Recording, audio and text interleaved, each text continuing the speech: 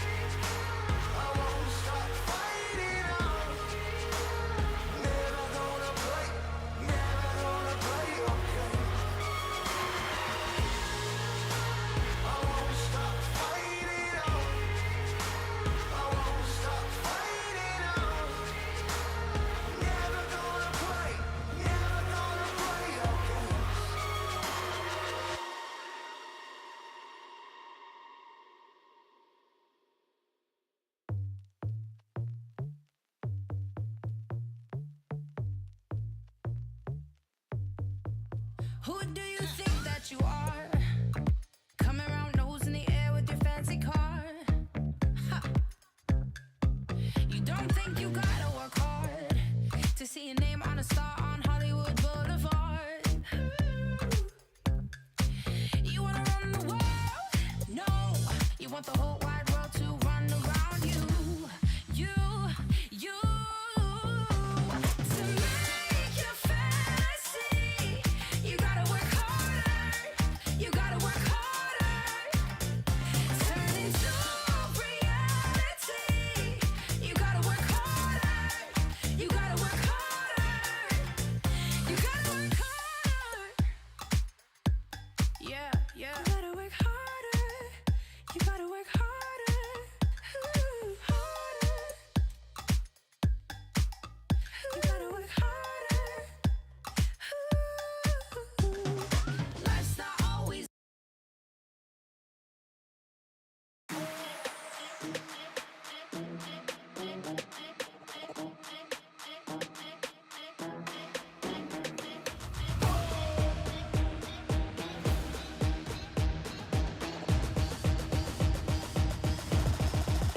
Got the money in the bank.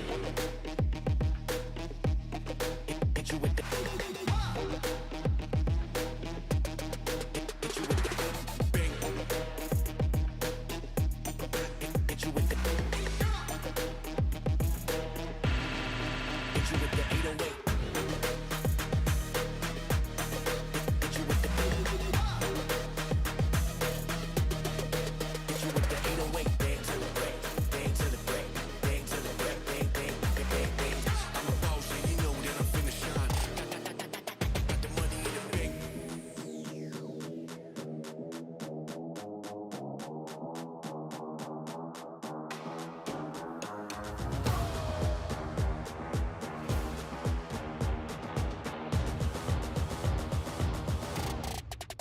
Got the money in the bank.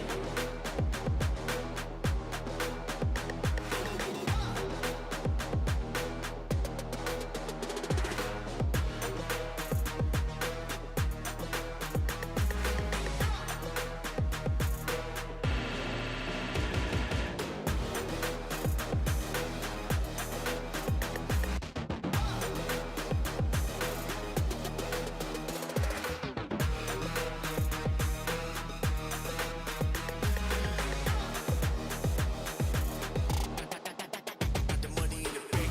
Bank, bank, bank, bank, bank, bank, bank, bank, bank, bank, bank. Got the money in the bank. Hit you with the 808. Hit you with the. Hit you with the bank. Hit you with the. Hit you with the 808. Hit you with the. Hit you with the 808. Bang to the break. Bang to the break. Bang to the break. Bang, bang, bang, bang, bang. I'm a boss, and you know that I'm finna shine. Got the money in the bank. We in the club and you party like nobody. We in the club and you dance like nobody. We in the club, girl, you show me your matter, your matter, your matter. We in the club and you party like nobody. We in the club and you dance like nobody. We in the club, girl, you show me your matter, your matter, your matter.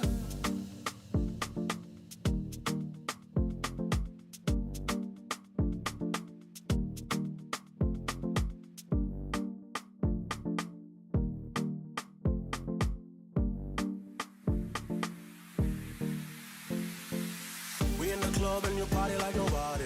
We in the club and you dance like nobody. We in the club, girl, you show me your matter, your matter, your matter. We in the club and you party like nobody. We in the club and you dance like nobody. We in the club, girl, you show me your matter, your matter, your matter.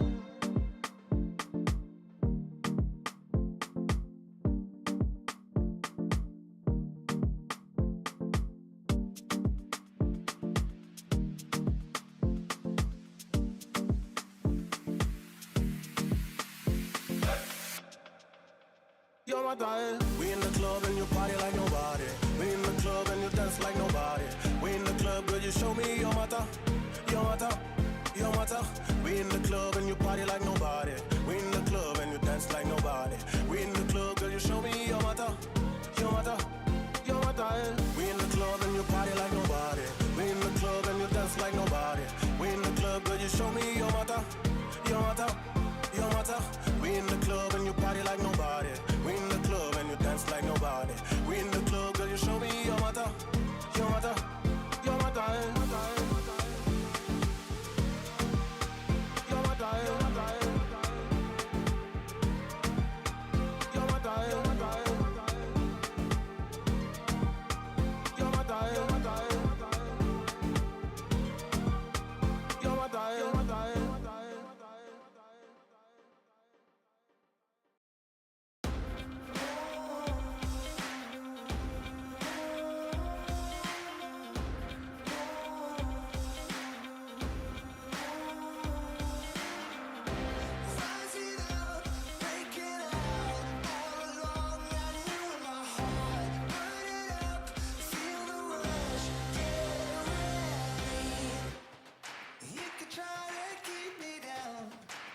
You're never gonna break me.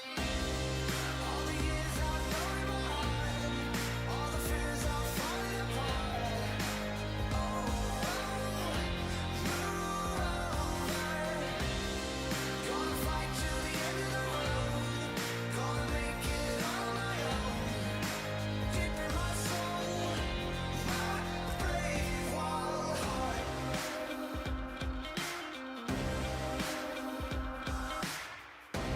Wake it up, shake it off. Always known it's never been enough. Burn it up, feel the rush. This fire inside. You could try to keep me down, but you're never gonna break me. All the years I've known in my heart, all the fears are falling apart. Oh, move over. Gonna fight till the end of the road. Gonna make it on my own. Deep in my soul, my brave wild heart.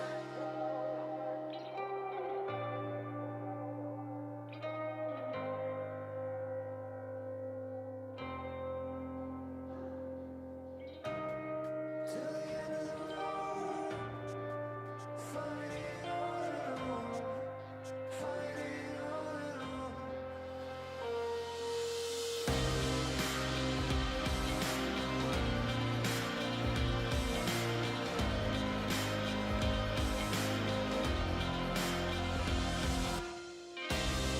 All the years I've known in my heart, all the fears are falling apart. Move over. Gonna fight till the end of the road. Gonna make it on my own. Deep in my soul, my brave wild heart.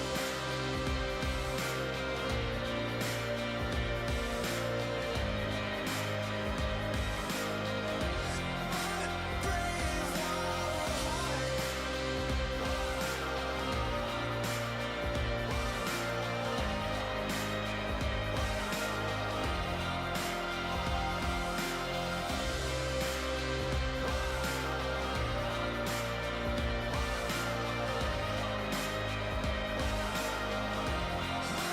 Brave wild heart.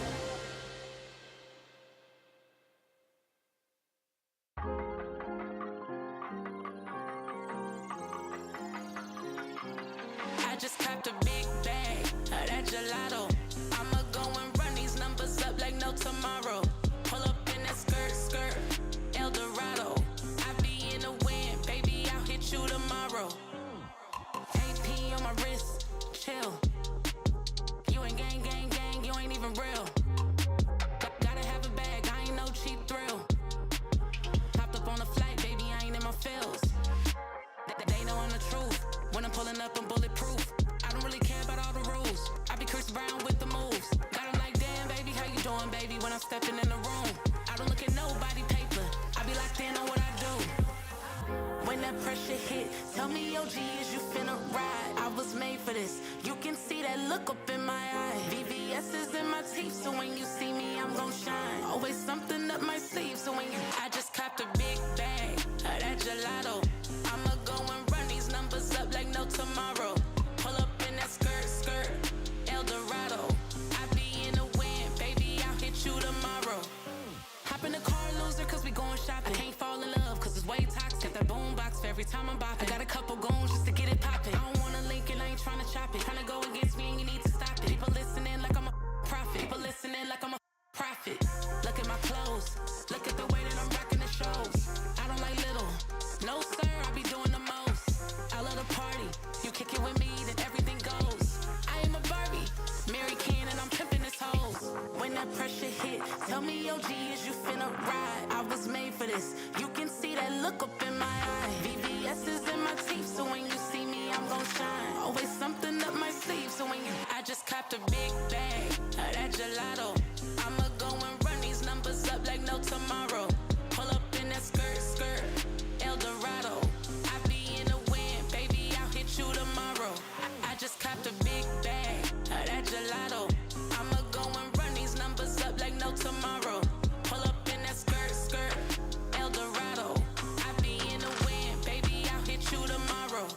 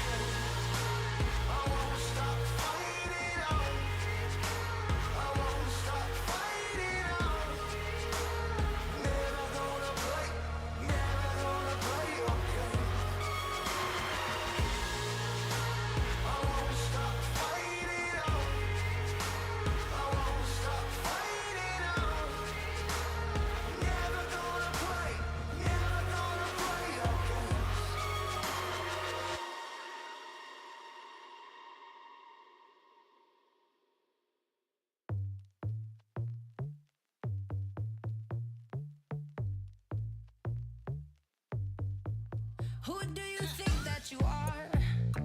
Coming around nose in the air with your fancy car. Ha. You don't think you gotta work hard to see your name on a star on Hollywood Boulevard. You wanna run the world?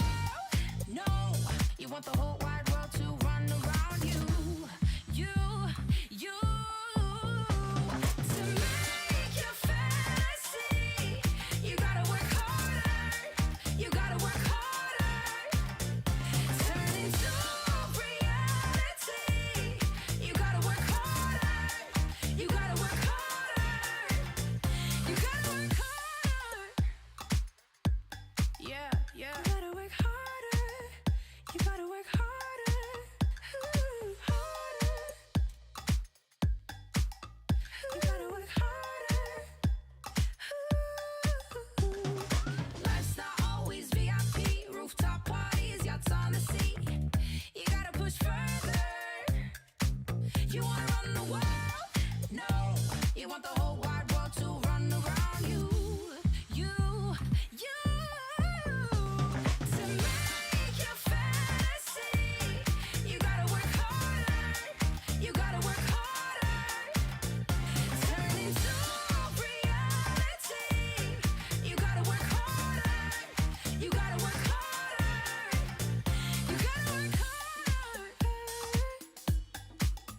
You gotta work harder. You gotta work harder.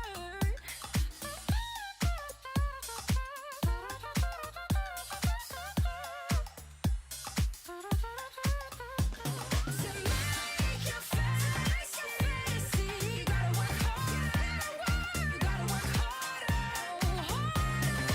To reality, you gotta work harder. You gotta work harder.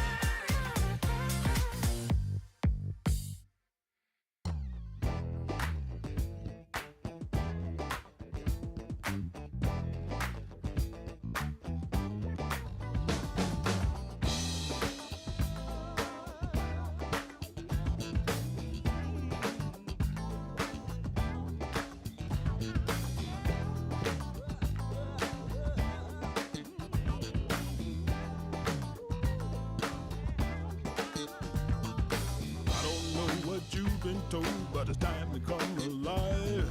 If you want to party, babe, you got to feel it deep inside. All I really want to do is the things you just can't hide. Put your funk around it, babe, and I'll take you for a ride. You like the feeling. You like the feeling. You like the feeling. You like the feeling.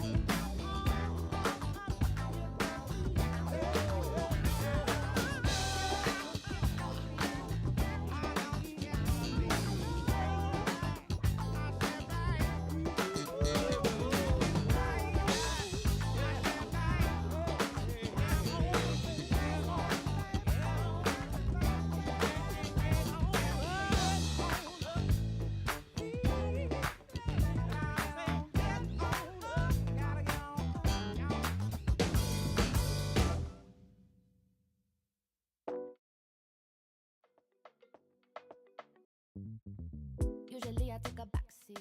Yeah. Look, yeah.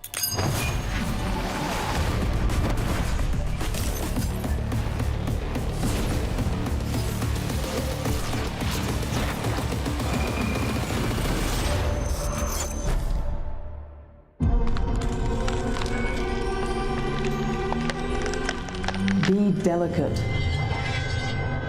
gentle, precise. Calm down. Why are you trying so hard?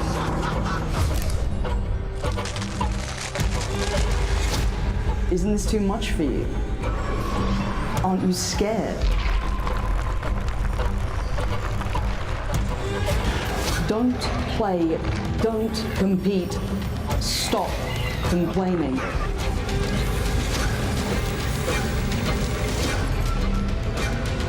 Whatever you do, it'll never be enough.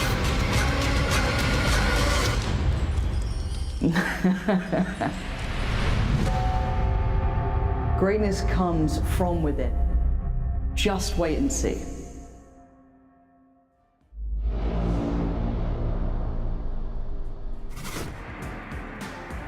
The stakes have never been this high, and yesterday was just a teaser.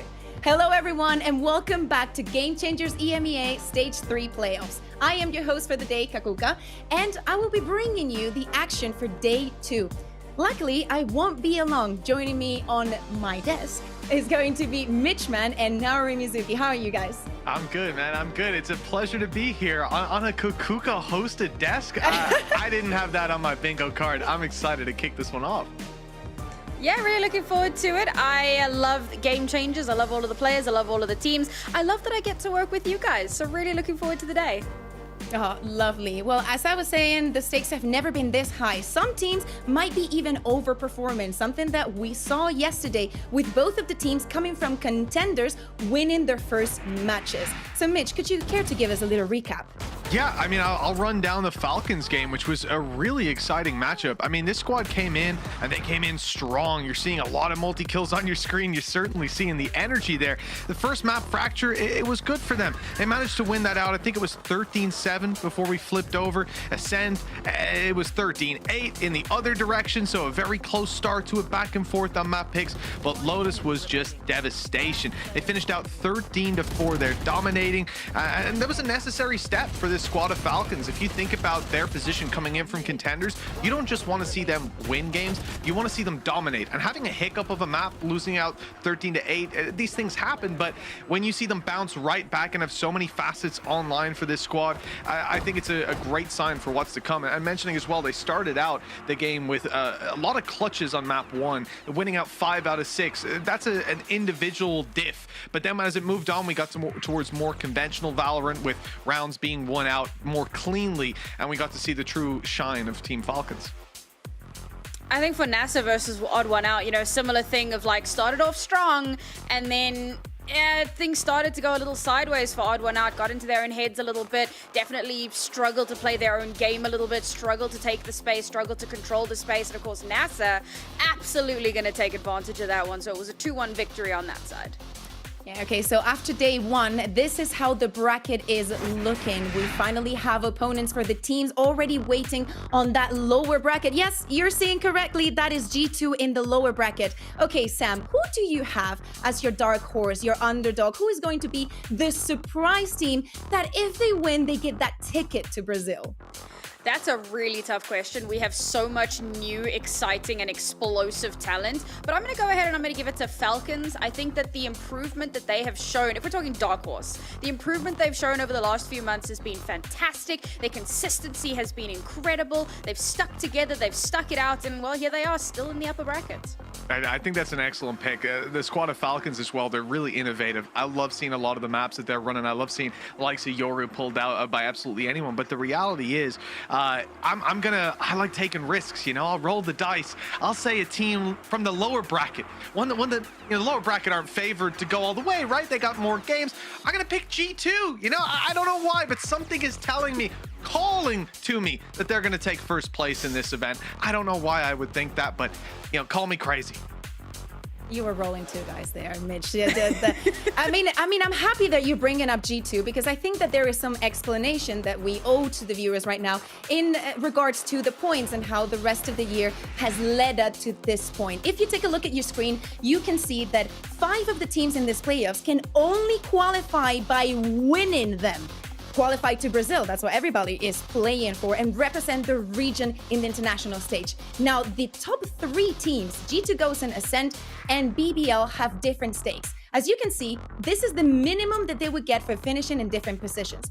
Now, G2 Gosen has already a minimum of 125 points. That is the same as Ascent would win if they got to 2nd place.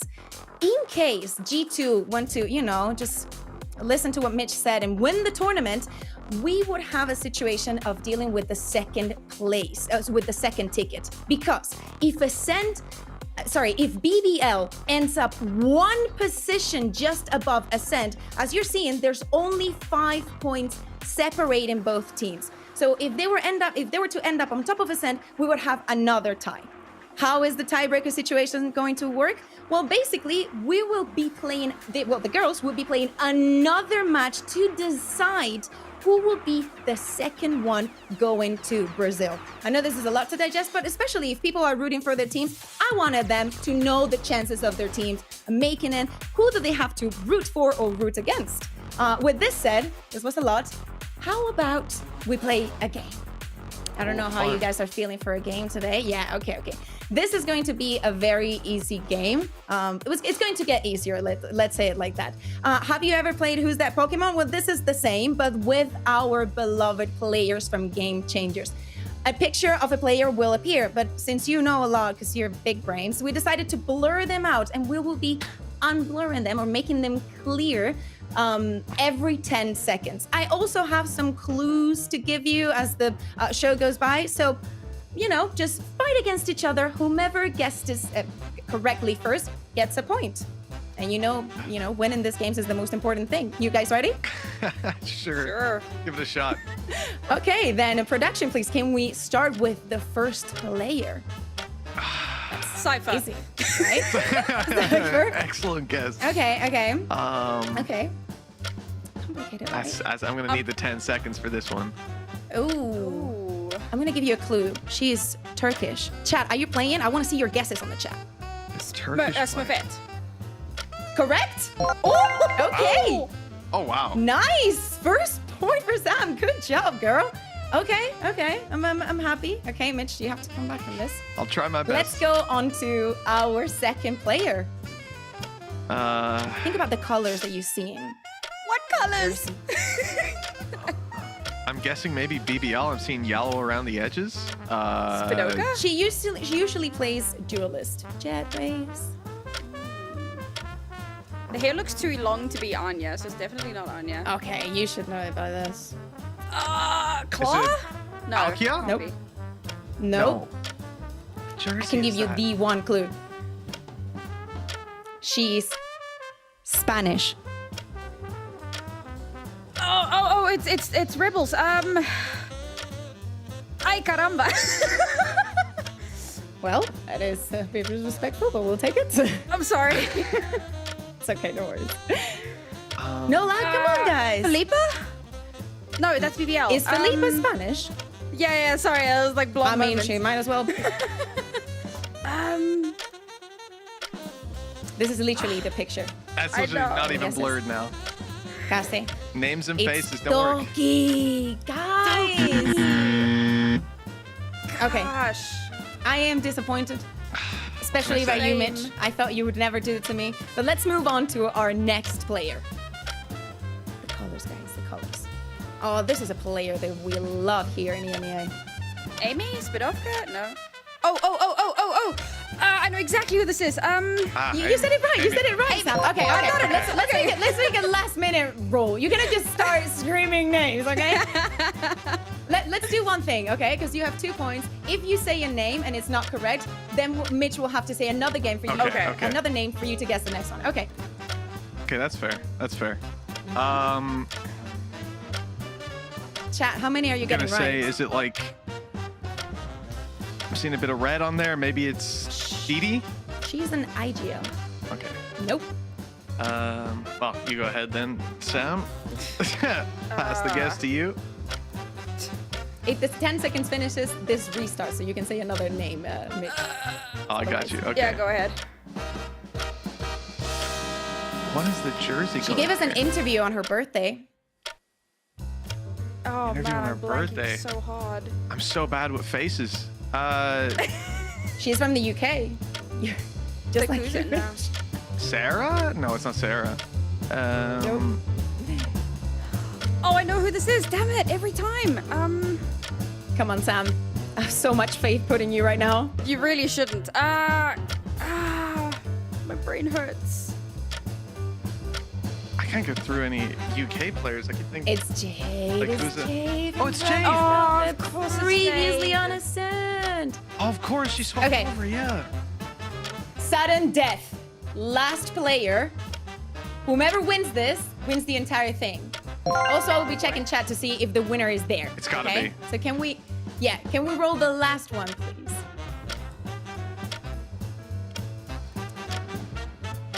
Black. Is it odd one out? Like She's also from the UK. Pink? No. Yakuza? Sam was first. Sam, you are the undoubted and uncontested winner of this. Or maybe it wasn't chat, but I'll have to check that later because we have a little bit of a delay. Congratulations, Sam. You have won absolutely nothing. Now that we're happy, you go. know that we're in the mood. Let's stop playing dumb games and focus on the important ones. Our first game, and you know, we mentioned one of the players that is on that roster. We need to take a look and speak about Ascend, the performance that we've seen from them on the past. But in case someone has been living under a rock, Mitch, who is Ascend? Well, certainly not a team with Jade on it, I'll tell you that. Now, we've got some changes. Hated the most, I mean, it's been around a long time. Used to see her absolutely dominate on the duelist, but Schnell these days tends to be your entry. Like, this squad is almost uncontested. In reality, this is a squad that should have a lot more victories under their belt, I think, in terms of the scene, but always gate kept by someone like your G2s, your Foots. This time around, though, that might not be an issue for them, right? It tends to be that the tournament runs of Ascend are cut short by the likes of G2, who are now in the lower bracket. They'd already have to lose a game to end up down there. Maybe a Foot would send them there if they were in playoffs. So really, this is one of the greatest opportunities that Ascend have had to not just win, but to dominantly do so. And I think that, you know, what we've seen so far, your likes of, losing Jade could be detrimental to absolutely any squad, but the reality is they've recovered very well. And with someone like Speedovka on the roster, a guild expert from way back in the day, used to play with Chatband, I think back in 2020 when things started. Like, this is a wealth of experience sitting on this team, and now it's time to convert that to trophies together.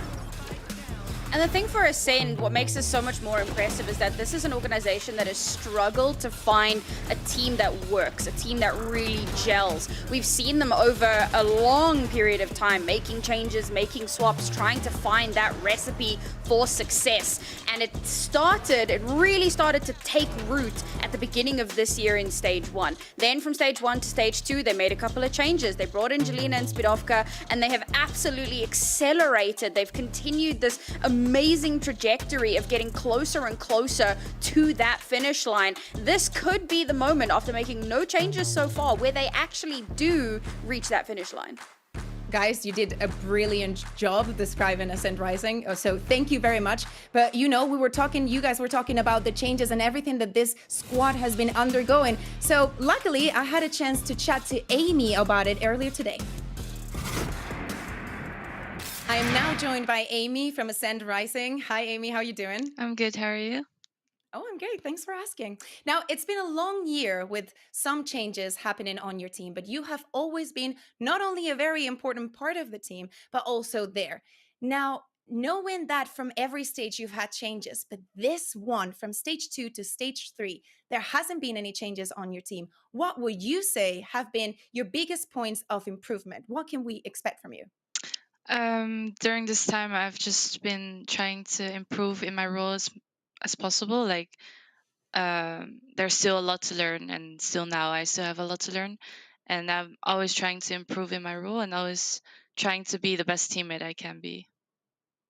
Okay, I'm sure that's going perfectly fine.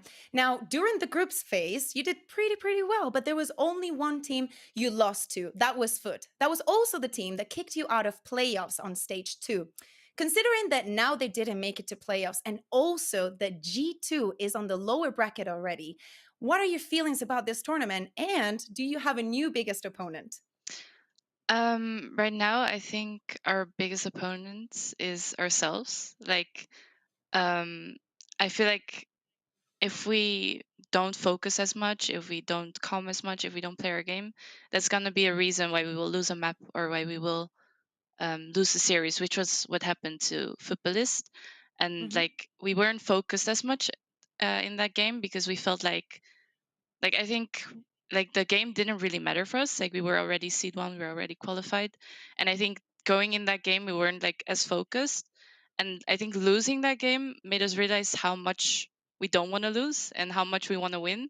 And I think it's been a really good lesson to reset and make us realize like how much we want this and how much work we have to put in and what we need to do. So who would you say in your team is that person that can maybe make the extra effort to actually boost the mood when things are not working properly? I think, to be honest, everyone it can be, Oh, that's great. but yeah, speed is like our most like hype person, I guess. Yeah, probably. Now you are going to go against Falcons Vega today.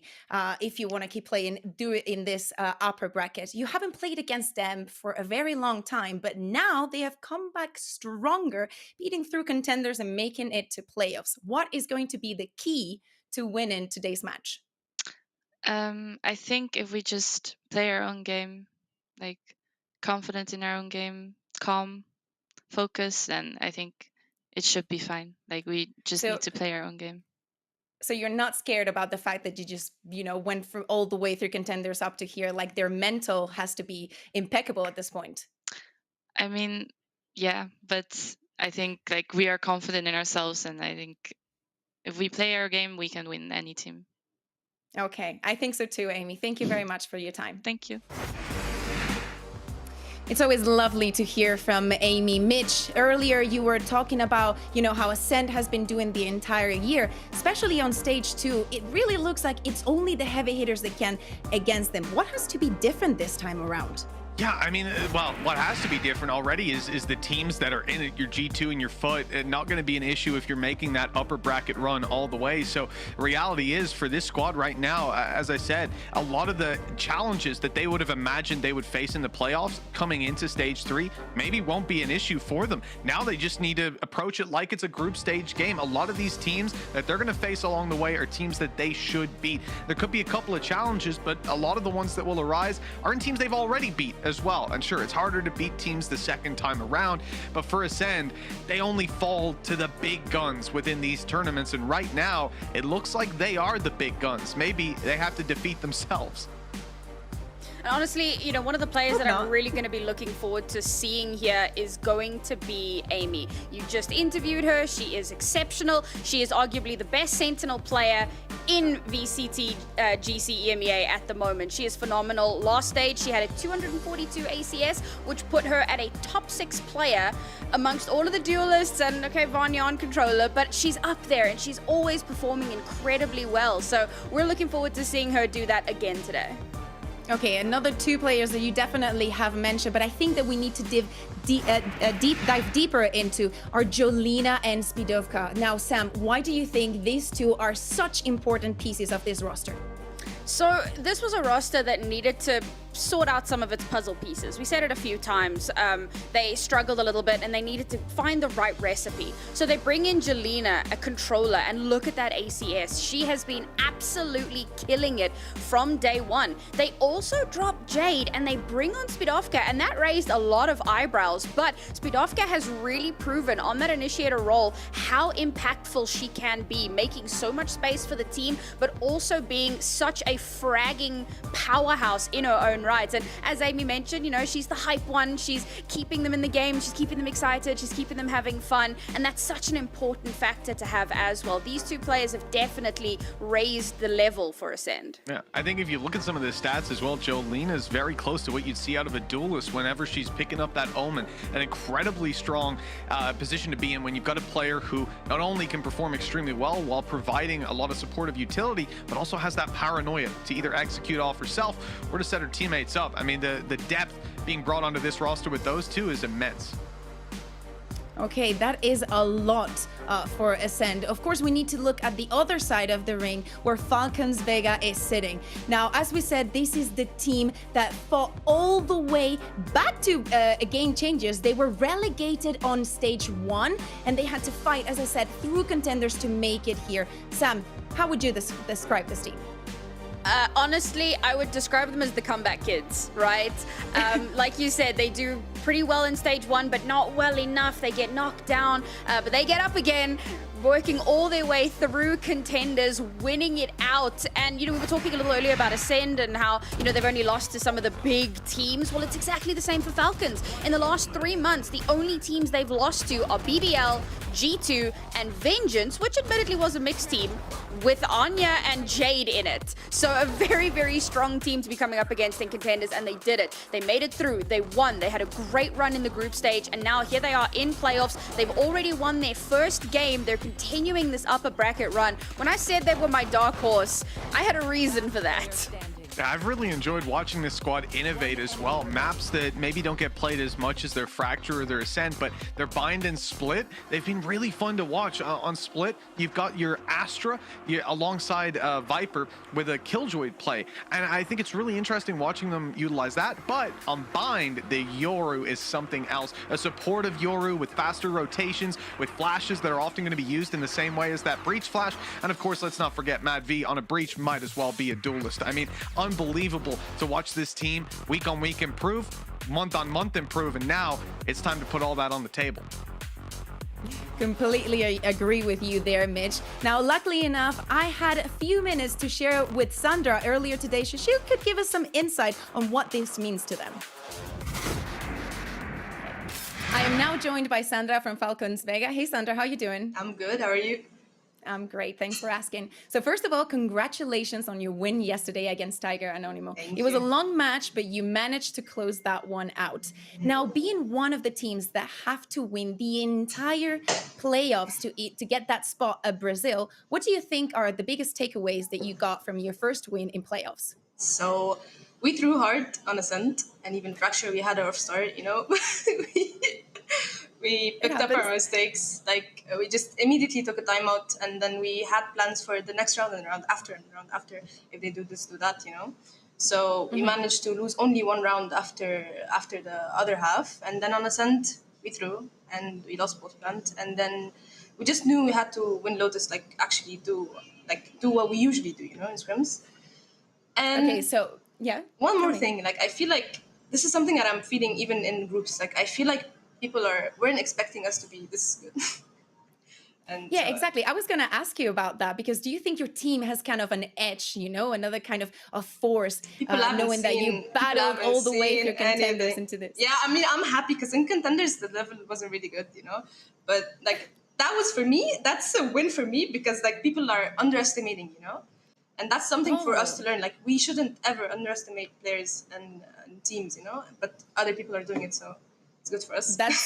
That's a great learning. Now, talking about underestimating, today you're going up against a team that is considered one of the heavy hitters of EMEA. Yep. What is going to be the plan of action against, you know, you said there were bad teams. Now, this is a good team. What are you going to do?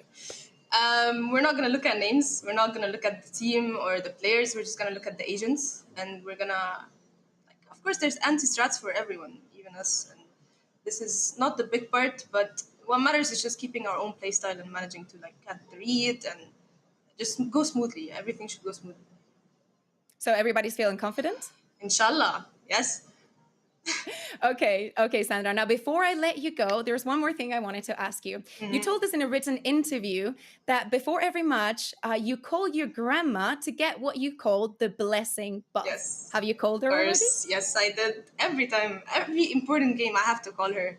I have to listen to her, like her sweet voice, like telling me, "Good luck, you're gonna win." And listening to her, like she's my grandma, you know, and she knows what I'm doing, and she's like, "Good luck in your game," and I'm like, "Oh my god, that's so cute." So Oh, yeah. that's adorable. You know what? I'm gonna go call my grandma, and you're gonna go play this my match. God. So very good luck today, Sandra. Tell It her was to a give me pleasure another listening to you. blessing, okay? This is bonus. Okay, for I me. will. I will. Okay, very nice to meet you. By the way, you're so pretty. Thank you. You too. Okay. I honestly love Sandra, and for everyone watching at home and for you guys, later I'm gonna give you 5 minutes break so you can go, and if you're lucky enough to still have one of them, call your grandmas, because I don't know about yours, but mine is lovely. And she was actually very happy that I called her, because you know I'm a woman of my word, and I actually called my grandmother. But you know, besides that brilliant interview, let's focus back and reel back to the game. Let's talk about another player that Mitch, you were mentioning, the supportive utility that we were seeing around the map. Let's talk about Mappy. Oh, Mad V, what a pleasure it is to watch her play. I mean, on the breach, she was already fantastic, but then I started to look back at, you see on the right side, that Yoru for the bind comms, and then think, well, what else does she play? And it's just about everything. I mean, an initiator at heart, even in the way that she's performing on the Yoru, as I said, with faster rotations and support flashes, but you can also see the controller on an Omen, even a Harbor brought out for some hybrid control. I love watching this squad play, but Mad V somehow manages on every single one of these agents to be a duelist as well. Like, the support is always there, but in the moments where she's called on, where they've taken A main and they're coming down drop, no problem, because you've got a duelist at heart. The duelist is in her wrist. The rest of it doesn't really matter, and I love watching them play. Mad V is going to be, look, Sandra can do work, but Mad V is going to be the one with everyone's eyes on her. And I think what's so impressive about this is because for a lot of people, you might look at that agent pool and maybe raise an eyebrow. Controllers, initiators, a duelist, like that's all over the place. You might start thinking, oh, jack of all trades, master of none. Surely she can't be getting optimal usage out of all of them. She is. She is that good. She is absolutely performing on every single agent that she chooses. She's setting up her team for success in every way that she needs to, and she's always making sure that they can come out on top when they need to. So keep your eyes on this player, guys. If you're feeling a little skeptical, don't worry, she'll prove you wrong.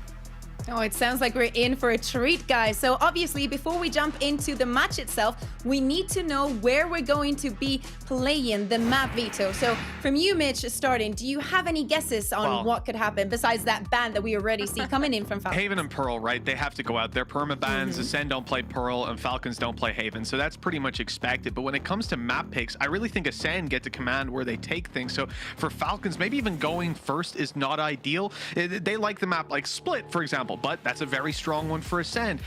They could play an Ascent here as well. Again, somewhere that Ascend play. A Lotus, though, that's one that Falcons have played 4 times, and Ascend only have 1 game on it. And I believe that was a loss to Foot, if my memory's serving me correctly. So a very good pick from them. I think a strong start to the series if they can take the win there.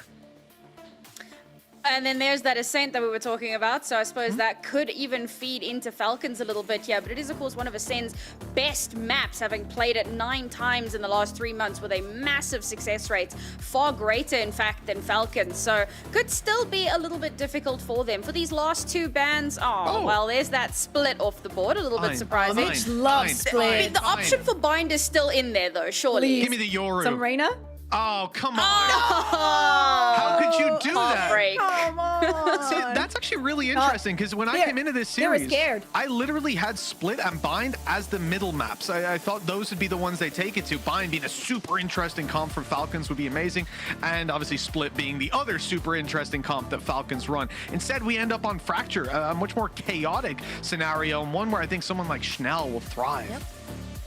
That being said, sorry, but like Falcons have like a 90% win rate on this map over the last 3 months with 10 plays. That is that is ungodly. Yeah. So you also have to think about what Sandra was saying, you know, that they were struggling a lot in those early rounds, like they kind of, you know, lost it a little bit. In fact, one of the only things, if I would say the only thing that I didn't love about that interview was the fact that her biggest takeaway is that they kind of threw some rounds, you know? So like thinking that you threw is not actually like reflecting on, you know, what has happened and why did you throw those rounds? Like how much it was on you. Now, if we focus on the first map, that Lotus, what can we expect from both of these teams, Sam? Oh man, I'm so excited for this one. Lotus is a map that so many teams shy away from, so I'm always excited when I get the opportunity to have that, you know? I'm looking for the Neon.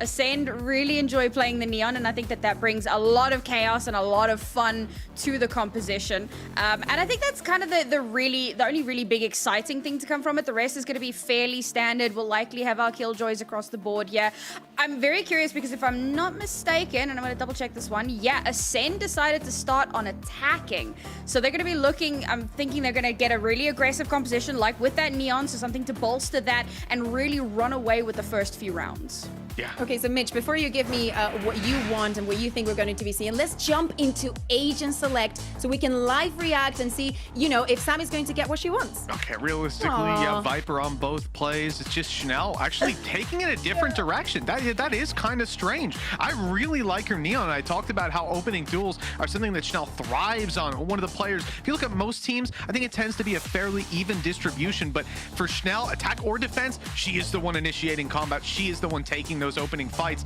On a Raze, it's not like you can't do that, but I'll certainly miss seeing her slide around those corners. What are your thoughts, Sam? What do you think? Like, how much is this going to change how Ascend approach the map? I mean, I wasn't expecting the mirror matchup for one thing. I know that, you know, Falcons have enjoyed playing the Fade historically, and I'm a big fan. And in fact, oh, there it is. Okay, not a full mirror matchup. My eyes deceive me. That's actually cool. So obviously Spidovka is going to have a lot more active information, sending out the guiding light, sending out the trailblazer, getting that information early on. Whereas Dana might struggle a little bit more on the Fade. You're getting a little bit more passive information. You're not getting direct sight. So that's going to be a little bit tougher on the defensive side, but on the attacking side, what you really need is information. Are they on the site? And the Haunt is going to get that for you, right? Or the Dog is going to get that for you. So I think that in terms of that, they are still going to have a lot of explosive ability. Again, I wish we'd have the Neon, but I think that the small spaces on the map really do favor into that Raze. So I don't hate the change. I just hope they've had enough time to thoroughly prep for it. Well, we don't know. Maybe they prepped it, but they still haven't shown it yet. Or maybe they decided to change that one thing after the matchup with Foot. Now, enough of us, enough talking. Let's get into the action with your casters for today, Joy and Pilski. Hello. First match of the day. We are here, Ascend Rising versus Falcons Vega, and I'm being joined by Pilski once again. How are you doing today, Pilski? I'm doing fantastic. I'm really looking forward to this game. Falcons already impressing us after, you know, getting relegated from stage 1, back here in stage 3 and what looks like full strength, but now a big test for them up against an Ascent team that pretty regularly makes these top 3s, and I've kind of got my eye on them maybe going a bit further this time around. They're obviously one of the teams up the top 3 of those points. Absolutely, but let's not keep anyone else waiting. Let's head right in.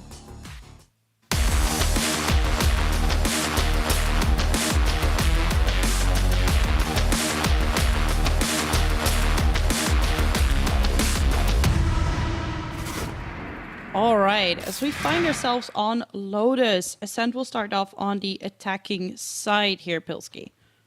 Yeah, so we'll see how they can go, kind of working the map, getting that momentum. Falcons showed us kind of a masterclass on the attacking side of Lotus yesterday. It was great to watch them working the map, kind of outplaying their way to a victory, just very patient play on their attacking side. But this time, going to have to start things off on the defense. They're going to go for a little bit of a push towards B main. They deal with the turret nice and early on, deny information over to Amy. In the meanwhile, you're seeing Ascend going and taking mount control, just denying information to the defense over in that part of the map. And look at this, Falcons starting to get active here, Joy. Oh yeah, they are, and they're just going to walk into Amy, but Amy, a little bit isolated here, probably knows that they're here. It's going to look for backup here towards that A. They're going to push up, and that's a nice opening kill here. 2, actually. 1 more for Schnell. Woo! Great start here for Ascend. Yeah, that patience really paid off. They spotted that contact off the back of the turret, and Falcons kind of hanging around for a little bit too long. Ascend now denying information with the Viper Wall. They continue to constrict map control on this A side of the map. Progression Orb goes over there towards stairs as Raze picks up another Orb on the rocket. Ruzikar now trying to hold onto the site, all on in a lonesome, but Schnell on for 3, very close to the showstopper at this point, and Ascend looking like they're going to walk their way to a pistol win here on attack. Yeah, it looks definitely like it. Just lost the last one standing. Maybe try to put a little bit of a dent, some damage. Pain Shells is not going to find much. Gus does find a nice headshot, though. But not much else. Ruzika completely surrounded there. Very unfortunate. When you teleport, I don't know. Sharkins there, trying to be active, running a 1-3-1 on their initial pistol, just leaving the Sentinel over on the A side of the map. You know, the pseudo Sentinel in the Viper over on the C side of the map, and just playing those 3 players aggressing up onto the turret. Ascend were more than ready for that. They dealt with that handedly, got themselves off to an early advantage. And with Schnell, with such a big multi-frag in that pistol, this is going to open the door for her to have a really nice early showstopper timing here if she can get some anti-eco kills. She's already out there towards rubble, attacking Viper Wall, just denying information to the defense. You can see the gas being exchanged between both sides. Not really much investment on defense. You can see just the Marshal picked up here. They just want to see if they can take a few guns away. And once again, that progression orb coming out there from Jolena to give a little bit more space to Ascend over past rubble. Yeah. Nice smoke. It's just going to keep denying the vision here for the Marshal. Slowly pushing up now is Schnell. Yeah, you can see very patient play from Ascend. Really just trying to tickle the door as much as possible, sending in the Wolf rather, as the Boombot goes in. They are actually going to execute onto this A site. You can see that they don't want to rush things. They kind of want to call the audible here, head back towards B, because they feel like that's a bit of a stacked site. You know, this is how you want to play your anti-ecos. Nice and safe, Joy. Don't feel like you're having to force things into a choke point. If something feels uncomfortable, then it probably is. Yeah, exactly. I like that. It was a really nice play with the Trailblazer, with the door. See what you can get out of the Falcons here, and then pivot towards that B side. Now setting up for a good post plant. All corners covered. Here comes the Pain Shells. Not gonna find a lot more. Schnell absolutely ready for the answer here, as Ascend is just picking apart Falcons in this round. Lovely, lovely, lovely anti-eco, 4 alive.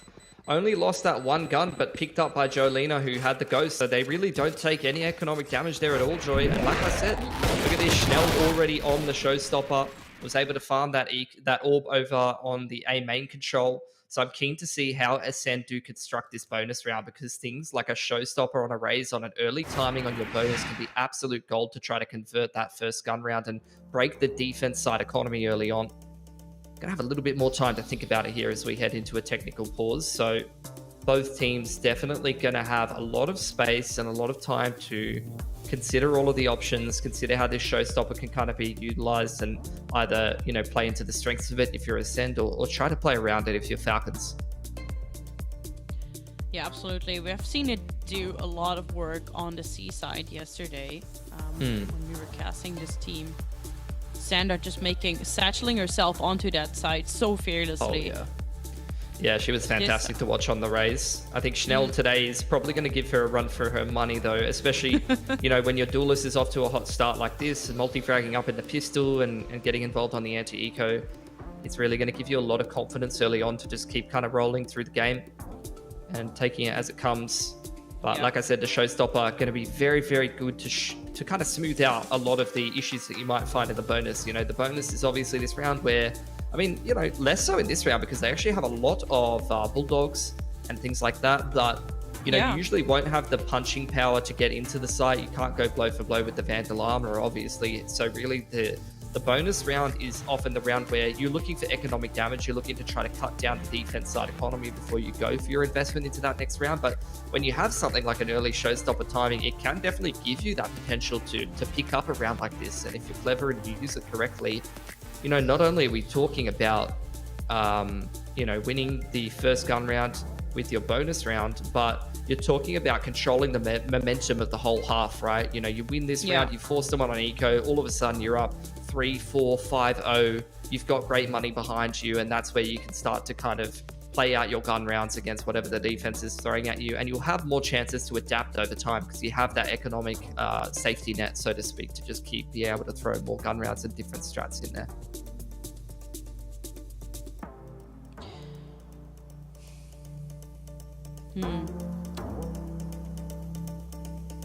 What really impressed you about Falcons playing this map yesterday? Because they had a great game. It felt like they could just do whatever they want, right?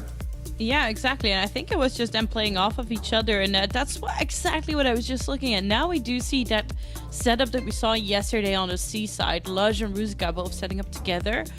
And Ruzika has had time here to place her, place down the nano swarms, the sentries. Everything is set up around that C side. So I'm curious to see if we're going to see the same commitment coming out onto that C side, with Chanel having to invest the paint shells or the satchels to try and bait out some of that killjoy utility, or if they're just going to go hop on in recklessly because they've got this lead and they're feeling themselves. Yeah, you're always kind of testing the water on the attacking side when you're playing something like a Fade Raise comp, though. You know, from the Ascent perspective, you're always worried about C's nade. You know, you run into the wrong choke point at the wrong time, and it can end very badly for you. You know, it's without a doubt that Falcons, the comp that they're bringing, has the tools to control a certain part of the map, at least initially, even though you don't have something like a Breach that has that hard kind of space denial. You know, things like Fault Line, who can bully the other team out of map control. You know, Fade and Raze as a combo definitely have that potential. And obviously, we did see a pretty big portion of the meta for a couple of months there where, you know, Fade Raze was the it comp when Fade came out. So, you know, people started to move away from Jet. So obviously, you know, that's something that can be a strength for Falcons. But like you said, over on the other side of things, playing that double controller style can definitely give you a lot of legs on defense, just due to the fact that, you know, the KJ is able to lock down so many lanes on a 3-side map, and then the Viper with the wall, just good information denial, good kind of control of certain portions of the map that you know, you don't even have to be present in. You could see, as a lot of teams do, investing the wall over towards the B and the A side of the map, and then you're able to pop that orb over on that C choke point. You can kind of be impactful without even firing a bullet. Yeah, exactly. That's what makes her incredibly strong here as well. I think Raze in particular also just so strong here, having so much of that AoE damage that you can fire into those tight corners, and her way to move around quickly, just like what Jet does, but she might just do it a little bit better here. For sure. So, I mean, heading into this game, you've got a really strong set of performers on Ascend. It was the same as last stage, actually. Very consistent stage to stage have Ascend been on. Statistically, Amy, Jolena, just incredible stats being put up across both of the stages. So they really bring a consistency of firepower to this team. I think Jolena was a fantastic pickup for Ascend in stage 2. I think she came from Alliance maybe in stage 1 or something like that. They've picked her up. She was on a team that didn't make it through groups, but she was a very, very strong performer on a bit of the, you know, lackluster team. And I think she's ended up being a great pickup for Ascend. But my question is just, you know, they've been a great core. They've very consistently been able to make it quite deep in terms of the playoffs and have good results in the groups. But, you know, it's kind of make or break for them. They've always kind of been the bridesmaid of these tournaments and not being able to actually get the dub, so to speak. So especially when you're talking about Sao Paulo being on the line and a team like G2 being, you know, 1 or 2 games away, whatever the maths tells you, from qualifying, you know, Ascend is definitely looking for that win this time around. And I think this roster definitely has the potential to put it together. Absolutely. Maybe this time Ascend can finally catch the bouquet. That's interesting. Some kind of teddy bear ritual going on. I don't know what that was. It kind of reminds me. We do always see it on. What's that horror movie? It's like Midsummer or something like that. I can't remember the name of it. Oh no! Is this going to be a bad joke about how I live in Sweden? No, it has nothing to do with you, Joy. Okay, it has nothing to do with you. It's just that's just what that floral arrangement reminded me of. Regardless, though, we are into this critical round. Bonus for Ascend. looking to do some economic damage, maybe try to steal this round away from Falcons with the Showstopper now starting to make their way towards this A side of the map. And this is what I was talking about. The Showstopper getting invested, but it gets dodged. No, never mind. The spam coming through. You saw Sandra almost being able to satchel out of there, but getting spammed through the Viper wall, and the Showstopper being able to just zone that defense back, wrestle the map control on the A side of the map back from Falcons, and give the opening pick to Ascend. Gives them a fantastic chance of winning this first gun round here. Oh yeah, and this is definitely not what you want to see when your Falcons getting your so-called carry taken out so early on. But great crosshair placement here from Amy to confirm that kill. Seems once again that the attention is going towards that B side. This time, still Schnell just ready with the trigger. Immediately takes out Matvi. Spike planted. And yeah, that's going to be comfortable planned. Right here, seeing if she can try to open something up in the post-plant loot. She's actually found one here, Joy. Lush. Yeah, she did indeed. But now on the backside, Dana gonna get crept up on by Amy and will get shut down. That is going to be team wipe. Send mounting up for 3 lead here. That's what I was talking about. Schnell, that was the narrative. Multi-frag on the pistol, orb control, early Showstopper timing gets them the man advantage, and they control things beautifully from there. They turn again, like you pointed out, that A side of the map control. They take rubble, they pick one of the players over on A, they turn it into a B split, and it works perfectly for them. They break the money of Falcons. They retain a couple of guns, maybe even picking up a Vandal or two there, and now Ascend is just in such a beautiful position on this attacking side of Lotus here. They really couldn't have a better start. Yeah, they tried with the Marshall. Slow down the approach here, but Sandra immediately gets pressured off that angle here. Yep, this is just Ascend playing this anti-eco by the numbers. See mount control, they go and pick themselves another orb up. Now they're going to use the Trailblazer to retake control of Ruins like you've seen in previous rounds. Not looking to fight for that Ruins control earlier because, like I said, you are a little worried about running into the Seasonade combo, things of that nature. Instead, just looking to work things in the mid-round, back over towards this A side of the map, deny information, making sure that Falcons don't have any unfair info, unfair map control that they can leverage to a round win by, you know, rotating accordingly, maybe stacking the right side of the map with pistols. Oh, this is a sneaky approach here from Dana.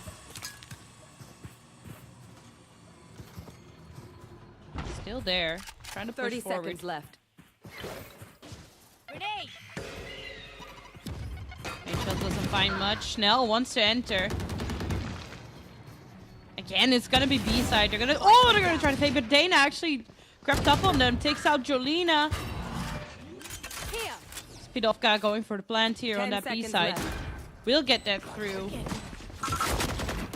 Shadows traveling. Now it's Sand setting up for this post plant. Yeah, they seem to be picking Oh, they're gonna run into Dana. Oh my god. Matvi no. Yeah, they seem to be picking apart this anti-eco pretty nicely, but look, Falcons they're dishing in a couple of kills here and there, Joy. Oh, Matvi actually picks up a kill here for herself, but will get shut down by Spidovka in the end. Lovely. So Ascend, look, they did lose a couple of guns, but I think with how good of a start they've had, with you know, the the bonus round going super well for them, picking up that first gun round, they could actually afford to lose a few guns. You know, usually you wouldn't be super thrilled at dropping a couple of kills in a round like that, but with the start that Ascend have had, they're going to kind of brush that one off of their shoulder. Nice 4K from Spidovka, going to give her access to her Seekers. And as we head into the first gun round, Falcons are already calling the timeout because they recognize, Joy, that this is kind of already spiraling out of control a little bit. You look at Ascend's economy down there in the bottom right-hand side, you know, things are going well for them. And again, heading into a critical gun round here, they are the ones with a big impact ultimate online. You know, the Seekers, obviously, it's not going to have that punching power of a Showstopper, but talk about a great ultimate to kind of smooth out your executes or your mid to late round.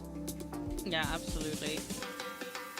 Also just being able to to gather that information if needed, even in the post plant. I sure. do have from the shadows online as well for Matvi. Can call for a fast rotation, but I think that's the thing. Like, we've been just seeing Falcons being a bit slow in their response to Ascend here. Yeah.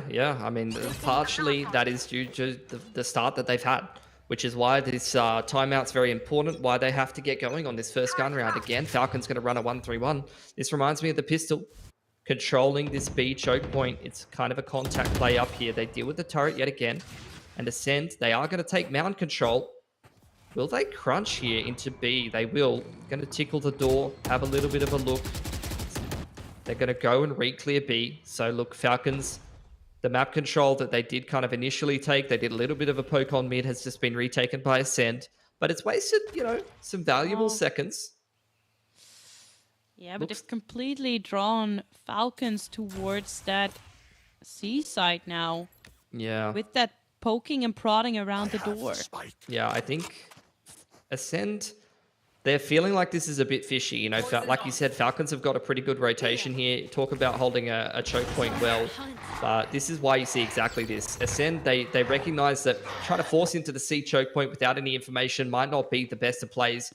They Trailblazer to clear out that A side of the map, maybe trying to draw an additional rotation. And in fact, that's exactly what they've done. You see Sandra back through spawn side. Luge is playing retake. That is a perfect move in the mid round from Ascend to draw these rotations off of C. And I think, honestly, a bit of an unnecessary rotation from Falcons. Yeah, absolutely. Now they know that the plant is here. Can hear it going down. Blinded. Oh. There. It's hard to enter now here. Like, we're gonna need Sandra to make some sort of like hero entrance just to try and force these angles off. It's gonna come around, but the trigger placement is just not there. Schnell picks up 2. Hunt will find hated the most, but will not do a lot more before the Fade gets shut down as well. Yeah, I mean, you said it yourself. Entries into that site, near impossible. Turret was set up. You had that disruptive utility trying to retake into things like snake bites, guiding lights reactively thrown as you're trying to scale out of spawn side. Not going to work for yourselves. And Falcons, I gotta say, it feels like they are a little nervous in the early stages of this game. The start has not been great for them, granted, but that singular Trailblazer and Seeker's investment from the sky over on the A side of the map, drawing out the rotations off the C side and kind of baiting Falcons away from what was the correctly stacked side of the map is a little worrying, honestly. One rotation, maybe Sandra floating across the CT, fine. But Sandra and Luge both leaning retake C after such a strong C setup. It kind of reads to me that they might be what's the word, a little quick to react, so to speak, rather than just calmly kind of considering their options. Exactly. Oh, and there is Schnell pops that showstopper just to make sure this side is clear. Has been getting it online so quickly, so I don't mind it. I don't mind to see it. It's the second in 6 rounds. Keep an eye on Dana here with the Fade ult for the retake. You can see Ascend trying to play kind of a little bit outside of the site to J-Lodge that, but in comes the retake here from Falcon's Joy. Reactive paranoia from Ascend. Yeah, exactly. Nightfall finds some nice drills. Matvi gets to pick up 2 here. Picks up 3, still standing. Comes out swinging. Hated the most will find another, but everyone on the side of Ascend gets actually shut down here. They're leaving the defuse to halfway. Give it to Luge. Going get that over. hit Yeah, going, it's gonna go sure. to Luge. Yep. Yeah, get that economy going for them in a good way. Yeah, I mean, 3 nice alive round. is not bad. It was a very nice retake, wasn't it? I think, in this case, with the Showstopper online, being able to play retake on that C side actually benefited them a lot. Ascend, they were kind of in 2 minds here. You could see they were trying to play a little bit outside of the site to try and play around the Fade ultimate. They recognized that the Nightfall was going to be an issue for them as that did come online. I'm not sure if that was orb control, whether that was up from the start of the round, but regardless, that caused them a lot of issues, and that's quite a smooth little retake from Falcons. But like I said, with the start that they've had, it's going to take a lot more grind from them to be able to get back into this game here. You know, it's going to take a lot more than that because Ascend, even after this buy, look at this 5+ K on most of these players here.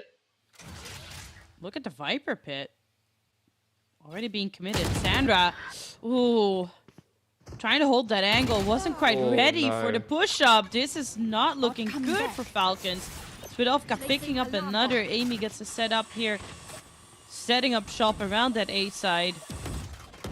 It's just Ascent controlling the pace. It's just a contact play over on the A side of the map. They've gone from map control into, you know, these satchel, showstopper plays. I'd be surprised if Falcons went for this. This is almost an unwinnable post plant here in the 3-on-5, but they are kind of poking around here, Joy. It's still Matt V. Finds one, and not just one. Finds Chanel, actually, before she ultimately gets shut down. Now it's Luge left. Yeah. To ride home. Yeah, if she can even get out, because now she's committed to the drop down. She's locked in. Amy's going to take her out, and that is...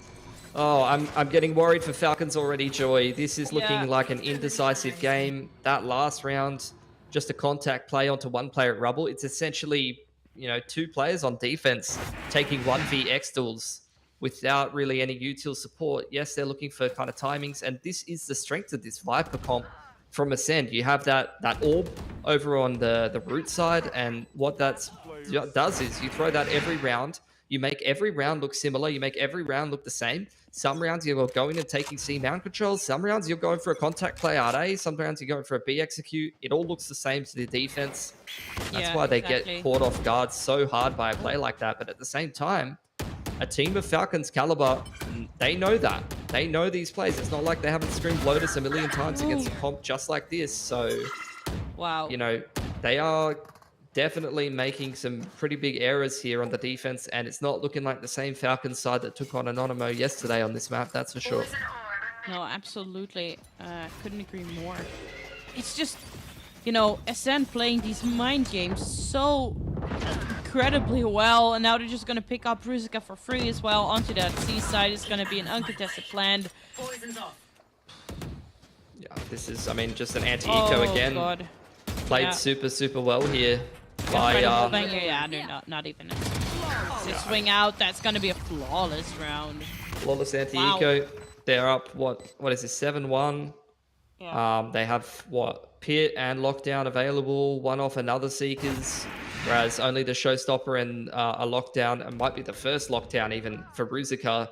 It's just Ascend getting all of the frags, getting all of the orb control, all of the map control, the plants. They have max economy. They have a very good ult economy.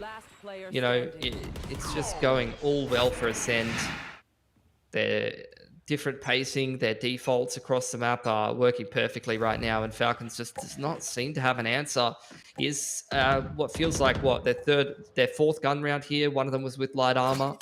That they're finally going to be able to have a crack this time. I mean, you look at being one off a Lockdown and one off a Showstopper. They need to convert this. There you go. Another ult picked up. Just great orb control for Ascend. This time they control the front side of B main and get that Seekers online. So this kind of round for Ascend, this plays itself. Showstopper Seekers into the site, smooth out that execute, get some A site control, and then you go straight into the pit. And that's going to be a very difficult repeg prospect from Falcons. Absolutely. Seekers have already been committed here.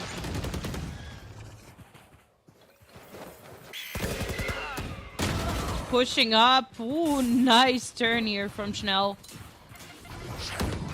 And now hit it the most. Got the Out of the Shadows online as well. But Sandra satchels away, tries to survive. But Jolina had the upper hand there. Manages to shut her down still. Lush making her way to the side here. Backed up here by Ruzica. Yep. Lockdown already committed. Now Ruzica completely shut out. 30 seconds left. Spike planted. They still want to go in. She's got. I mean, you got to go for these clutches. You're so far behind here. 1 on 3. One kill will give her the lockdown. Oh, she will give away. The barrel gives it away, and now the lockdown is online, immediately being committed here. There comes the Viper Pit out as well. They want to confirm this plan. They want to hang on to their lead here on Ascend Rising. The door committed.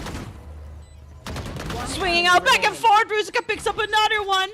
Absolute insane team performance here. Beautiful stuff. She tries to pick up Amy as well, but Amy has the upper hand and shuts her down. Ascent will hang on to their lead. Yeah, Jolina just setting up Amy in the clutch there. It's a suicide kind of kamikaze mission to deal with the lockdown on the backside of tree, but put Amy in the 1v1. I don't think that there's many other players in Game Changers EMEA that you would back in the clutch there. And that's another one for Ascent. Just flawless use, like I said, of the ult combos to be able to smooth out these rounds. Lockdown, or the pit rather. I think both invested in that round.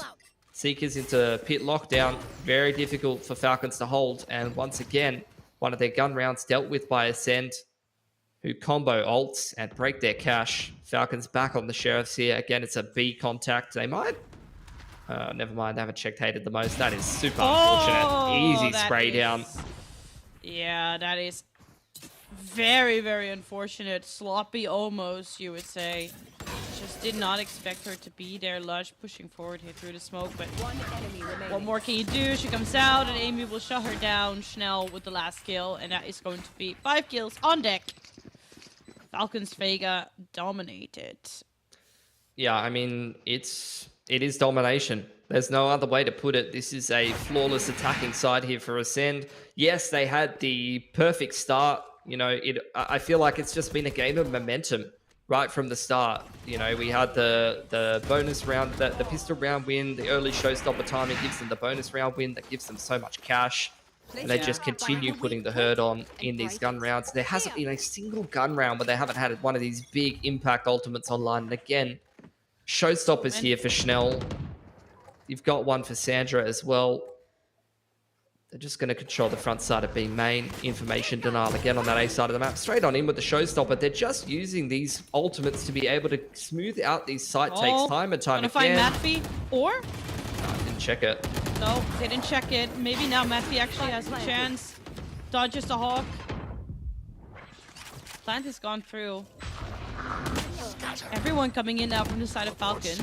There's no more showstoppers. Sandra still has hers. They're gonna push up. And showstopper gets committed, picks up Schnell. Sandra looking for more here. Gonna push forward, picks up another.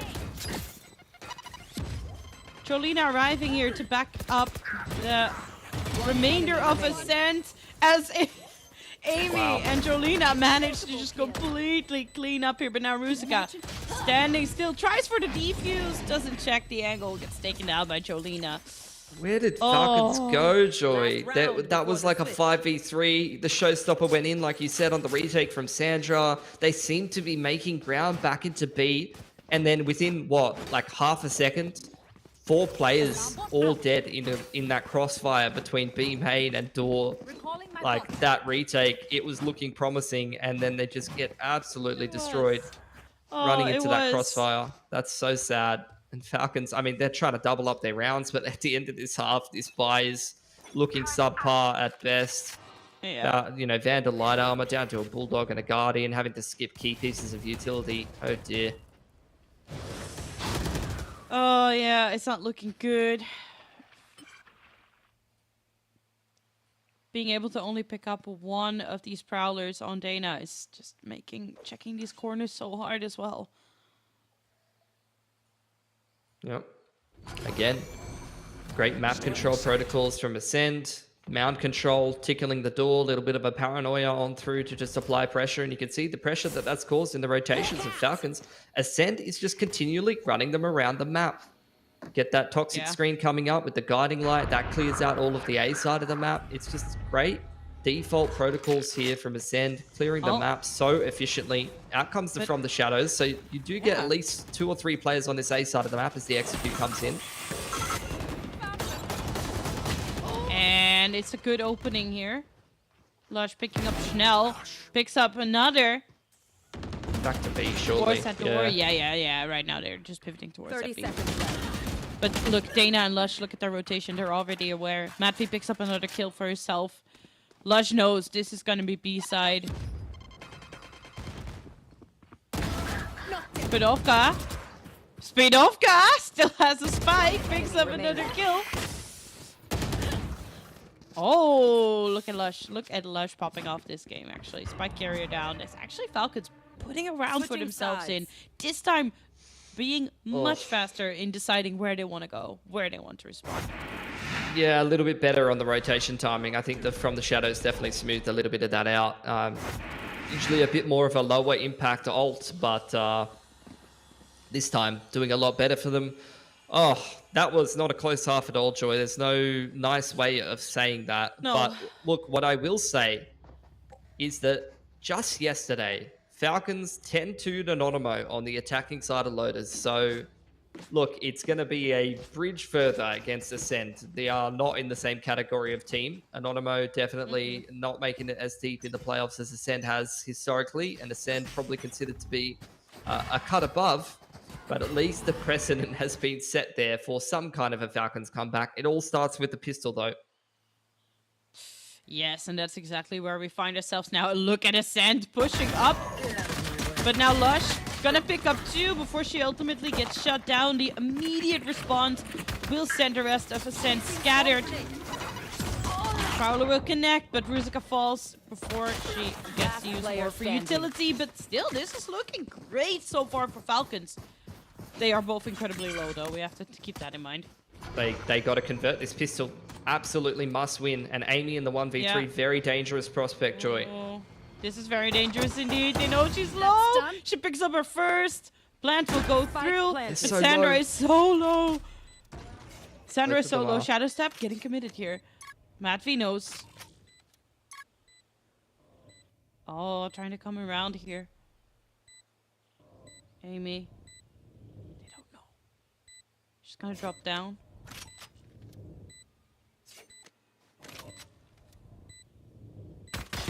Oh, in the back! Really good positioning from really Sandra. nice position. Yeah. Playing Great that, job knowing. Go ahead, go ahead. Yeah, playing the drop down. Playing the drop down super well. A little bit of an off angle, just getting the info, and then realizing that as enough time has elapsed, she can kind of play that pivot position, crossfire between door. One enemy. That's a good start for Falcons. Good little denial of that A main aggression there from Ascend, who clearly wanted to kind of continue to take the fight to Falcons. Did a really good job re-clearing rubble after that initial A main contact, and now anti-eco here. Step 1 of many. It's a long journey uphill for Falcons to complete this comeback on the attacking side, but you know, it all starts with a pistol win. You need a clean anti-eco to get your economy kick-started off on the right foot. Then probably a pretty solid bonus win after that. You know, these are the kind of steps that you're looking for. Sandra already 4 out of 8 on the showstopper here. So if she's able to get another couple of nice anti-eco kills, that could be massive. Yeah, A little bit of a reactive util setup here from the defense. Yeah, wall, paranoia, snakebite. They try to deny and shut down that B main execute, but Falcon's doing a really good job just baiting out the util before they commit anywhere. Oh, I was gonna say, Amy just about turns her back as Ruzica swings around the corner on that mount, gets taken down here. Now Sandra enters the site. Dana is there to back her up though. And Seaside looks to be where our attention will be for the rest of the round. Shadow Step getting committed here. Just to find this small reposition here on Hated the most.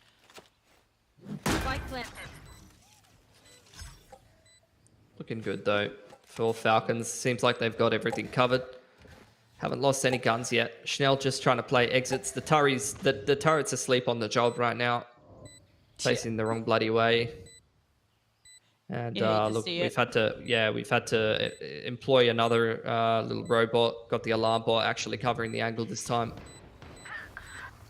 Oh. Yeah, Ruzica's going to pick it up anyway. So nicely done. These anti-eco kills, it's always great when you're getting them on your Killjoy, you're getting them on your Raze. These agents that do definitely benefit from getting those ult orbs nice and early on. This is cheeky from Hated the most. Just sending a bit of a message. Tapping the spike there. They're both going to go down after time. Want to get that money, of course, heading into the first gun round. But like I said, Falcons, we're heading down the checklist, Joy. Pistol, check. Really nice anti-eco check. I gotta say they're this far behind, so they probably need either a bonus round win or a lot of damage in the initial bonus round here. minimum three guns or 4 guns they're going to have to take off Ascent here to start to open themselves up a bit of a road to come back into this game. Whew, yeah. Schnell almost on her showstopper again as well. Like, this is, they're gonna have to try to put a dent in them somehow. Need to try and move up together. Yeah, Falcons kind of doing the opposite of Ascent. They're prioritizing this A main control. They're a lot more aggressive about how quickly they want to take it. It's a different Viper wall. You've got the progression smoke over towards stairs side, and Falcons going to turn this into a B split straight away here. Yeah. Going to break that door and just move on right in. Schnell still on the side though, will get taken out by Dana. Matvi going through with the plant here. So we do see Amy arriving here. Can pick up Dana as well.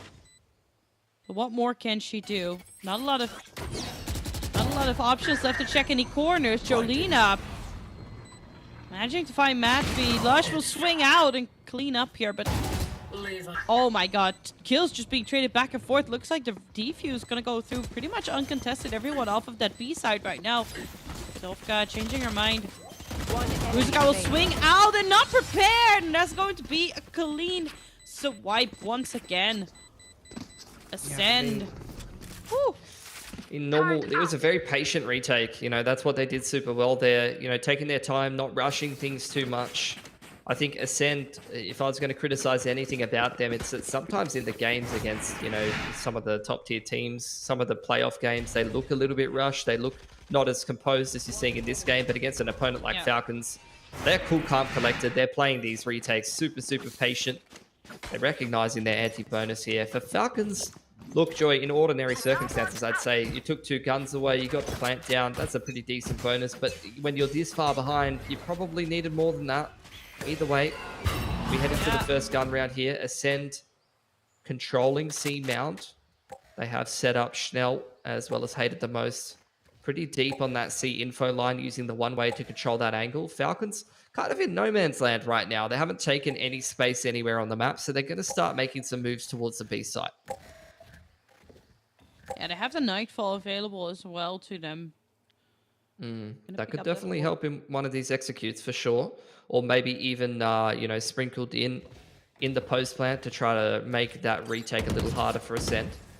Turret dealt with from Falcons. I'm getting worried though, Joy. We're at 55 seconds. They haven't really taken any meaningful map control other than testing the front of B. Guiding light goes out from Svidovka. That's going to clear out the B site, and you see the rotations just naturally kind of settling towards the A and the C side of the map here. Yeah, Falcons seem to yet be making up their minds where they want to go. The util being traded back and forth here. Face your fear! Paranoia. There is the Nightfall coming out. Madvi actually getting slammed down here. Wow. Sandra's killed her with the paint shells. Yeah, that was incredibly unfortunate as kills are being traded back and forth here. Sandra's still standing, but on so little health. Pops that showstopper, doesn't even get the chance. Spidovka immediately shuts her down. Ruska, the only one left standing here on the side of Falcons. I think this is going to be Ascent putting us to match point here.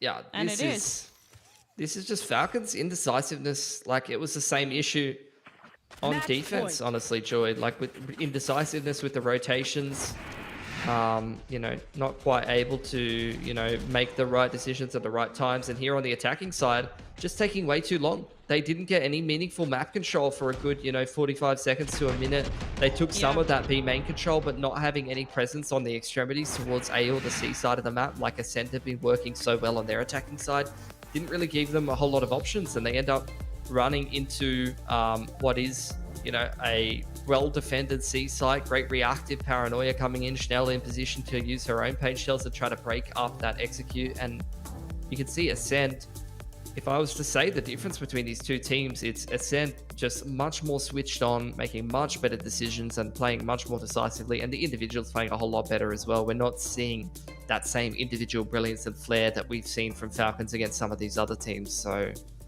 look, I think this is unfortunately the side effect of a team that does not have the same level of playoffs experience that Ascent does. Although Falcons clearly the individual skill is there, the potential is there. We've seen great runs in contenders. We got to cast them over their joy last season, and obviously they've had a fantastic run in the group stage, but we're talking about make or break playoff games against top tier Game Changers EMEA teams, and only one of these teams has really had the experience in those kind of games here, and that's Ascend, and it shows. Yeah, it's definitely showing. I mean, match point right now. We could be looking at our next map pretty soon. The showstopper online for Schnell once again has been so impactful in previous rounds. Well, this time Falcons making moves towards A lot quicker. All picked up to go for the progression orb on towards stairs side. Falcons preparing this pretty quick A set play here. Progression orb goes down on towards stairs. Gonna tickle the door and kick off this A execute here, Joy. Yeah, that they are. And we see the rotation coming out immediately as well. Toxin falling low here. Amy Found them. immediately destroys. Destroys both of the Fade Util. Will be moving out. Fantastic crosshair coverage here as Ascent will just pick apart Falcons Vega one by one. Ruzica manages to pick some more up, but it's going to be it. And that is going to be Ascent taking us to map number 2 with a very, very convincing victory. Alrighty. Pilski, that was quite a map. Yeah, for sure. And I mean, Ascend just showing really, really solid gameplay there and looking like a much more experienced team. Yeah. I mean, I'm curious to see what Falcons Vega are going to bring for us in the next map here, which is going to be Ascent, which we will be seeing after a small break, so don't go anywhere.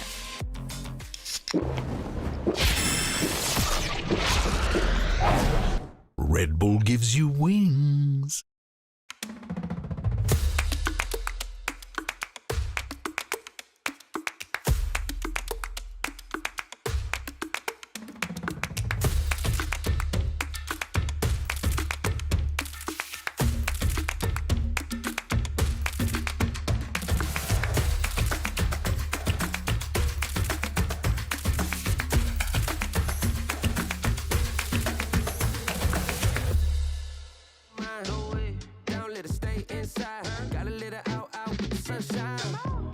Maybe walk it out. Sometimes gotta scream and shout. Let them know that you're here, no doubt. Took a long time, but we here now.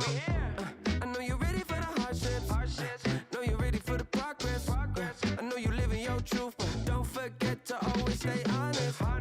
So do a little dance, do a little wiggle. Yeah, it's your turn. Yeah, learn how the universe works. Yeah, come on. Can't control the world, but I'm trying to control myself. Yeah, I'm trying to control myself. Yeah, we can't control the world. Yeah, but baby, I just can't hold it. I'm just trying to control it, control it. Yeah.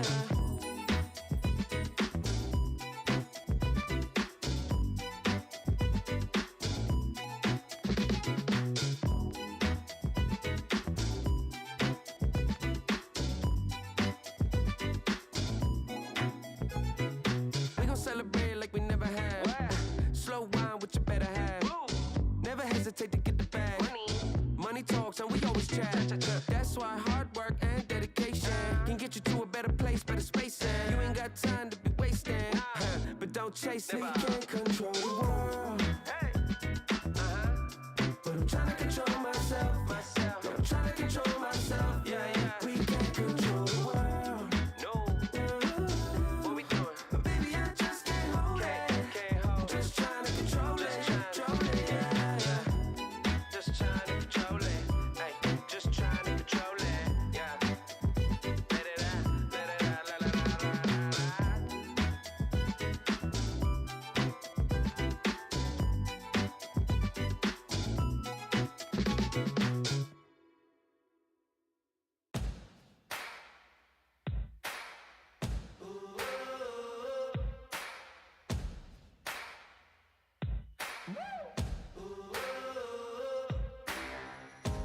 Bitter, sweet, fiery, Heat whispers the man of the hurricane. Oh, stop pushing me, gonna push so hard I'll just let go now. Lost in your mind, blown on the winds of the hurricane. I won't let go. I won't let go. I won't let go. I won't let go. I won't let go. I won't let go.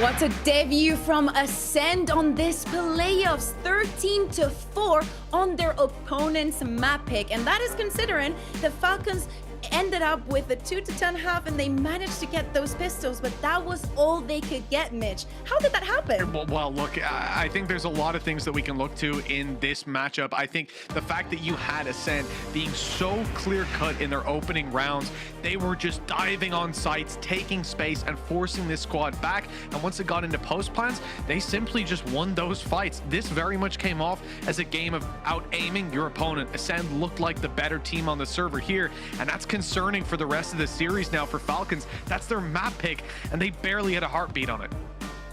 And this again, considering the fact that there has been a change up in the duelist for Ascend, where they were historically playing on the Neon, and Mitch, we were kind of talking in the green room about how Amy really looked like she hadn't, or sorry, not Amy, hated the most, really didn't look super comfortable when the Neon was in play. Now playing with the Rays, I mean, playing with a Neon, you have to give so much support to that player to help them like stay alive and thrive. When you bring it, you kind of tone it down a little bit, bring out the Rays, you've got a lot more support to go around, and so everyone has the opportunity to succeed. Yeah, exactly. To me, this game was also a lot about protocols, right? It feels like everything that Ascend was putting into place was working. On the other side, we saw a Falcons that really couldn't hit the right key. Like, they were trying a lot of different things, and I wanted to show this round number 10. Sam, please tell us what happens here. I mean, this is a key example of where you get a really good idea from Falcons. They're going to push out B, right, with pistols. They're going to check their angles, and they've run into someone who's using utility. This perfect opportunity. Get an opening kill, pick up the gun. They don't check the corner. They don't expect it to be there because Ascend were playing so dynamically round after round. They never repeated the same thing more than once. So you don't check the corner, and that's another round decimated. And that happened so many times for Falcons. Yeah, it really did. It felt like round on round, Ascend were exactly like you say, playing so dynamic that one round they would be diving on a site, the next they'd be playing defaults, one round they would have nobody watching the lurk, they'd move as a 5-man unit towards the site, the next hated is in a random corner, got there on perfect timing. You know, I started this series out, or this map out, thinking that this was Ascend finding just the perfect formula where everything was working for them, even if there were little mistakes like leaving a player alone versus pistols.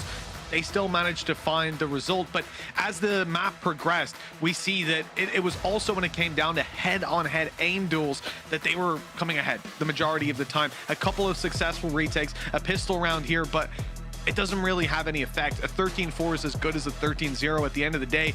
We need to see a massive resurgence from Falcons now on map 2. Yeah, exactly. We heard Sandra being quite comfortable and quite sure of, you know, the things that they wanted to do and how they were going to do it. Apparently, Ascend had the same. And talking about Sandra, I think that we need to talk and dive in a little bit into her performance against Schnell, someone that has been thriving at least on this first map, Mitch. Yeah, and I think Schnell, you know, coming in here off the Neon, I think it helped a lot. You see in a lot of these fights, they're very much grouped up. Schnell's much easier to be traded out on, and Sandra on the other side just didn't have that success. And look, it's not something that we can look at one player on Falcons and say, oh, that didn't go too well, because there's plenty of examples like the retake. One of the rounds they actually won, Sandra was with a blast packs rather, and a judge diving into sight. Everyone was shooting at her, but it allowed Mad V to find this triple and decimate the rest of the squad. And I think that's where we see the value. Maybe you're not finding the kills, but you're at least taking the space. You're at least drawing the attention of your opponents. Realistically though, it wasn't enough, because drawing their attention is one thing, but when they got that attention, the shots were hit and there was no one else to follow up on because they were already dealt with. There were even a couple rounds here where I thought it was favorable towards them, and in the blink of an eye, it swapped back into Ascend's control. Really a masterclass from this squad. And it felt like Sandra was Sam, really so what needs to change from what we have seen from these two duelists? Also looking ahead, thinking of that second map, right? That is Ascend. You know that as you chose Lotus, you also face the possibility that your opponent is going to be picking that attack side, and that favored Ascend so much. Do you think that maybe, you know, choosing that side, probably starting on the defense, is going to give them some leverage, and definitely for their duelist to feel more comfortable? So in actual fact, Falcons have chosen to start on the defensive side this time around instead of the attacking side. And again, like, I have a couple of questions for that, because it felt like their defense wasn't really as solidified as it could be, and again, struggling to react. It felt like towards the end of the first half, and I was saying this literally in the last round of the first half, I was like, oh, they figured it out. They play a little bit safer. They don't take those ego duels. They spread themselves out a little bit. Nobody, you know, trying to retake from the same area, and they're slowly picking apart the forces of Ascend. They've done it, but at that point, it's way too late. Now, they have figured that out on the previous map, and I'm hoping that onto this next map, with them starting on the defensive side, they have to keep that streak going. If they fumble the ball here, this could be a very swift 2-0. You know, there were some struggles. If we look at both teams, their last matchup on Ascent was against Tiger and Anonymous. Both squads lost at 13-8. Maybe I can find some solace in the fact that Falcons matchup lasted 3 more minutes, so they held in there longer in the ring. Maybe that's that for you is a lifetime, Mitch. And look, it's an impressive amount of time. And I think that this squad, coming up against Ascend, though, if I'm being realistic, they're going to have some struggles. Looking at the comp that Anonymous were running, that Breach did a lot of work to slow down that squad. And this is why both squads had a really tough attacking side against Tiger and Anonymous. But as we come into this matchup, we know that Falcons probably aren't going to run that Breach. They might not have that same stopping power. And so I'm not sure if we'll see the same Ascend that struggles to put up those attack side rounds. If they get off to a good start here, the series is as good as over. Yeah, let's also talk and think a little bit about the mental state in which these two teams come into this second map, right? Ascend, as I was saying, they played their debut on this playoffs. They get that map so easily where everything worked. Now has to be on Falcon's side. How are they going, you know, to bring back that energy? Who do you guys think is going to be the player to step up and actually, you know, bring back the hope for Falcons to stay in the upper bracket? It's got to be Sandra, right? Like, she has to have a magical moment. She's got to get these like really clutch situations. She's got to get those early opening frags, give her team the confidence to now, you know, back her up and back her plays, and then they can start to realize, hey, we can do this. If Sandra is not stepping up, and to be fair, I mean, that's a lot of pressure to put on one player, but if she can't step up to that, if she can't go toe-to-toe with Schnell for the most part, it's going to be very difficult to claw back into this mentally. And the reality is, if I'm thinking about adaptations, Ascend have had a couple days, in fact, a week or so to adapt and change this map after their loss to Tiger and Anonymous. For Falcons, it was yesterday. So I'm not expecting them to change comps, do anything crazy. And then I start to think, you know, okay, you're going to have a lot of pressure on someone like Ruzika, for sure. Solo holding sites at times, being left isolated. And from what we've seen of Ascend, they like to dive in, take the space, and show that they're the dominant, better team. That's where Ruzika could definitely struggle compared to previous series. But for Mad V as well, consistent performance has to be there. We say Sandra as a duelist is always going to be up there, but Mad V in the games they're winning, and the games they're doing well in, is right by her side. So the two of them together have to do a lot of work in this series to recover it. Yeah, exactly. So Mitch, I wanted to ask you something like specific, because I know that you have worked with a team before, right? You imagine that you're coaching Falcons right now, okay? And you have to, you know, give some kind of response. So actually, you know, put your cards on the table. What are we going to be doing on this map for it to be different? Do you want them to be more aggressive, go for the flashy plays, or do you want them to play more, you know, let's test the waters a little bit, be more cautious? What would be your hope? Well, you know, I think map 1, we've already seen them try that step back, let Ascend have some space, let them burn some utility, and we will pounce afterwards. The reality is it wasn't hitting. I think they need to simplify things a little bit more, come from the same avenues, and a map like Ascent, that's exactly where you can do this sort of thing. There's your agent select up, and well, okay, we're getting a fairly mirror matchup. Yeah, exactly. Sam, anyone that you would like, to take a step up, anyone that you have seen that is a little bit missing from the servers so far? I'd like to see a little bit more out of Hated. And not to say that she was like AFK, but I feel like she can do so much more. And we did say that her on the Omen on Lotus can She's a great solo though. There you go, right? So now we change things up a little bit. She's back onto an agent that she's a lot more comfortable on. Yes, this isn't their map pick, but they do have a pretty decent streak on it. They do have a good understanding of it. So I want to see her really stepping up as well to kind of just back up the rest of the team a bit more. Okay, I think that is enough for us. I think that everybody wants to go into action. Everybody wants to see this Ascent. And of course, remember, if Falcons is to lose this map, they still have a second chance on the lower bracket. But that's enough from us. Let's hear it from Joy and Pilsky. Thank you. We are back indeed. This time, we are on Ascent, Pilsky. Yeah, I'm looking forward to it. Not as much interesting agent choices as we saw in the games yesterday. You know, mixing in a Breach, mixing in even a Phoenix there. We're back to the meta comp mirror matchup between both of these teams. And I think that's really going to necessitate Falcons digging quite deep because they already showed some degree of weakness on this map yesterday. So I'm quite worried about them playing an even tougher opponent this time around in Ascent. Yeah, absolutely. Ascent showed up so incredibly strong on our first map on Lotus.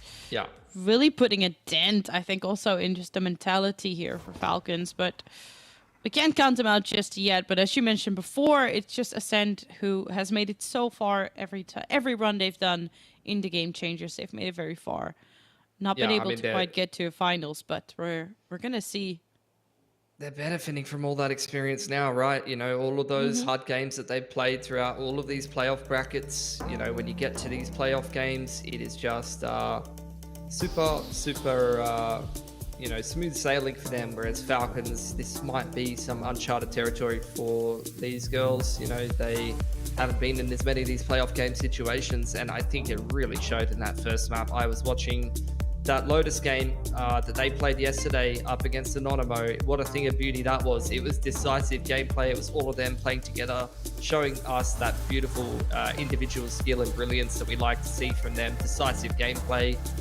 Today, complete contrast against Ascent. If it was anything but, it was fraught with nerves, indecisiveness, and not quite able to stand the firepower test against Ascent. So there's going to have to be a big mentality switch. I think Falcons are going to have gone on a bit of a soul-searching mission in that break between maps and have really found themselves again here, or this is going to be a quick upper bracket.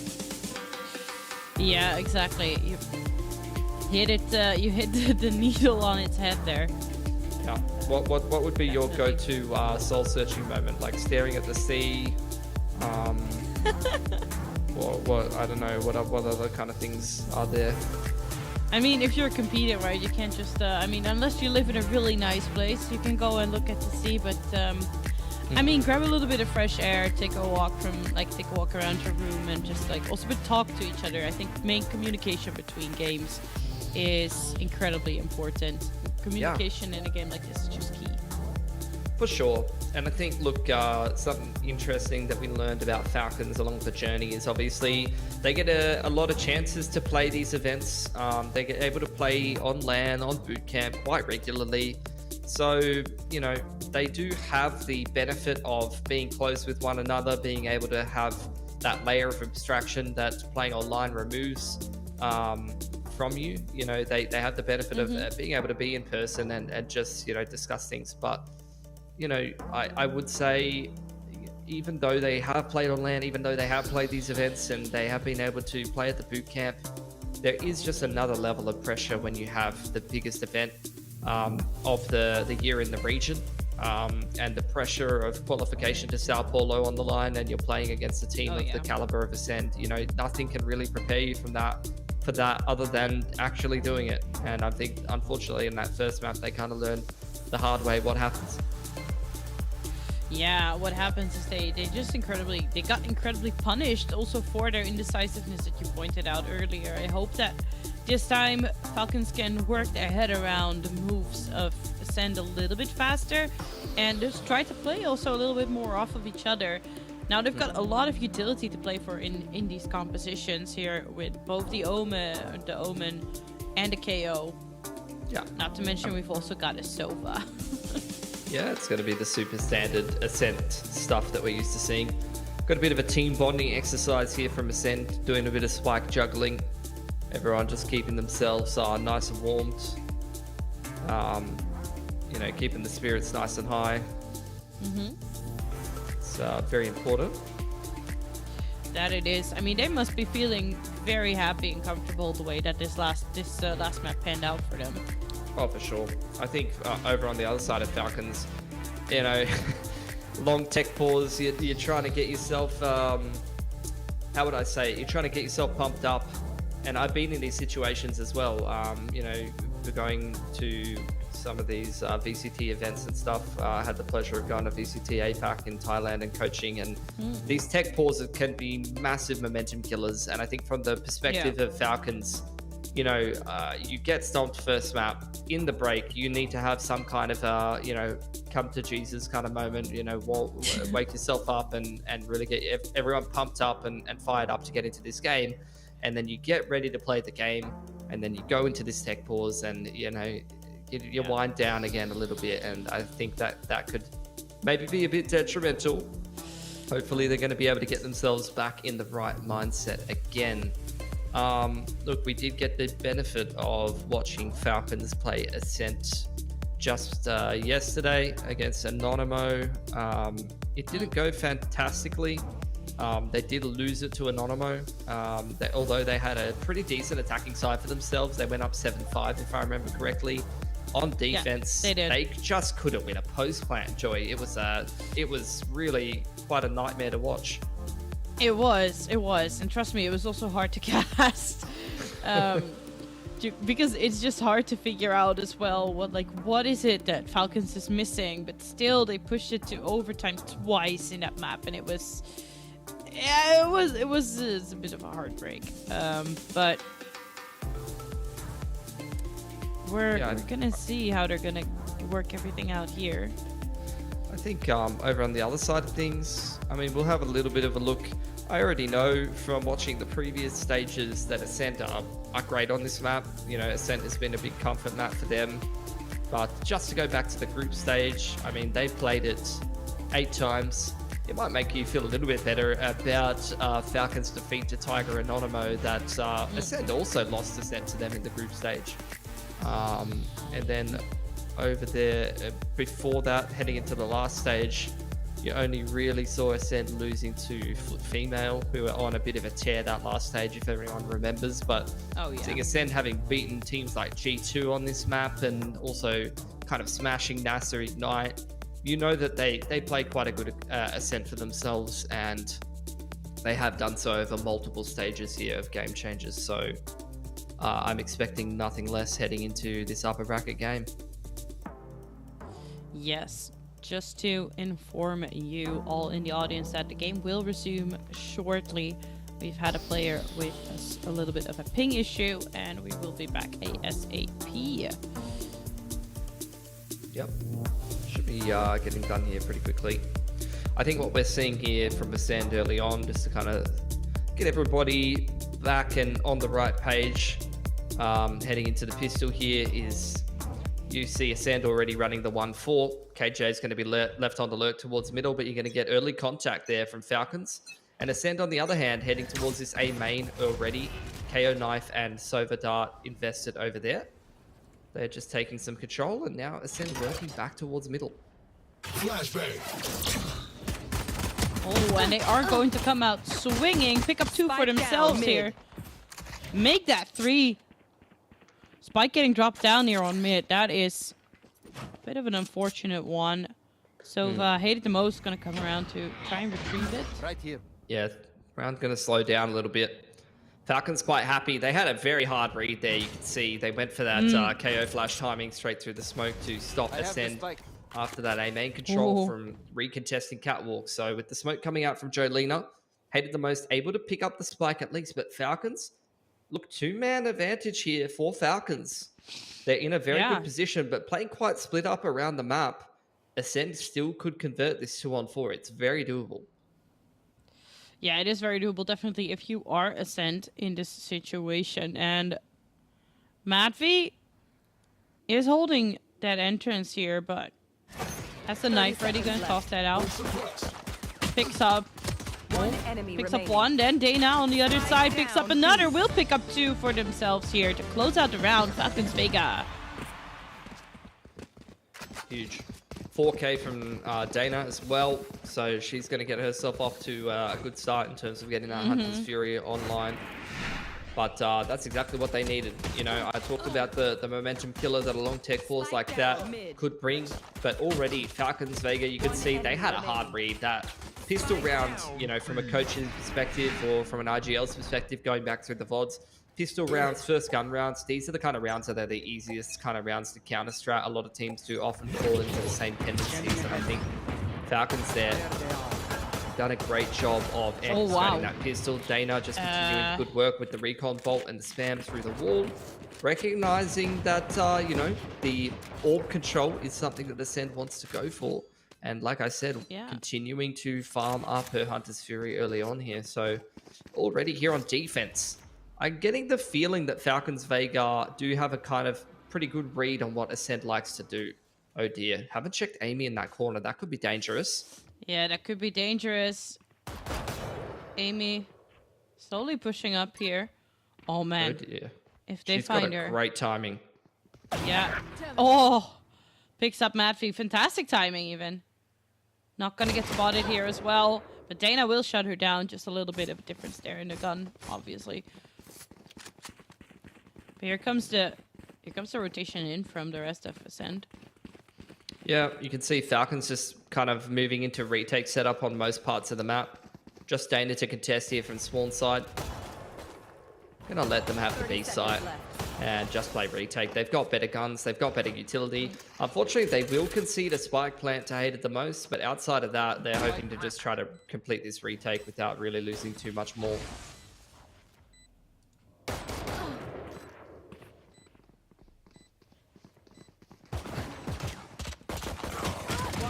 Remaining.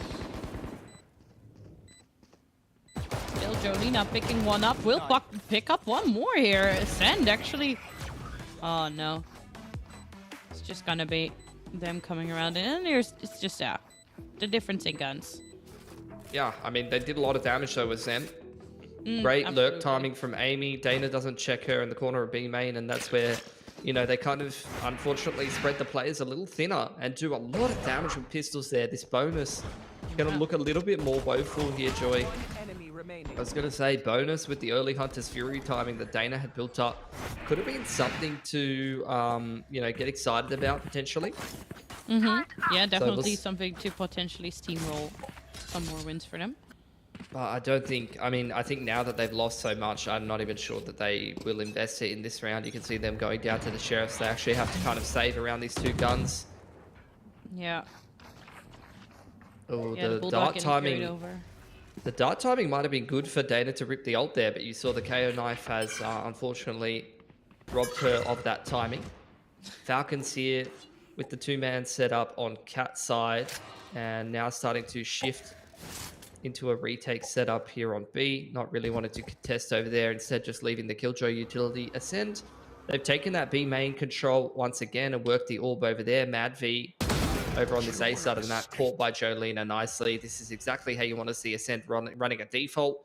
Contesting that B main, keeping an eye on A main and middle, and punishing any aggressive plays early on. They're doing a really nice job working the map here, and I think they're just going to turn this one into an A execute here, Joy.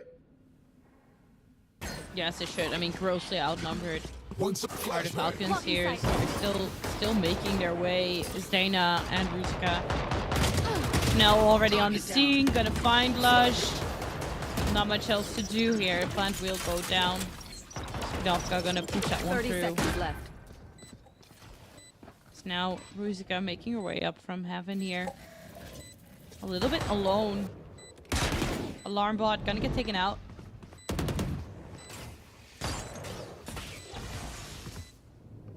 Backup has arrived though. Looks like Falcons want to kind of try for a retake. Oh, One enemy remaining. it's just not possible. They get gunned down from downstairs, and that is going to be that's going to be the call here for Dana. I think to back off, but she wants to try and What's put a the bit of gun? a dent in them. Yeah, I get that. Oh, she's sticking around trying to do damage. I'm surprised that Falcons don't hold on to those guns at the end of that round, to be honest, Joy. Yeah. And I understood that they wanted to go for damage. I don't even think that they thought that 3-on-5 retake was attemptable. You'd be kind of crazy to go for something like that, but what you're looking for in a bonus round like that is damage. You're trying to take away guns from the attacking side before their economy can build up. Unfortunately, I haven't really been able to do that, and Ascend off to a great start once again here. Not as good of a start as winning the bonus on Lotus, but still a pretty nice start. You can see their Cash doing fantastic here with all that ult control onto Spidovka. You can see her already one off the KO ultimate. So Falcons, they recognize the importance of a round like this, especially given how Lotus went and how oh, it's actually a tech pause, sorry. I thought it was a tactical timeout, or maybe it was a tactical timeout into a tech pause. But I think Falcons recognize the importance of that for this first gun round, especially how the initial first couple of rounds went on Lotus that led to a bit of a landslide in rounds for Ascent. They can't let the same thing happen again here, so no. We're going to take attack. Dana does have the Hunter's Fury. Oh, it's tech, no tech timeout, so it was just a tech pause, but still it's going to give them some time to think about how the Hunter's Fury should be used and how they want to approach this first gun round here, Joy, because it's going to again take a bit of a grind from Falcons after not really doing any damage in the bonus there, and Ascend being able to build up the cash early on once again. Oh, it's a tough situation, right? Because I feel like again the rotations are coming in a little bit slow. Ascend is doing kind of what they were doing on Lotus. They're trying to fake a scene, pivot away, keep Falcons running. It's just what Ascend do well. They just do a really good job on attack of controlling the map and understanding, you know, that when you go and you take that map control, you deny the information to the defense, it's going to put pressure on the rotations. And they just understand, oh, we can take B main, we pull the rotations away from mid, we'll have space on A. Maybe if there's pressure on B, someone pushes A main, we're holding for that. They're always keeping presence across the map, keeping their kind of fingers on the pulse, so to speak, as well as understanding the push and pull effect of the defensive rotations. Pushing, taking map control, then understanding that there is space created elsewhere and abusing that. So yeah, I think that's just what Ascend are on another level doing, and I think that comes down to, as we mentioned, experience, but also the structure and the chemistry that they built up over the multiple stages that the core of this team has stuck together. Yeah, exactly. And I mean, maybe that is something that Falcons just still need to work their head around. Maybe it's spending more time together as a team and competing for longer. Ascend are definitely in the upper hand there, as we mentioned again and again. Now, I hate it the most. We mentioned that Spidovka is almost on that null command here, but we also have the Hunter Fury coming up soon for Hated. Yeah, that's going to be two very powerful ultis to play for. I think Hunter's Fury, it's an interesting one, right? It is definitely an ult that can win you around if you get a good lineup with it, but more often than not, it is something that is used in terms of the utility of how the comps interact with one another. It's used as a counter to a lockdown. It's used sometimes to, on defense, kind of break up how executes work. You use it to, if you invest it on the right angles, to break up how the attackers can scale into the site. So if they're coming out A and you're rotating off B, you can kind of pop it in spawn side and try to pick them on the cross, so to speak. Same thing towards B. but Yeah. also, you know, functions quite well in the post plant on attack. So in terms of hated the most, I mean, on this timing as a Sova, which is a role that I did get the luxury of playing for a little while, you're really thinking about, you know, the lockdown on Ruzuka is still a fair ways away. Am I going to have the time to kind of cycle this in before? And the answer is probably yes. So you're thinking, okay, do I mix this in? If we're going towards A, maybe I pop it and try to pick the defenders as they're coming in on the retake and they come out heaven, they scale out heaven, something like that. Or I try to use it in an after plant to secure the round. Those are kind of the more likely options for her. I mean, in a very niche scenario, if she gets it online and you see Dana pop her Hunter's Fury, you can also, if you're really big brain Sova, wait for the other Sova to pop their Hunter's Fury in a retake and then pop your own and try to snipe them by seeing the trajectory of where the ult's coming in from. That's always a fun one, and it provides some very entertaining moments on the cast. I'd be surprised to see that, but I would love to. It would be surprising, but yes, that would definitely be a hype moment, of course. It's so satisfying. It's one of the most satisfying things to do as a Sova main. You snipe the other Sova when they pop their Hunter's Fury. Just, you know, calculating all the angles was something that I was never adept at in high school, but when it comes to video game trajectories, I'm on point, Joy. All right. Don't worry about it. I get no marks for that, but all good. Yeah, but you don't mind. You get wins for that, and that's more important. We get the RR, and that's more important than, you know, any report card. Exactly. Exactly. They know where Dana is, and she has that Odin. It's just going to start spraying down there through that wall. Okay, well. Not going to get much here. Yeah, there's a KO ult indeed. Gonna make a very aggressive entry onto B here. Ascend. Will immediately take Dana out. Inner tracks. Odin lost. Such an expensive weapon to lose here so early on. Yeah, Blank going down for Ascend. And he said, hated the most, being prioritized there. She's quite close to her Hunter's Fury. It's going to be a difficult retake. Falcons trying to come in through B main and spawn side simultaneously here, Joy, but that's a good pick to start things off. Yeah, it's definitely a good pick to start things off. Hated the most, though. Got her finger on that trigger. Feeling all itchy. Sandra picks up another Lush moving in alongside her. Taking her time, though. Now's the time to play patient. Updraft being used, but not being spotted. Still standing, but Chanel will clutch it out, and that's a beautiful clutch coming out here from Ascend. Tying things up. The counter strafe one tap, predicting the movement of the enemy jets, scaling up lane side and the immediate dash away. The mechanics on Chanel, absolutely gorgeous there. Look, good retake attempt for Falcons given how that round started. I think it was pretty routine stuff from Ascend, right? Spadovka, one off the ult, just went and took B main control. Given that all, I would say, far too freely. I think that was the idea behind the Odin spam, obviously, but it didn't really have the impact that Dana wanted, unfortunately. And it's just a pretty no-nonsense set play into B that gets them around off the back of that KO ult and the orb control. Once again, Ascend anti-eco like just dashing into B here pretty quickly. Yeah, they're going to try and do that. Schnell immediately picks up a nice opening frag. Moving into backside here. They're going to pick up Dana. That's 2 for the Troubles. Can't use that. And that goes down. I'm not sure if they can. I'm not sure if they can. I'm just going to say they can't because Schnell will pick him up. Picks up a 3K before she gets shut down, and Amy will do the rest. Yeah, I mean, 4 alive for Ascend.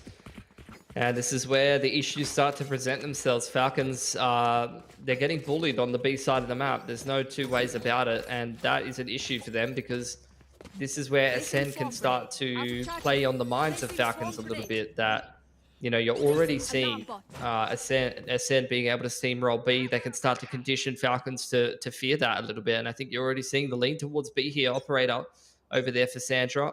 They're going to try to set her up on that B info line. Ascend kind of already playing around that turret in position. Amy posted up on the line. Hold on. Oh, you've got to be very brave to pick this if you're Schnell. In comes the drone to set up that op on the info line. This is something that we see quite often.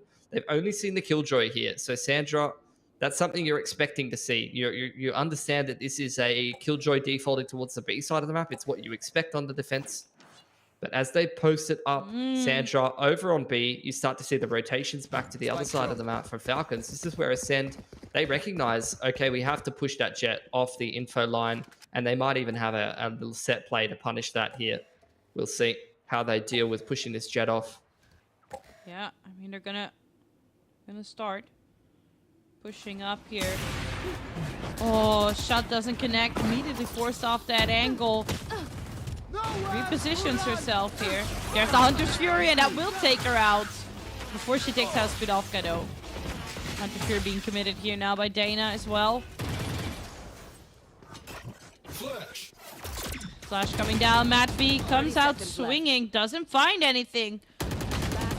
And it's just kills being traded here. Not even traded. Lush picks up one here. Bot coming back. Still on that side. Yeah, Amy's on the way over to A from the shadows onto the site. 10 seconds. They've got more than enough time to set up a post plant. Still winnable for Ludge, but a difficult prospect for sure with an open plant coming in for Ascend there. Definitely difficult.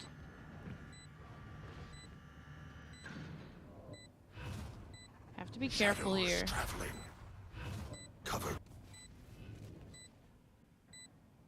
Nice cover to make her drop down safely.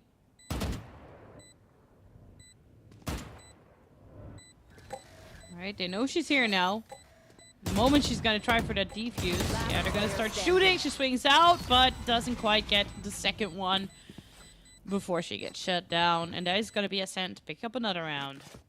Yeah, they break the money again here, although you might see a force around the jet knives. Ascend, that was a little sloppy for them, it has to be said. I like the idea. Obviously, they recognize that the jet had been set up on the info line. Yes, I know the Hunter's Furies trying to snipe each other. Yeah, I told you. I mean, they kind of did it on the fly, to be honest. It wasn't that intentional, but they both popped it at the same time and did try to snipe each other, which is always my favorite. The Sova alt anime battles, you know, they're always great to watch. But you know, Ascend, they did have that set play to try to push the jet off the info line of B main. Unfortunately, that would have gone a lot smoother for them and never even ended up in a post plant if Spidovka hadn't team flash Snell, who tried to dash in on the enemy jet. In comes the lockdown on the A side of the map, but look at this quick flank here. Yeah.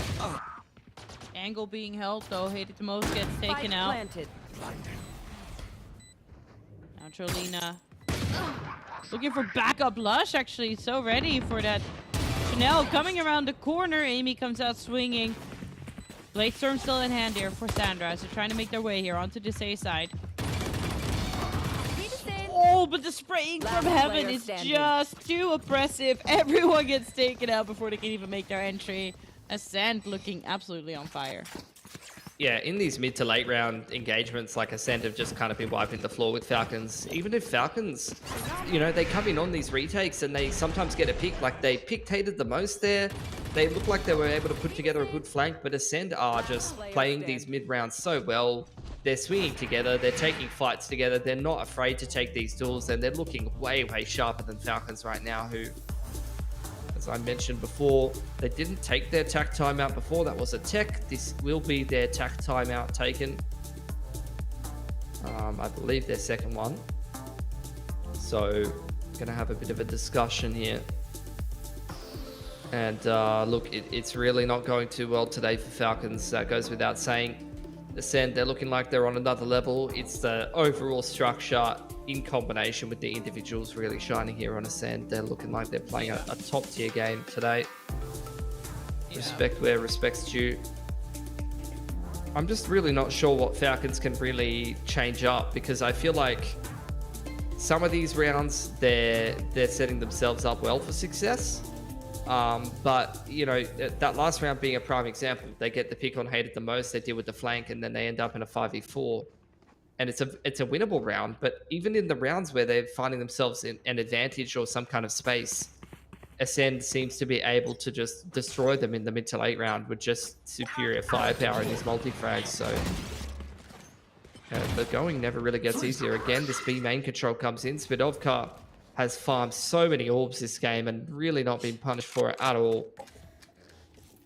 No. Nah, they're just... Oh.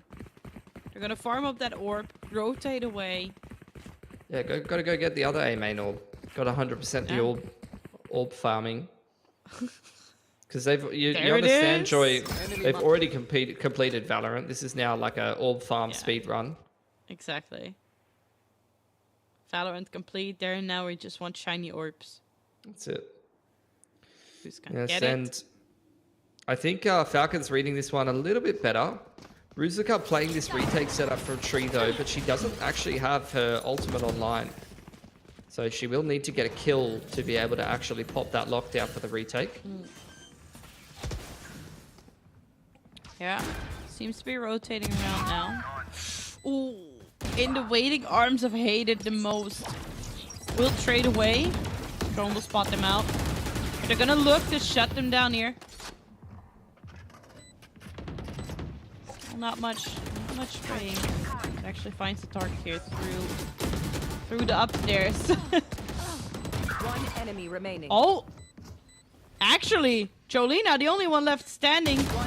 Plant has been going down. The defuse is gonna come through. Is it gonna be in time? Yes, it is. Oh, Falcons. What a clutch. I was like seeing everyone falling, being like, wait a second here. But Jolina just, she has the potential to clutch that one out. But I didn't quite catch how low she was. That's good from Falcons. These are the kind of rounds that we need to see them put together, but with only one player surviving, that's such a taxing toll on their economy, and you can see it. They are very broke here, reinvesting into this next round, whereas Ascend, similar to Lotus, they've had a great start, and similar to Lotus, you know, it's not like Falcons didn't pick up at least one of those gun rounds in the last half, but they need more than that once a team like Ascend has gotten such a good start economically here. Big contest on mid here, Joy, from both teams. Oh, actually, Ascend gonna reroute towards B main. They just popped the KO ultimate and head straight over towards that B side of the map. So you're just gonna see Falcons immediately shift into a retake B setup. And we're gonna end up in another pretty quick post plant here. Eyes on Ruzica with the KO ultimate. Will she be able to get out to boat shed and actually invest that in time? Planted. Yeah, and we still have that lockdown available as well. Hated the most, so low around the corner here. Amy out of the equation. Hated actually swings out and picks up Dana, who's full HP in return.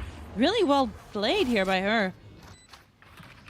Gets to rotate off to a bit of a safer round. Now everyone forced into the backside here. Ruzica with that lockdown. He's gonna go for that defuse. Bedovka will swing out, will get taken down here. Now Hated the most, the only one left. Will pick up another kill tonight. Almost got the spam through onto the plant there. Oh dear. Again, only one player surviving from Falcons. Didn't actually invest the Killjoy ultimate on boat shed. Instead, just the safe ultimate in spawn side. This round, another very, very close one, but a decisive retake from Falcons. And that's what I'm liking from them at the moment. You can see them just being super decisive, coming in on these retakes, playing together. And it's giving them a lot more success. So after another gun round win, an expensive gun round win, only one player surviving yet again here, Joy, for Falcons. Ascend going to take a timeout. They recognize that the economy is quite shot. Falcons have reduced their loss bonus. They've only had one player surviving in both of those rounds. So their economy is really on a knife's edge. And this is where Ascend, they recognize the importance of this next gun round. They recognize the fact that they have plenty of cash to reinvest and they can break the money here and potentially make this, you know, an 8-4 half for themselves, 7-5 half for themselves, which on attack, Ascent is looking very good, especially how Falcons, you know, seeing them play against Anonymous yesterday and had a lot of tough times trying to close out their own attacking rounds. You're feeling quite comfortable trading rounds on attacking side here as Ascent. Yeah, absolutely. I mean, Ascend have had the luxury probably to also watch them play on this map yesterday, done their homework. Now we'll see in. That will check out some of the presence here, but now forcing everyone back here. Sandra will come out swinging, shuts down Schnell. Oh, it's going to be a pretty nice entry here onto that B side. Jolina from the spawn will take up 2. Ruzica, the only person left here, is actually going to run into Jolina. Jolina picks up a 3 for herself. That is going to be the round in the bag here. And that is not looking good for Falcons. No, that like I said, that was a nightmare round to win, and that was the issue. One player surviving on these retakes is not good enough to cement yourself any kind of defensive side economy, and Ascent immediately come through with the punish round. They've been a lot smoother with these gun rounds. You know, in TAC FPS games, this is why the economy is such a factor. We talk about how hard you can frag being, you know, an important factor in terms of winning rounds, obviously, but the amount of kills you put together, it puts a lot of economy pressure on the other team. And Falcons, you can see, for the most part, they're not fragging very hard. And that means that Ascend, they just have so much cash. They're able to win these rounds with so many players surviving. And it gives them a lot more legs in this half. Woo! Beautiful use off of that drone. Now Ruzica jumps up, picks up another rifle here, actually, off of Schnell's corpse. This would be a big round for Falcons to pick up. Yeah. Bit of robbery in a round like this. One off the Bladestorm here for Sandra, but with only 15 HP, I'm not sure if you'd want to be investing it. We'll see if that ends up coming to pass. Ascend, they just call the audible. They want nothing to do with that A-site stack. They're just going to quickly establish themselves a turret, quick smoke onto defense spawn, dart into the side to clear out most of those angles, and just going to establish themselves a pretty safe post plant here. Hunter's Fury is online. I'm not sure they're going to want to invest it in a round like this. With a couple of these players low coming in on the retake, it's going to have to be Ruzica to get the lion's share of the work done here. Yeah. Yeah, they will spot out the Omen. But Dana also so low.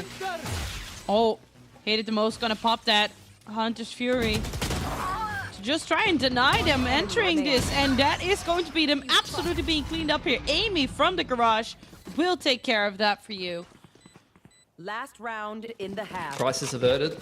They Crisis don't get averted, thrifty. but almost a robbery in broad daylight here for Falcons. You have to give them that. It was a very valiant try. Yeah, I mean, that's what, you know, getting those site stacks will do for you.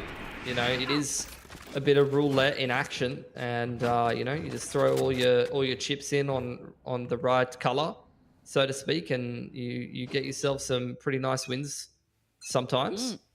Falcons retake B here, and unfortunately Ascend are going for this quick B site play. Omen ult probably to the backside of the site as the Sovo util comes in. Ascend pretty smooth and seamless entry here. Schnell almost gets scanned and spanned through the smoke, but outside of that, Falcons already setting up for the retake. Yeah. That they are indeed. There is the spike planted. There's Hunter's Fury. Does a lot of damage, actually managing to pick up a kill here is Ascent, though. They will pick up 2. That means Sandra's going to drop that operator. Absolute heartbreak here. You should run. Getting that lockdown as well. Dana picks up one for trouble before she falls down. And that is going to be everyone once again on deck for Falcons, and Ascent are mounting up their lead here. Sides. Yeah, they're being so aggressive on this post plant on the B side. You know, a lot of the time you'll see teams playing those B main crossfires, going for the late flanks on middle, or even just playing backside, playing things by the numbers. Ascend, you know, almost every single time they took B there, they would fight for that market control. You know, as soon as the door was broken by Falcons, they would dive on market. It was usually hated the most by multiple players that round. You see them dive into market and contest that retake before it even gets going, really. Look at this from Ascend. Killjoy utility on the B side of the map. A 4-player mid push and just Sova on A. This is going to be an aggressive pistol, to say the least. Oh, they're just going to mid stack, or are they walking down here? Oh, they're going to walk right into the waiting arms of Ascent. That is unfortunate for Sandra. You thought you were getting up catwalk there, and you just walk out of your cloudburst into 4 players. Yeah. Not how you wanted to start your pistol as Falcons, and I think they're just going to head away from that crime scene and back towards the B side of the map here. It's a full retake setup for Ascent. So good news, Joy, is that look, Falcons can get themselves a free B site. Not that they know that, obviously. No, they don't. Revealing area. So they're looking to get the angle here for a recon bolt. We'll scan out that B is completely free, of course, so they're gonna go and plant there. And the send, I mean, look at this. The Another KO knife setup. close onto Yeah. spawn. It's just going to be the drone straight through and the 5-man retake. Dash on into Yeah. re-entry here from Schnell. Checking every angle, though. Oh, Schnell. Schnell setting herself up for a good one, but will get taken out in her tracks. Jolina picks up one, picks up two. Spidovka doesn't manage to close it out, and Lush surviving by a slither of health here. Ascend putting themselves on the back on the board here with the pistol round. Falcons, really good stuff there. With tenacity to be able to win themselves that pistol and gonna get them off on the right start that they need here on this attacking side. It's a good recovery after they lose their jet in middle early on.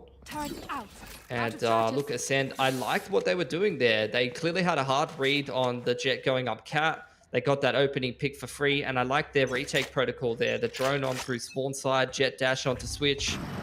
Like, they had a great idea of how they wanted to approach that round overall, and I think it was a good approach. But Falcons, you know, most teams can come in on that that B site, you know, just 4v5, go and hit the small site and get yourself in a post plant. That's what they did super well there, fighting their way out. Good pick early on here from Ascend, though. The Sheriff already doing damage.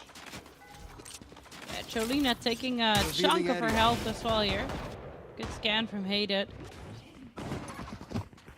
Now, they will find Amy here.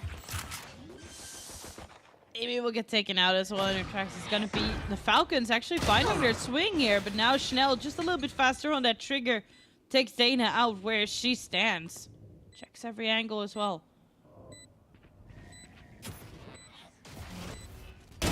As directed. One enemy remaining. And that's the spray down, Sandra. Whew. Jolina Stuff won from that Falcons. standing. It's gonna be good stuff. Yeah, definitely. Yeah, 3 alive. 2 rounds in a row. They keep their economy pretty decent, I would say. You know, losing a couple of guns is not too bad, but 3 alive is kind of the pass mark anti-eco here. So, despite some sharp shooting on the Sheriff from Schnell, Yeah, Falcons really unfortunate that Amy just turned her back as Sandra came into that backside there. yeah, I think hitting the mouse wheel as well by accident potentially there and jumping is not ideal, but happens. All right, Ascend first gun round though. Looking to continue along with winning ways here on Ascent. There's the A main control from Falcons, and Sandra going to get herself closer to the Blade Storm here already. With that A main control secured. Seeing a shuffle around an attacker's spawn here. It's quite a defensive setup. They're anticipating some kind of aggression from Ascent, who are not obliging them really. They're quite happy to play their gun advantage, rely on that KJ setup, and you know, just play that jet KO towards A. What's the play here from Falcons? Looks like it's going to be the drone into A to apply some pressure with the Omen utility. They're trying to pull rotations over here and creep into B in the late round, and that's a great entry from Sandra. Wow. Fantastic. Will get taken down though here by Schnell, who was just lying in the weights. Played it a little bit more patient, but then Sandra really showing what she's worth with that entry.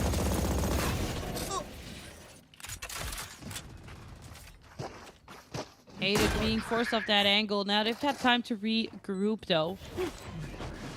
A little bit of a one-man difference here. Market door already down.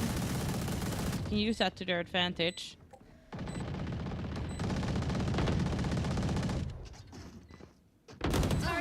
I love this setup here actually from Falcons. They're trying and surround them, but they're just a little bit slow perhaps. Dana swings out. They find him in the back here. Calm and not slow at all. Calm and collected. They put another round in. What a sick round from Falcons. The entries from Sandra there were absolutely beautiful. The Omen util from the other side of the map. You have the Sova drone to set her up for the entry into the site, and actually with the Paranoia change, the Paranoia is too slow to catch her as she updraft dashes into the site onto top Jenny, a bit of a different entry pathing that you're expecting. And then Falcons, after they go towards B, it's just great reactive utility to disrupt that retake there. The Omen Paranoia, the late Frank from the Sova B main, and then the underarm flashes from KO on backside make it an absolute nightmare for Ascent to try to scale up lane there. And that's a beautiful bonus round win there from Falcons. I criticized them for yesterday being unable to really get their stuff together and contest these attacking side gun rounds. They were really sloppy in the post plants, but they're looking much better today here, Joy. Yeah, they are. Oh my wow, god, but Schnell is Ascend insane. Yeah, Schnell is absolutely insane. Doesn't need much. She doesn't need much firepower. Yeah, the sheriff shooting from Schnell has been really scary. And look, even if they're not picking up these rounds, Joy, that's putting a little bit more pressure on Falcons' economy in the long term. Just taking more and more guns away from them, chipping in these kills. Also, you know, you're getting yourself access to more of these ultimates. You can mix the Blade Storms in, min-max your own economy as well. It all adds up in the long term. Ascend here, though, gun disadvantage in this 3-on-3, but they have some, you know, pretty decent rotations. Nice timing on the dark covered A main. 30 seconds left. Absolutely. Speedovka with the Marshall trying to hold that angle here. Throwing charge.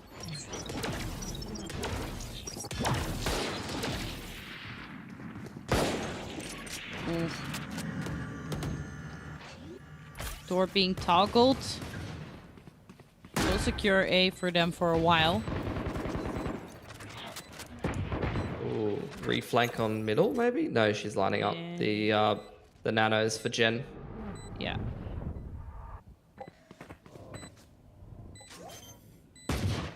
Trying to go for that. Oh, Sandra thought she could have that. Swings out and Jolina so incredibly ready. I think this is going to be defuse coming through. Yes, it is. That's going to be Ascent picking up a Thrifty. They had no business winning that. It's just the individuals on Ascend are so sharp right now. Jolina and Schnell super sharp on those sheriffs. Absolutely unreal. And those kind of around, you know, they undo some of the good work that Falcons are doing in this attacking half. Like I said, they were looking so good at converting some of these rounds. They're having a tough time doing against Anonymo yesterday on Ascent. But here today, up until that Thrifty round win from Ascent, they've been looking good. That's going to shave down their economy quite a bit. They still do have a buy on through here, though, Joy. And close to a couple of big impact ults for Falcons. There's one of them. A main orb taken by Mad V gives her access to the KO ultimate.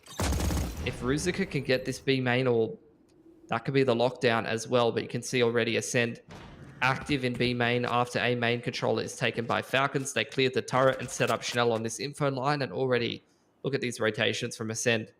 Understanding that as long as Schnell has got this info line on B main, they can play 3-1-1 leaning towards A. Jump spotting middle. Mad V solo on this B side of the map with the KO ultimate. I'm not sure I'm a fan of that. No, because you do want somebody to power you back up, but that's not even going to happen. Immediately gets taken out by the op.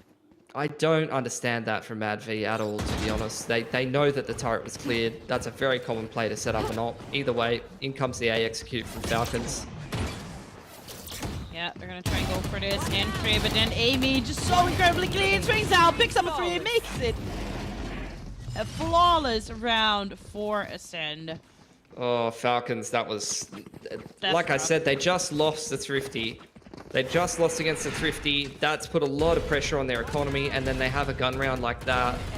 Mad V, the player with the KO ultimate, you want the KO in the pack. You don't want the KO lurking on the other side of the map. I don't understand why Mad V is walking B main there.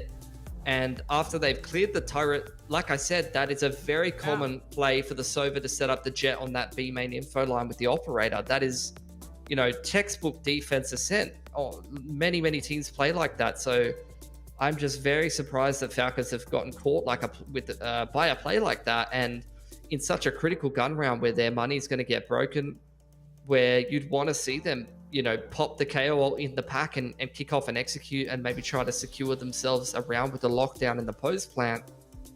You know, that's a disappointing round for them to kind of have a mental blank there, and Ascend has more than punished them from that. What was you know, Falcons putting in good work and kind of clawing their way into this game of Ascent on attack, and maybe looking like they might be able to cause a bit of an upset here in this map pick.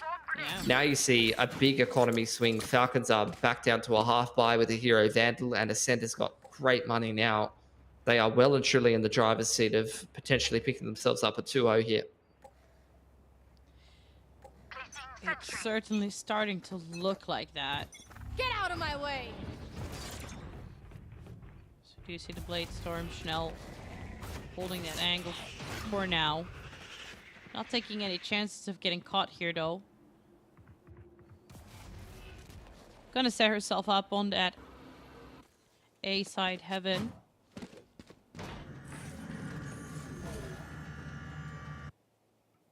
Hated the most has cleared all of B main. Just going to shoulder B main and allow Ascent to lean quite heavily towards this A side of the map. How much will Falcons invest in this round here is my question. Bladestorm's already online. They've got one hero Vandal. Looks like they're going to throw the kitchen sink at it here, Joy. Lockdown going on in. Will we see the KO ultimate from Mad V as well? How much do they care about this round? The answer is quite a lot. Quite a lot, as immediately the operator finds Mad V again. She can this time get powered back up though, and she will.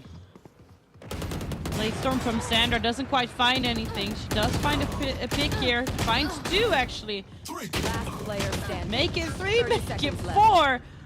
Sandra showing up big this round here. And now it's just Hated the most. That is going to fall as well. Massive round from Sandra.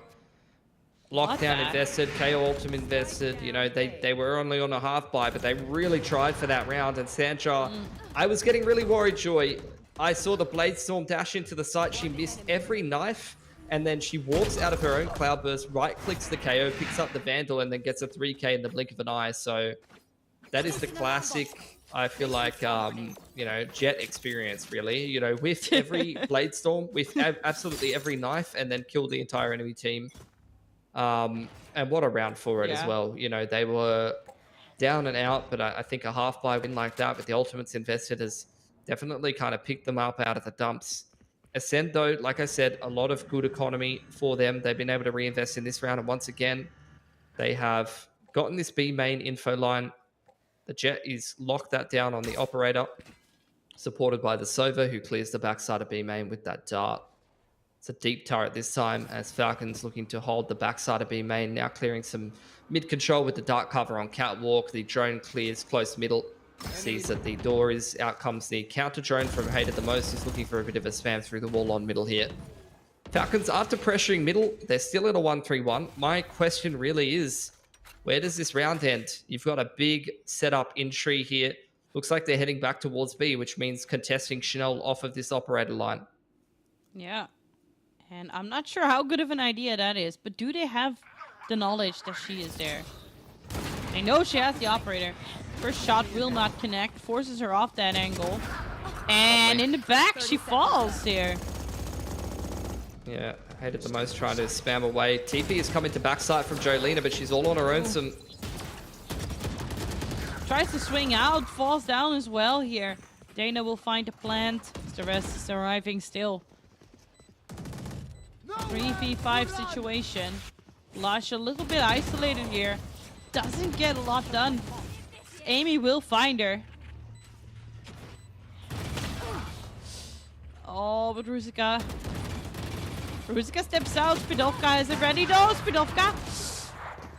No, it's not going to happen. The operator has been retrieved, and that will put the round in for Falcons. Vega looking to tie stuff up here. Yeah, staying in it. You know, much better performance here in a lot of these attacking side rounds than against Anonymo yesterday. This is the fight that we wanted to see from Falcons. I had this pegged as, you know, a much closer game than what we saw on Lotus, and I think we're seeing that on Ascent this time around. So another timeout for Ascent. Falcons, after, you know, a couple of slip-ups here and there, have put together a good couple of rounds and definitely putting the press on Ascent, who they do have the Bladestorm online here. So they definitely could put together something. I don't know if I want to see the full buy necessarily, but I really wouldn't mind seeing a Blade Storm and maybe a hero rifle or two. Give yourself an outside shot at winning a round like this, but without sacrificing buying up into the next.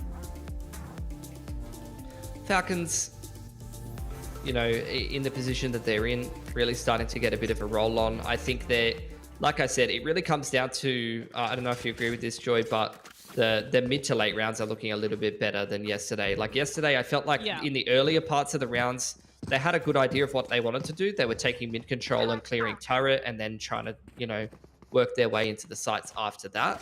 Today, they're still doing those same things well in the early round, but now they're just doing a much better job in the post plans. Yeah, exactly. It's like they just have an easier time reading the enemy here. Wow. Very aggressive. Amy down here from hell gives up her position. Will almost pick up another, but gets shut down here in the process. Hate's gonna spam down this door. Look for an entry here onto the SA side. Oh, shock dart. Will connect there as well. Are they just giving up this defuse? They're cooping? Yeah, they're just playing the post plant with the nano swarms. Yeah. But the defuse almost halfway. Jolina though picks up 2 here. Is gonna try to contest for this defuse to go through. Will find that headshot. That is going to be Ascend picking up a round for themselves. Jolina creating so much space there in the defuse. So lovely stuff from Ascend. Nice little retake coming on in. Falcons, you know, they took a while to establish that post plant. You can see what they were trying to go for. The open plant over on the side there near Dice. And playing the lineups with the nano swarms. But Ascend keeping the pressure on. Able to answer those couple of rounds in from Falcon. Keeping themselves 2 ahead. Hunter's Fury's online for them. 2 off the lockdown for Ruziker. So this one, no really massive impact ult's going to be online for either one of these teams. Jolina, seeing if she can potentially get herself an entry before this round gets too serious. Chanel once again getting herself aggressive towards B main. No operator this time around, but instead just contesting it with the rifle. And similar to previous rounds here, Falcons working a little bit of mid control. This time, less so about establishing a position for the attacking side Jet as much as it is about potentially clearing map control and putting pressure on the information game of the defenders. Might be setting up for an A split here, but look at the rotations from Ascend. It's, oh, that's gonna send Jolina on the run. Hunter Fury from Hurt. Oh! Finds a double kill with it as well. Hated the most. Picks up a double with it. That's going to equalize though. Sandra finding herself some kills here as they enter onto this A side. Plant goes through the door. Gonna get spammed down. 2v3 Ascend. Can they do it?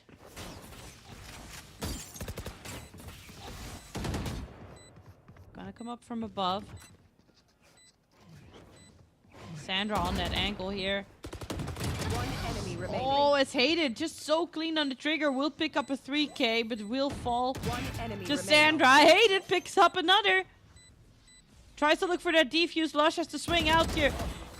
Oh, man. Such close rounds. Yeah, she was 1v1. almost ready. Yeah. And only one player surviving for Falcons. Their money quite low. And as is Ascend's. What a huge Hunter's Fury coming in for Hated the most. That's what I was talking about earlier on in the tech pause. Using it reactively when the execute's coming in to break out the attacking side execute. Usually, you know, use it on those choke points towards A main or B main. This time used to kind of disrupt the catwalk push from spawn side so that you have yourself a little bit more of a quicker, impactful rotation. This round, critically important for both teams. Both teams running low on cash. at 10 to 11. This could decide the whole game of Ascent here. In comes the B execute for Falcons, Joy. Here it comes. Indeed. Sandra trying to find something here with the Blade Storm. Wow, and they're all committing it here. Lockdown gets committed as well. We still see Jolina trying to spray down. Doesn't get the chance. Immediately gets shut down. Is everyone on the side of Defender spawn. Ascent just seems to fall. Spike gets retrieved here. Schnell with that operator. What can she do? The door is closed. Find her way around. Gonna save.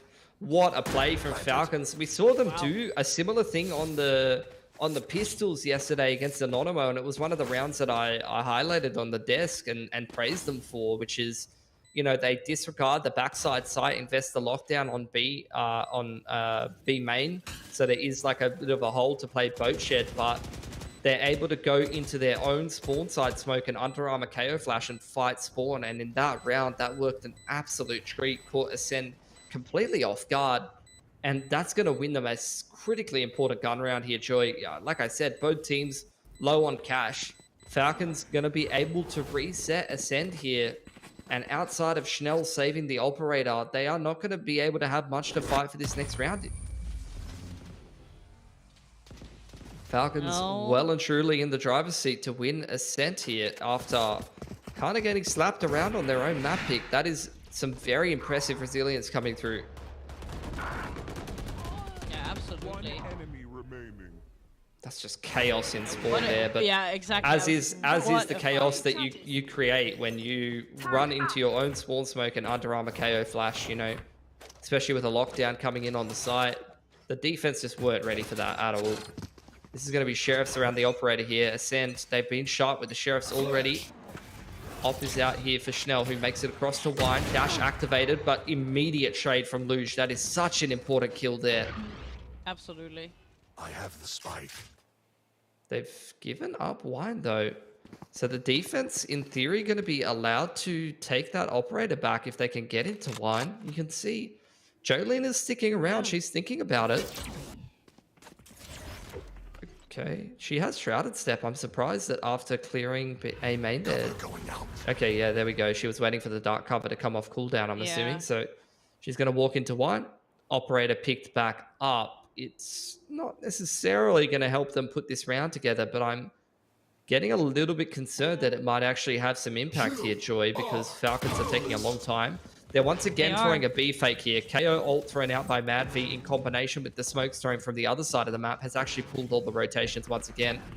So in comes the A site take from Falcons into an empty site, but Jolena rotating in through heaven with this operator. She is taking her time. 30 seconds left. Here's the plant coming down. Planted. And here's the rest of the rotation coming in. They're gonna run into each other. Double nanos as well for Ruzuka. Oh, yeah. Here. Alarm bot on the flank. We'll get taken off. Dana holding an excellent angle here. How much can Jolena do? One enemy remaining. Surely you saved the op. Okay. Yeah. She's gotten out of there. Yeah. Oh, God. I mean, there wasn't really much to say in that round for Ascend. Unless Schnell goes huge, I wouldn't really see them winning it, despite the fact that they've looked sharp on the pistols. So as soon as Schnell got 1-for-1 there, that round was going to be very difficult for them. Very impactful kill from Luge to trade that kill on Wine, especially with how quick that trade was. That was super important. Regardless, though, operator saved across Falcons. Map point here to stay alive in this series. They've done really, really well in these last couple of rounds. One off the Hunter's Fury on Dana here. One off the KO ultimate for Spadovka rather, which can really streamline some of these retakes if they're able to find an orb or a kill somewhere. Yeah, they have been playing around that very well, being Ascend. Yeah, especially on attack. I mean, they really have played orb control quite heavily for the KO. Hated the most. This is confident play all on her lonesome, seeing if she can spot out the turret and clear that and really put pressure on that B side of the map and make them worried about the jet op posting up there. because especially if they were able to do that, you can see that Chanel is not actually on that side of the map. They're going to clear the alarm bot in middle. Ascend starting to rotate around, but they've taken a main control. So that's a really nice info line that Cherolina and Spadovka have been able to secure for themselves. Gives them great information in the mid round, and that's going to allow them to actually rotate the operator over towards this middle position. Actually going to get on that B main info line here and allow the rest of the rotations to come through. But Falcons getting ready for another A split here, Joy. Yeah, they are indeed. Taking their time to move up though. Flash gets committed. Starting to move in here. Wow. Oh. Amazing. As they just take them out in their tracks. Trying to open up. Amy finds one before she gets shut down here. Hated the most has arrived. Spike planted. Take flight. Look at Sandra. Just trying to hold there. Ooh, operator doesn't quite find the target.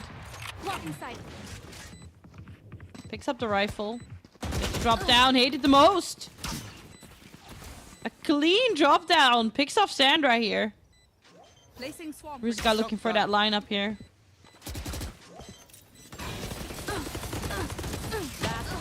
Oh, doesn't want to go for that defuse. Stop that defuse. And it's gonna be that is actually gonna be it. Falcons Vega taking us to map number 3.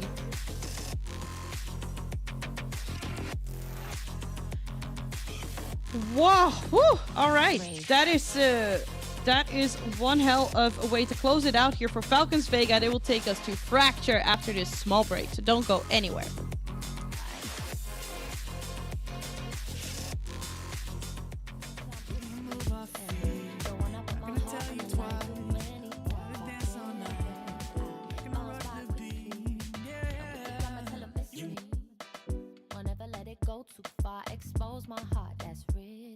Maybe there's just something about the way you stop and stare. Something in those eyes tell me you care. I'm still learning how to trust. So can we keep this between us? I got a reputation to uphold, so don't reach out your hand for me to hold. Don't rush to tell the world that I'm your girl right now, 'cause I might leave swiftly, just based on my history. Been on a take them flights, a death for sight of trouble. Maybe there's just something about the way you stop and stare. Something in those eyes tell me you care. I'm still learning how to trust. So can we keep this between us? If you choose to stick around, don't say I let you down when I burn it to the ground. Because I'm still learning how to trust. So can we keep this between us?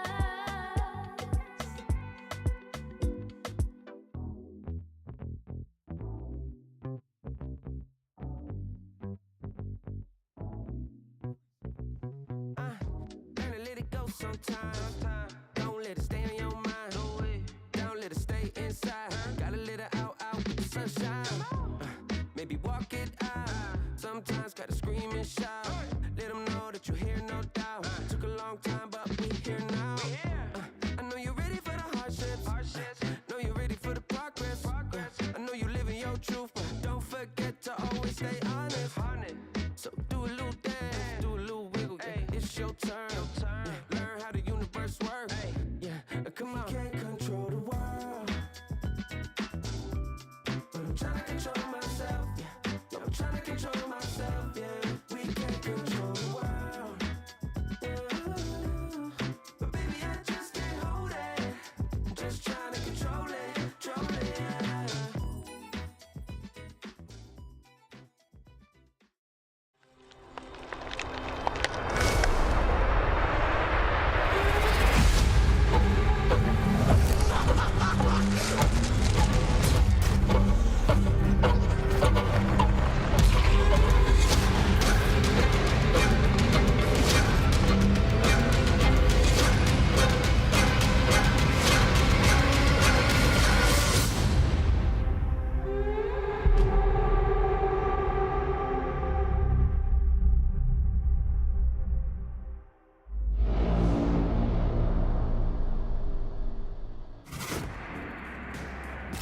Falcons Vega, they managed to come back from that one, and actually they managed to take that map for themselves.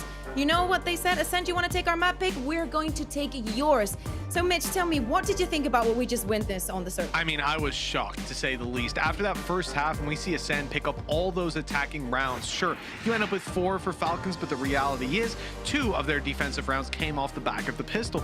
This squad was looking to be in a lot of hot water. Last time they played it, they barely managed to scrape together any rounds on their attack side, and yet they flipped the script completely. And I can't look at anyone other than Sandra for it. Sure, the entire team had a solid performance, but Sandra hadn't had a great start to this series, and what an incredible bounce back to end up top of the scoreboard. Not quite top of the server, Jolina takes that one, but a win is a win, and that's certainly how they'll look at it now moving on to Fracture.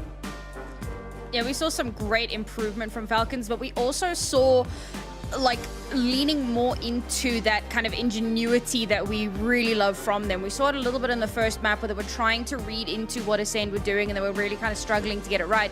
This time, however, we saw some great adaptation, and there's actually a round that I want to highlight that really shows this. They come into this with a very, very broken force. They'd lost a lot of guns previously, and they have a really great fake to like follow that up. And so what they do is, waiting for it to play, they send their duelist, roll tape. So they send their duelist over towards one site to like anime battle it off, jet v jet, here we go.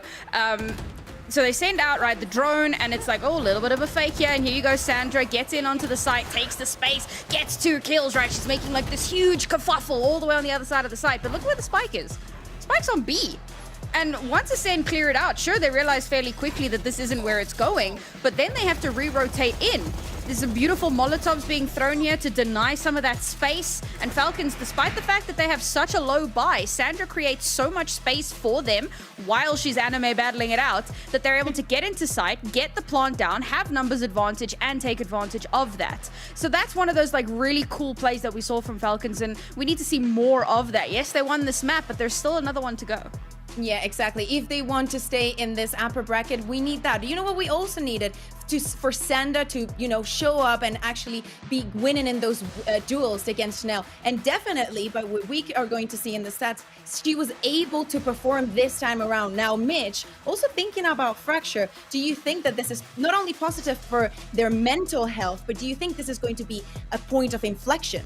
I think it absolutely is. You know, this is a squad that we've seen in a couple of their series end up having a flat map, but being able to bounce back. We talked about it earlier about how this squad is so good at the recovery game, but it just really wasn't looking like that was going to happen after map 1. It was more of a BBL series where they just got stomped out of it, and that was the end of the story. But with Sandra now activated and fully on it, I imagine Fracture is going to be a different game. You know, her raise on that map has been good, but if she brings this level of performance, it could be what tips the balance in their favor. Yeah, I mean, we were also looking at like Mad B as well to kind of step up a little bit more, and it was still a quieter map for her. But if she activates on Fracture with Sandra at her current level, I genuinely think that this could be a Falcons victory despite what it might have looked like on paper. I mentioned at one point, you know, 90% win rate on this map, 10 plays, but against slightly less storied teams. So you kind of go, oh, well, you know, how much weight does it actually carry? This is going to be a really big test for them. And if they can continue with that momentum, I'd love to see them continue the upper bracket run. They are my dark horse after all. Okay, love to hear that. I mean, after what we have just seen, the fact that, do you guys think that maybe Ascend Rising got a little bit too confident into the fact that they were going to close the map after having a 4-8 half on their weaker side? Moving on to the defense, what changes would you like to see? Because we saw lovely and brilliant performances from players like Jolina and Amy, but what has to switch for this team on Fracture to actually be able to bring it back, to bring it home? You know, so one of the... go ahead, Mitch. I was going to say, I'm just not entirely certain that it was overconfidence on their part, because the reality is, you know, they were trying some of their set executes. Initially, maybe they didn't go according to plan. A flash ends up popping in Chanel's face. It slows it down, but they would even recover on that exact round I'm talking about, round 16.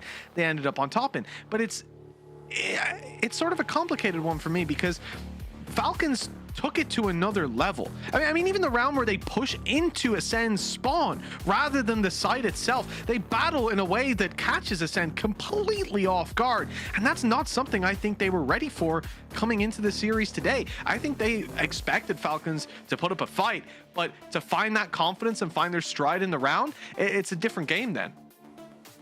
I think one of the things that I really picked out, and you can attest a lot of this to the differences in the map themselves, but on Lotus we saw a lot of Schnell like really kind of getting in their faces to almost to the level of like ego pushing, you know, very little utility being used. She just pushes out and she gets the kill, and it's like, okay, cool. But when we moved over onto a smaller map with slightly more, you know, set executes, one that clearly there's a little bit more familiarity with, you know where the Jets are likely to be, you know more or less what to expect. It is their map pick, so you've got a lot of tape on it, you know what to expect. And Schnell tried the same shenanigans, and she was getting shut down a lot more consistently than what we saw on the first map. So as we head to Fracture, I still want to see that aggression, I still want to see that space taking, but it needs to be coupled with a little bit more support from the rest of the team. So Sam, sorry, you're talking about the differences between the maps, right? The fact that Lotus is a bigger map, of course, Ascend is a more standard, more, you know, two sides, very easy. Now that we're talking about Fracture, we talk about two different entrances for both of the sides. Do you think, Sam, that maybe Falcons has already hit the key? Have they learned enough about their opponents to actually win against this Fracture? Because if Ascend bring out the executes that they were bringing in Lotus, maybe Falcons will run the same fate.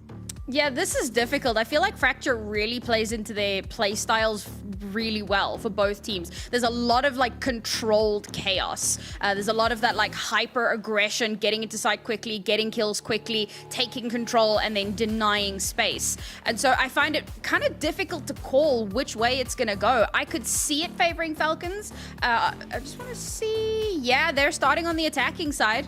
So I think that there's a huge favor in this for them. If they can really take advantage of that and run away with some rounds, I could see them taking it. I think maybe one of the other changes you're going to see versus even the previous two maps is that when you take a site, much more frequently Ascend in particular are going to be willing to commit to that retake, because saving on this map, it's not as easy, there's not as much space, and if you simply burst into a site, take control, you won't and even find a kill or two along the way, you may still have that 3v5, whereas previously a save would be attempted a lot, although towards the end of the game we certainly saw Ascend still roll the dice and try those retakes. So I think there's a lot more pressure on that squad from start to close of the round, where you don't get as much time to breathe. Okay, Mitch, I asked you, you know, a question before Ascend started. You know, like as a coach, what would you tell Falcons to kind of swap things around? Now I'm going to ask you, what would you tell Ascend? You know, they were very close to closing this match with a 2-0, but now they have to play that decider with probably a Falcons that is, you know, feeling on top of their game. Hey, we managed to come back from that. We won them on their map pick, a map that we lost yesterday. So how does Ascend go back into the game mentally? Yeah, I mean, we heard it in some of the interviews earlier about playing your own game, but I think it's incredibly important in this moment, as much of a cop-out answer as that is. The reality is you can't think about the series so far. You have to still come in like you're the better team. The one thing to keep in mind, in the back of their mind, is that this is a squad now that's not afraid to disrespect them, to take some of those hyper-aggressive plays. So I think remaining at a fundamental level together, whether it's in those retakes, whether it's in site holds, they need to be playing this one as a unit, because individual play won't get them past what Falcons brought to the table in map 2. Yeah, exactly. And you think about the confidence as well. Maybe one of the reasons why Falcons was able to close this Ascend game is because of those pistols. They won both of them. Of course, that gives you a lot of leverage to play within the rest of the half. Maybe Ascend has to, you know, be on top of that and you know, try and be a little more creative in that sense, Sam, so they can start off with a good foot on this last map.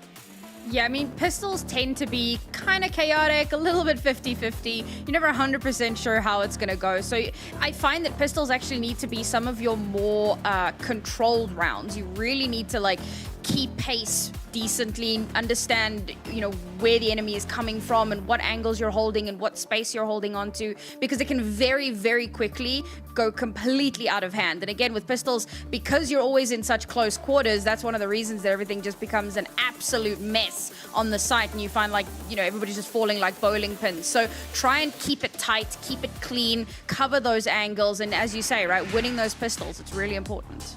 Yeah, and as we jump into Agent Select for our last map of this series, we seeing any surprises? I don't think so, guys. Well, good news for you, Sam. You wanted to see Chanel on the Neon, and you're getting that.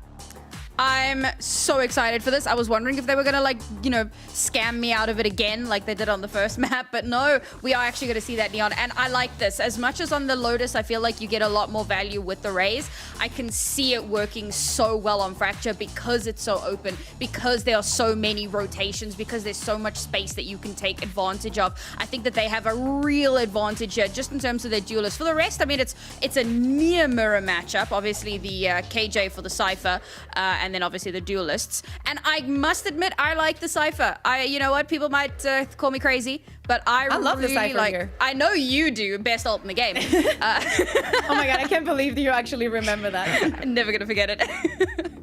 Okay, Mitch, can I get some quick thoughts from you on this Agent Select before we toss to the game? Yeah, I think, look, the Agent Select went as expected. I was thinking maybe Chanel would swap over to the Raze after what we saw earlier today, but ultimately there's not a ton of differences. I think the thing for Chanel is not running into a Cypher on the other side. I mean, she has a lot more freedom to slide around those corners and actually take space. So I think the comp that Falcons is running plays into what Ascend want to work with.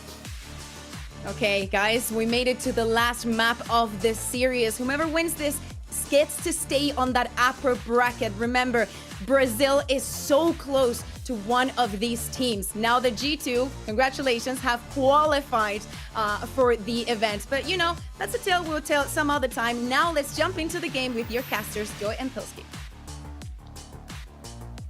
Yes, indeed. Brazil is still on the line, and one of these teams might get a little bit closer when they end up closing off this match and continuing their run in the upper bracket. But right now, we find ourselves on Fracture here, Pilski, with Falcons starting on the attacker side.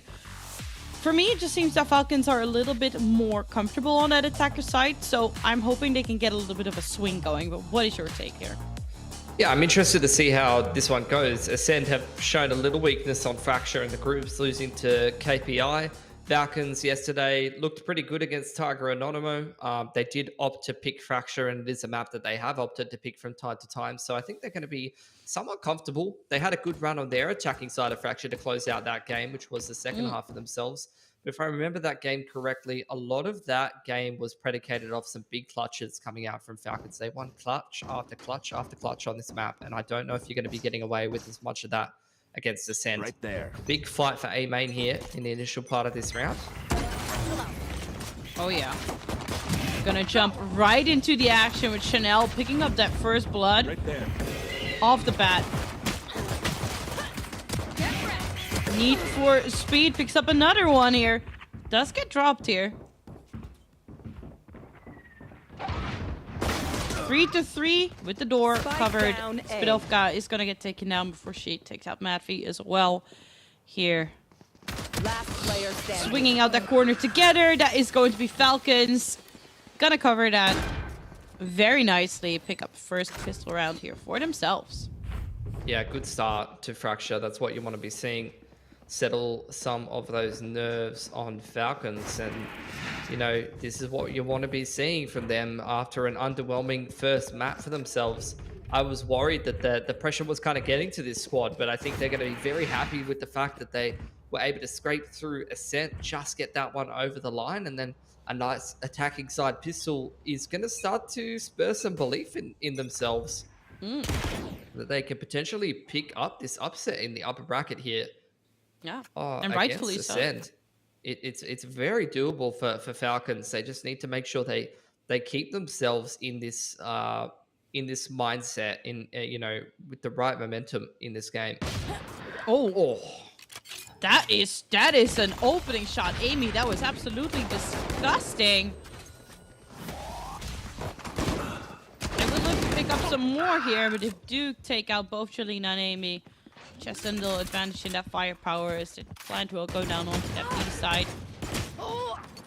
Chanel managing to still take out Ruzica here.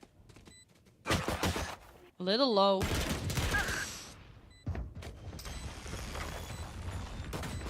One enemy remaining. Oh my god. Oh. One remaining. Hate it. doesn't quite get the clutch hit out, but close. Good damage.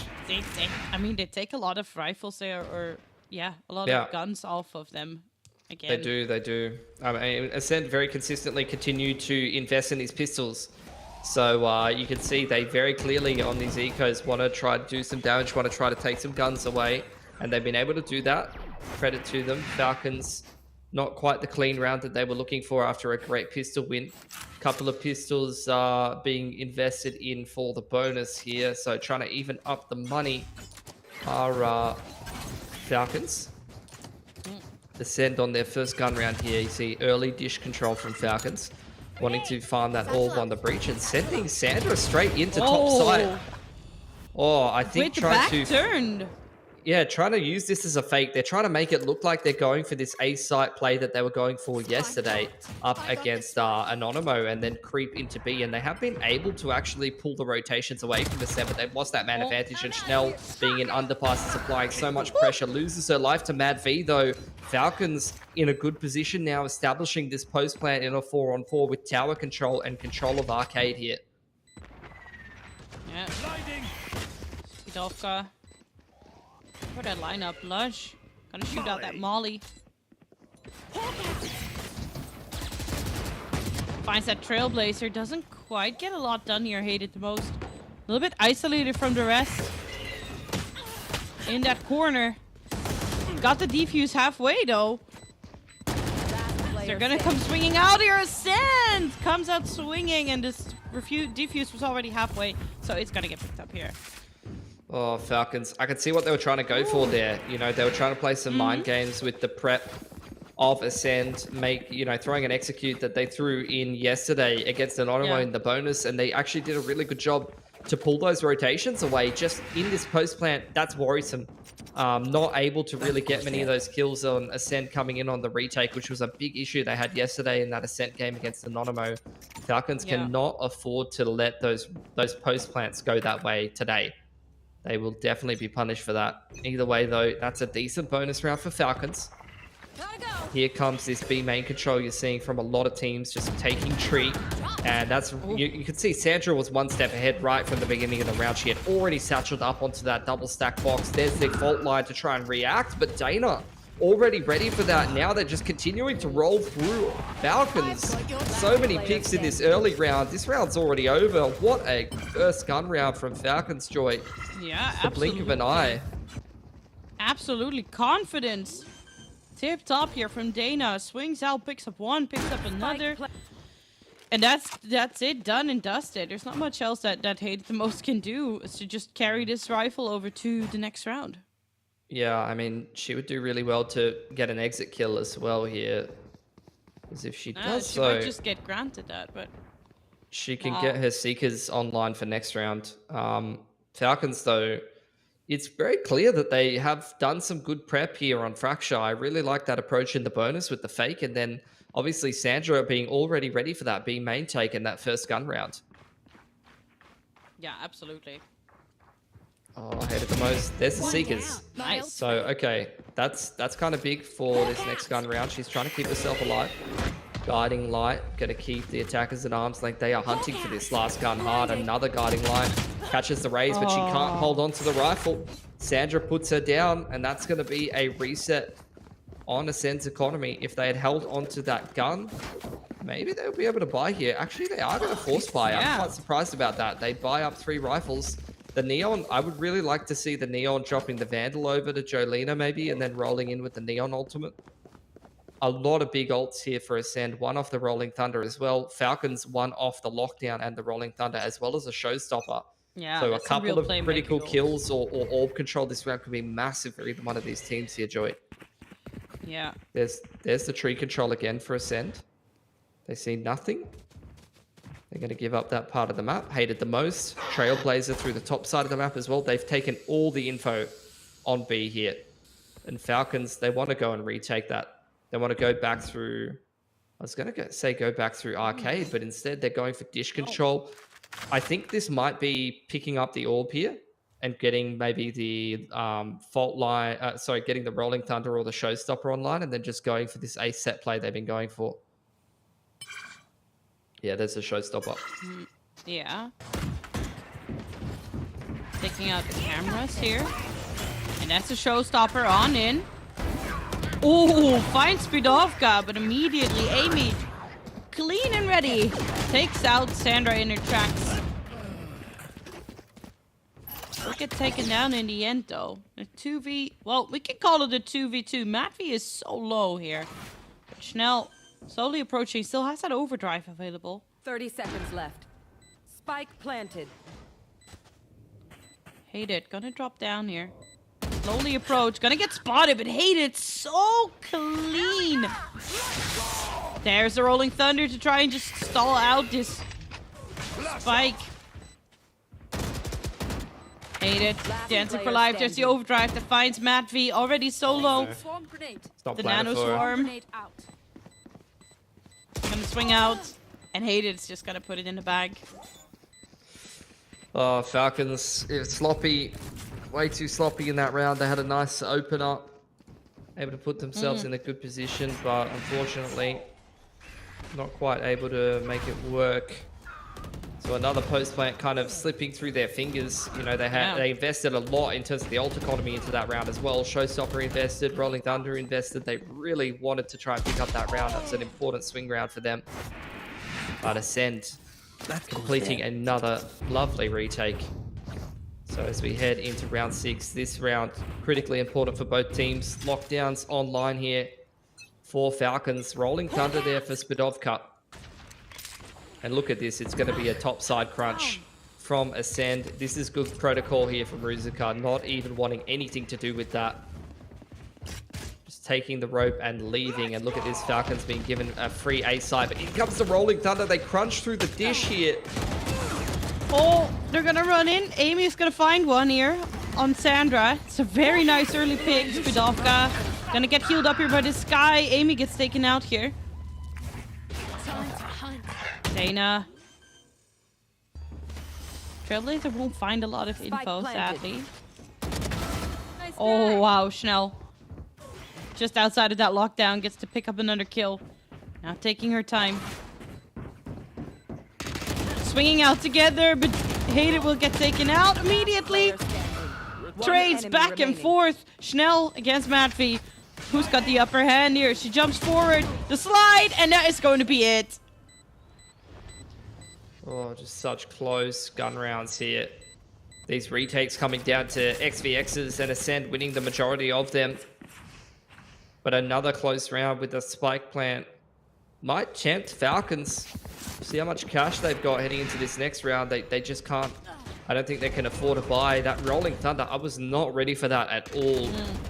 You could see Spidovka and Amy wanting to get out dish, recognizing that some spawn control had been taken, so they just invest that to try to pick that raise, and they're able to actually put themselves in a man advantage situation from doing that. Falcons, yeah, back down onto the half by. Unfortunate. These rounds have really been on a knife's edge, but unfortunately a bit of a missed opportunity here. In comes once again the tree take from Ascend. It's been one of their kind of go-to moves here on Fracture. Tree take comes in, then the Trailblazer clear the top side of the map, and after getting that B information, they usually kind of float an extra player over towards A, where the Cypher setup is.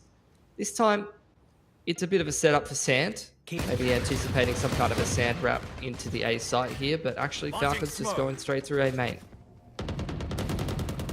They're going to kill the planter here, probably. Fault line plus a Brimalt. There it goes. Yeah. Advi's dead, but she actually got the plant, honestly, so that's pretty good. Yeah. Orbital Strike for Lush online as well. Maybe try and deny that defuse. That could be massive. Could be massive indeed. There's a guy making her way. Gonna spot some heads here. Takes one, but gets traded out. Sandra manages to find Amy as well. The Molly is down onto the spike. Oh, there comes... Did she get it off? Yes, she got the orbital strike off, but she will pay for that with her life here. Hated the most, finds the blind, but it's not going to be enough here. Sandra's going to shut her down. The paint shell's going to try to deny it, and it will! They just bought enough time, maybe? Oh, Oh yes, my god. it did. Falcons. It did. Wow. paint shells to finish off the round here. That couldn't have been closer. That honestly couldn't have been No. closer. And that was her second paint shells of the round with the multi-frag. So that's a massive round for Falcons. I was talking about how close these rounds have been. Coming down to the XVXs, which means that Ascend's economy has been taking a beating, and they cannot afford to lose a round against the Sheriffs like that. Credit to Falcons just using all of this utility in the post plant so well. And that is a round that is so impactful, because look at the effect of that on Ascend's economy. Like I said, all of those XVXs coming down to 1v1s, 2v2s, 1 or 2 players surviving for Ascend. They could not afford to lose that round, and their economy, unfortunately, is broken now. It's in shambles. Chanel has this A main control. She's thinking about taking that orb so that she'll get her Neon ult online. Falcons this time walking towards this B side of the map into the Cypher setup. Good info to gather here. Stop the cage getting triggered. Spike drop. Oh wow. That Amy was not ready for that one. As she just peeked around the corner, takes Amy out. Plant goes through, there's the blind. Chanel just chasing on in, picks up 2 here actually. Really nicely done, Spidovka. Out of charge. Tries to swing out. Will get shut down. Blinded. One enemy remaining. Oh, Chanel. Chanel actually managed to pick up the rifle here. Still has a good chance of winning this round. Will rush on in, picks up another, but doesn't check the other angle in time and will get taken out here. Oh, again, another XVX 1v1. Won such a by good Mad try. V, swinging off the protocol. It was, yeah. Again, it's Chanel seems to do the majority of the damage here on these rounds with the Sheriffs. Able to pick herself up 2 with the Sheriff and then 2 with the Vandal. And look, although that is not a round win for Ascend, that is a lot of pressure on Falcon's economy. Same story can be said for them. I said Ascend taking way too much damage in some of these XVXs. This gives Ascend the chance to actually go for a reset round here, and with some nice tools online like the Neon Ultimate, like the Seekers, they could definitely be able to do it. Trailblazer this time through Dish gives a lot of information over to Hated the Most, who's going to clear the top side of the map. Trailblazer from Dana clearing a main here. Showstopper is online from Sandra. Yeah, Overdrive is on as well, of course, and they can do a lot with that, but the Showstopper just had the upper hand there. Immediately takes her out. Can't even pop anything else. Looks like both teams going to slow down here in the mid round. This is a big orb from Dana as well. In these mid rounds, it can be so tricky to read the rotations on Fracture. You don't know if you've lost the top side of the map. You don't know necessarily whether someone's pushed into underpass. So getting the Seekers online in the mid round here could be absolutely massive for Falcons. They're going to go and clear underpass. All of these steps heard by Amy, and that is prompting a massive rotation. Seekers have come out in the meanwhile from Hated the Most. That's cleared all of A main. And look at this 2-man rotation in through spawn side. Ascend know exactly what's happening. The side setup is still up. In come the Seekers from Falcons. Yeah. Amy knows what's up. She's holding that angle down. We'll take Kruzik out. Has to reposition now. The Sand will pick up another, but now Falcons come swinging out as Dana shows up so strong here. Picks up 3. And that's going to be another round here for Falcons. Nicely done. I mean, I was feeling like, looking at the fact that, you know, Ascend have lost this map to KPI and Falcons have previously picked this map. They beat Anonymo on it yesterday. They've had a pretty good run on it lately. Seeing this as the 3rd map decider in this series, despite the, you know, relative level of these 2 teams and the experience diff that I really kind of favor Ascend in, I felt like this was winnable for Falcons. And you kind of pointed out they had a great attacking side yesterday against Anonymo in the game that you cast. And again, it seems like on attack here, they're doing a lot of damage ever since they won that round with the Sheriffs and put so much pressure on Ascend's economy after losing a couple of those retakes. That really has kind of opened up this landslide of rounds in the favor of Falcons, and it really feels like they're running with full momentum at this point. Yeah. Yeah, couldn't agree more. They seem to just be feeling themselves, and Ascend knows that too, and they've called for a little bit of a tech timeout. We'd still have an uninvested Neon ulti, the Overdrive. And Amy has that Neural Theft online. Which can gather quite a lot of information for them, given that this map just takes so long to rotate if you're not going to use that zip line. That's right. Yeah. Lockdown's close for Bruiser. Rolling Thunder's there for Mad V. Seems like Falcons just want to keep this round relatively stock standard, simple stuff. This time, Amy once again set up on that B side of the map, hated the most, trailblazering through Dish. And Ruzikar a little bit scared that there might be a top side crunch coming in, not wanting to commit towards that side of the map and going to swap with the rest of the team. He can't go across the zip line, Joy. No, not like this. No, that's such. Oh my God, they do trade. Get that back together. Oh, that was a heartbreaker moment. We're all thinking about that one round in champs with EG on the zip, or was it NRG on the zip line? Or I think it was EG. Can't remember. This is the A main retake. Oh, Chanel. Force back here a little bit as well. Will fall in the end. It's just Falcon so quick right now. Really found their swing. Coming around. Going for that plant here on A. It's just Amy left. She's usually pretty good in the clutch, Joy. That she is. She's got the potential. The door's being held here. Amy pushing around this corner. Looking to keep the dream alive. Picks up Lush. Gonna find that Neural Theft to find it. It's gonna look for it and it's gonna do it. Gonna look for that defuse. Will go through, obviously. She's the one that clutches this out here. Keeping Ascent in this. That's a pretty big misplay from Falcons, so it has to be said. Dana way too far out to trade that kill on site. She gets, I mean, this was chaos. That should not have happened. That spiked my blood pressure, and I think I'm going to need something in the break to kind of come back down to earth between series, but I've still got a whole other half to cast. This is what I'm talking about, though. As soon as Luge gets peeked here by Amy diving through main, you can see Luge was turtling in the corner. That's where Dana needs to swing and trade that kill every day of the week. And, you know, not being able to convert a 1-on-2 like that with simple, no-nonsense protocols like, you know, playing contact in a 1-on-2 and using the man advantage to your benefit are, you know, the kind of mistakes that you really can't afford. Oh my God, this underpass crunch against the lockdown. Oh, the judge. Up close, baby. That's what you want to see. That is what you want to see. As the overdrive comes around the corner, gets shut down though. Does take one out. Watching this spot. Yeah. All of a sudden, Ascend just 3-man standing. Yeah, you could see they were playing around the lockdown in underpass so heavily. They wanted to try to hard counter that. They had the right idea. They had a right read on this round, but unfortunately, wrong execution. Trailblazer goes up into the B site here. This time Amy swapped over towards the A side of the map. So this is the weak side in theory, if they can get in. In comes the Rolling Thunder. Yeah, on spawn side, that's a free site. But Hated the Most could actually do some damage here from tower. Spike planted. Oh, nope. Is not going to do that. Matty will take her out.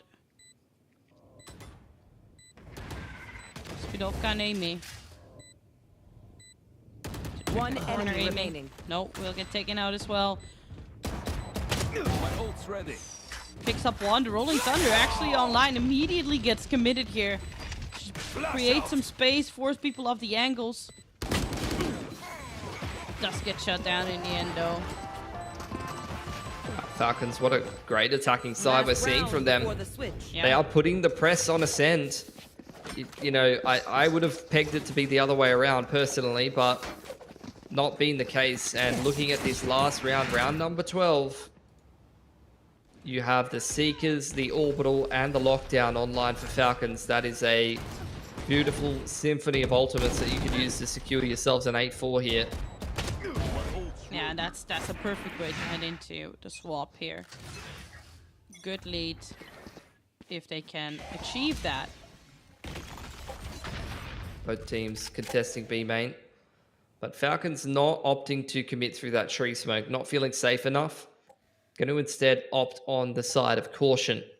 Similarly to before, Ascend, after going and taking tree, or pressuring tree rather, they're going to wrap towards that arcade side, start to rotate in. In come the Seekers and the dog through door. Ascend are fully retake on this site though. They're looking to play off the trips, try to spam Falcons as they come into the site here. Oh. Lockdown getting committed here by Falcons. They want to try to secure this round for themselves.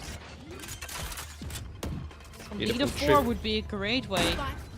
Trip gets avoided really nicely there. And look at all this post-plant util. You've got nanos on the spike as well as a molly and an orbital here.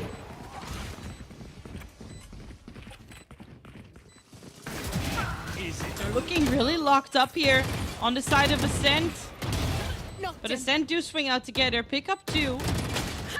And that is gonna be actually really well executed. Jolina does get taken out here. We do have Orbital, of course, still available. Will get committed here. Ruska, can she do it? Yes, she can. And that's going to be a nice lead here for Falcons. Vega to start off their defender side. Yeah, their attacking side this time, similar to yesterday against Anonymo, was fantastic to watch. I think it was kind of, you know, here or there in the early parts of that half. You know, we were 3-3. I was seeing Ascend win a lot of those retake situations and started to get worried about Falcons, but it really, I feel like that, like I said, that watershed of rounds really came off the back of that Sheriff win in the post plant. As soon as they broke Ascend's money with that round, they were really in the driver's seat of that half. And I think heading into the defense now, they're going to be feeling like this is their game to lose. Still nowhere near done though. Ascend, we'll see what they have to offer for us on their attacking side. And it's something that Mitch kind of pointed out on the desk. Without a Cypher on defense here for Falcons, Schnell's going to be given a lot of freedom to be able to sprint in on the entry into these sites a little bit more seamlessly without having to worry about trips or anything to kind of hard zone her off other than maybe reactive breach utility. Trailblazer coming in through sand side. Schnell's going to follow it in here. Does take sand control. Rotations coming out from Falcons. They're actually going to wrap through the top side of the map. Cam is there for Amy, though.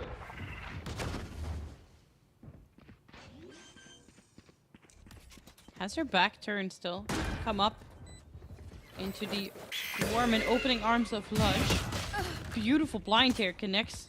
Gonna give her an opening frag that gets taken out. Big flank from Amy. Oh. Oh, yeah. This is how we like to see Amy. Holds off. Doesn't get spotted by the Killjoy. Finds up Madvi, and this is her trigger discipline. Amy, so clean. Comes around the flank, picks up 2 just with her patience. Finds that angle. Is she gonna pick up a 3rd here? Is she actually? Remaining. No, she's not. Oh. Round's done anyway. Just a beautiful round from Ascend. Yeah. Lovely little set play. You know, smokes over onto sand side. Trailblazer with the neon to follow it in. Then Amy, you know, the cab spots out the top side wrap from Falcons as well as the late flank on through spawn side. Really, the flash as well was beautiful for Schnell to aggress on tower. Really could have been a double if the timing was even a little bit better. So Ascend, you know, beautiful round. Right from start to finish, and exactly how you'd want to start off your attacking side here. Now into the anti-eco for them. Want to try to set themselves up for a pretty clean bonus if they can. And we're straight back to a pretty tight game here, Joy. Yeah, we are. It's looking more and more even as these rounds progress.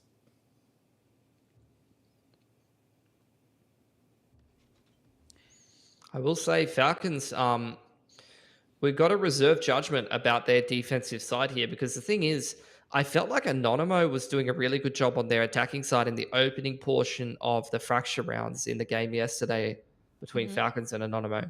And what got Falcons through that defensive side, I felt, Joy, which they started on defense, was a lot of clutches, right? Yeah. So I feel like that gave them a 6-6 that maybe, you know, they didn't I'm not saying they didn't necessarily deserve, but they got predicated off 2 or 3 clutches in the opening half, and then they closed it out on attack. So let's see what we're going to get for their defensive side if they don't come through with as many of those clutch plays this time around. Spike planted. Yeah. Nice position up here from Dana. Chanel finds himself a little bit surrounded here. Get some backup here from Amy now. Not really going to spot anyone there.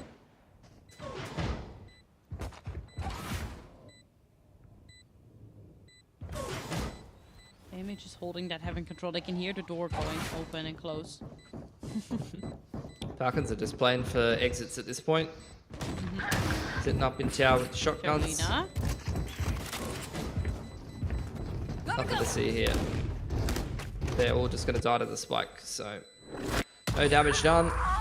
Not going to feed any ult orbs over to Ascend side either. Ascend quite happy with how that anti-eco went. They don't lose any guns, and they're going to go into this bonus round with a fair bit of firepower. 3 Bulldogs, Spectre, nothing to sneeze at. Here. First gun round for Falcons. Really want to see them get through this round quite cleanly, not drop too many of these guns if possible. See what we're going to get for Ascend. Similar to what we saw from Falcons on their attacking side. They're running the 1-4. The Sentinel left up on the top side of the map. The rest of the team looking to control whatever area of the map they're looking for. This time it is B main towards tree. Maybe a bit of orb control on the cards. I think that's been thrown over to Spidovka to get her closer to the Rolling Thunder. And I believe they're going to wrap into Arcade and pick up that orb too. Gonna see. Yeah. Going to wrap around, and as Matvi rotated off, just gonna go uncontested. Yeah, a main taken by Falcons in the meanwhile, but hated the most keeping tabs on that. Well aware of it. Just making sure that they don't lose too much map control without, you know, the info that the rotations could be leaning towards the speed side of the map. And this is actually going to prompt Ascend to speed up a bit here, Joy. And it is indeed making an entry. They are. Molly gets used here as Lush. A little bit stuck between a rock and a hard place. They know where she is. Matt V swings out of that smoke, picks up 2, gets taken out in the process though. Oh, excuse me, that was Lush falling. Matt V actually picks up 4K for herself. That is insanely impressive. That's just one of those Mad V rounds. Just explosive, multi-fragging potential. It's why she's been so entertaining to watch, and it's definitely what caught my eye about her, watching her in the Contenders game that we got to cast of Falcons. Yeah. These kind of rounds where she just running out of the smoke, perfect crosshair placement, looks like a bloody turret on a swivel there. Look, after such a beautiful 4K, they did unfortunately lose a player to the paint shells at the end of the round, which is actually going to cook their economy a little bit. So heading into this first gun round, once again, a main control is the name of the game for both teams. Sandra on the off angle does at least get one, and then the breach util to zone. Can she get out? Oh, they got out and got another one as well, Joy. What a beautiful start to the round for Falcons. Fantastic, Matt V. I was afraid that she'd get forced off the angle here. Doesn't. Picks up one as she rotates away. Really nicely done. And now Ascend. Trying to make an entry. Trying to make something happen here on that A side. Dana will pick one up though. Amy will trade her out. Cypher cage used. Spike needs to be retrieved still. Chanel will take care of that. As Amy finds... Oh. Cage triggered. She's making plays here, Joy. She's not messing around. No, I mean, we did see Sandra showing just a little bit there. Amy spotted that out. Will step up, but doesn't get the upper hand in that trade. Oh, that's just perfect Sandra. breach utility. Honestly, perfect breach util from VADV. You can see Sandra was just jiggling. She's just waiting for Ascend to aggress. The spike hasn't gone down yet. It's just perfect protocols. Beautiful discipline from Falcons. She jiggles the angle, sees the Cypher, calls for the fault line. You know, you're already up a 2-player advantage. But on top of that, this is how you 100% rounds, and you make sure you don't throw away extra guns and silly you know, mantis of mantis situations. Yeah, Just absolutely. 100%ing things with the breach util, the aftershock as well to push the planter off into the open. Just smooths things out a lot. So it's really nice play from Falcons, who they hit double digits here. They've got the Rolling Thunder. They've also got the Showstopper, one off. Spadovka, one off her own Rolling Thunder. And it looks like this time it's going to be a quicker one through Arcade here for Ascent. Surely the orb given over to the breach. Indeed it is. So there's the Rolling Thunder online. Are they going to speed up off the back of that? They've cleared the turret. They have Trailblazer. Doesn't spot out Rusica. Oh, they're going to fight for spawn here? No, they're just going to instead smoke up into the site. They're saving the Rolling Thunder for the post plant. That's a big pick from Amy over on this side of the map. I saw you. That is Neural Theft coming online as well. That will provide a lot of information for all of her allies on that B side, setting up for this post plant. Yeah, this round's unwinnable. You're considering the save here as Falcons, to be perfectly honest. They're going to go for it, though. Yeah, they want to try and put a bit of a dent here to Molly.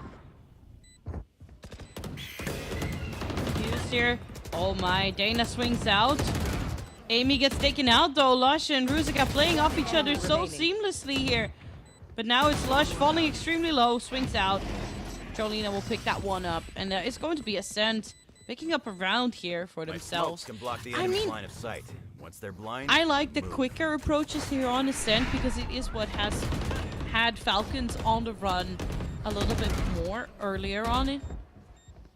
I don't mind that from Falcons going for that 3-on-5 there. They're able to actually take 3 guns away from Ascent. Yeah.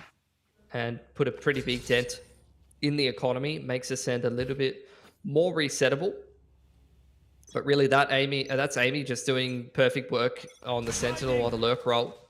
Able to deny that A main push. Fracture is all about the push and pull of taking map control, going for these quick flanks on defense to give yourself a little bit less of a one-dimensional retake. And at least in this case, Amy has punished them for trying to take that map control. Trailblazer goes through A main here for Ascend, and they're just going to abandon that top side of the map and go as 5 towards B stairs. Rolling Thunders there for Spadovka. Is that going to be invested straight away here? Are they going to save it for the post plant? I think they're still kind of deciding. Turret's destroyed. Looks like it. I mean, turret will get taken out here. Rusica is aware of that. She is around. Rolling Thunder and Showstopper there for Falcons, and Ascend actually opt not to go Here. after applying a little bit of pressure. They're worried that they may have lost too much map control elsewhere, so they are going to go and Guiding Light into A main. Doesn't scan anything, but doesn't go deep enough to clear that right corner just yet. Hated the most, you know, this is what you see on the Lurk Sky, just applying pressure to the rotations. Fault line goes up into heaven. Just trying to pull rotations off of B, and they've done that perfectly. Look at this, only Rusica here playing retake. The thing is, Falcons don't mind that though. Like I said, they've got Showstopper and Rolling Thunder, and they're going to start to contest this plant. Oh, there's the Rolling Thunder in response. We see the Showstopper into the corner. Will take Schnell out of the equation. Jolina starts gunning down, picks up 2 Falcons here. As well, the Orbital Strike gets committed, make it 3. She will get taken out in the end. Hated the most arriving to the scene. What can we do here? Oh, looking for that defuse. McAfee solo wants to find the blind, doesn't get the chance. Dana gonna find a defuse. Put another round in, putting Falcons up for 11 here. And the win is starting to smell really, really close. Yeah, I mean, Falcons, I was saying that they got through some of these rounds with the clutch play in the XVXs. That's another clutch coming in, continuing that trend on over, but still, despite some panicky, some shaky rotations just from a little bit of Sky Util over towards the A side of the map, which was worrying for me. Like I said, they had those big combo of ults to be able to smooth out that retake. The Rolling Thunder Showstopper is so difficult to hold if you're trying to establish yourself a post plant or if you're trying to play that post plant. And that was evident there. I mean, even after investing those ults to try to make up for the fact that Falcons have kind of over-rotated a little bit and are a little bit out of position, it still comes down to, you know, a 1v1. But Falcons are able to scrape their way through. After all said and done, Ascend going to take a timeout here. They've got some difficult decisions to make. They understand how fragile the economy here of Falcons. They have a window back into this game where, you know, if they do try to invest somewhat in this round, they have the Seekers, as do their opponents. They could potentially try to break the money early here and get back towards that double digits. Or they could kind of take a save here, maybe a little bit of a half investment with a hero rifle or two, which is, I think, what they're going to do. They're kind of buying down to 2k. Looks like that is going to be the case indeed. We're setting up for B. Yeah, just taking some B main control. Guiding We're lights gonna being get that exchanged. overdrive online here. Yep. Good orb control. Oh, Amy's been picked over on the top side of the map by Sandra this time, though. Oh, that's So not a great start. No, they lose information on top side. I don't know if I invest these ults now for Ascend, and that's one of the rifles going down as well, is it not? I've got your trail. Yes, it is indeed. And now the overdrive comes out. Seeker, Trailblazer. Trailblazer actually will hit. But the overdrive will still pick up a kill here. And it picks up another. Spidovka is there to assist as they take down 3 members of Falcons Vega. Ascent not quite ready yet. We'll find the plant here onto that A side. Planted. Luch one off the orbital here, Joy. Yeah, she is. Just needs 1 kill to get that stuff online. Molly will fly out. Spidovka stuck in that corner. Chanel holding the other one. They'll come swinging out here. Lush and Ruska. So clean, but now it's all down to nothing. Lush will get that defuse. Will put Falcons Vega up for match point on Fracture. Another clutch. Another Fantastic. clutch. It shouldn't have even been that close, though, Joy. I mean, they got No. the pick on Amy on the top side of the map. It was only a half buy. I felt like they were really trying to force those fights on Sandside. Like, look at this.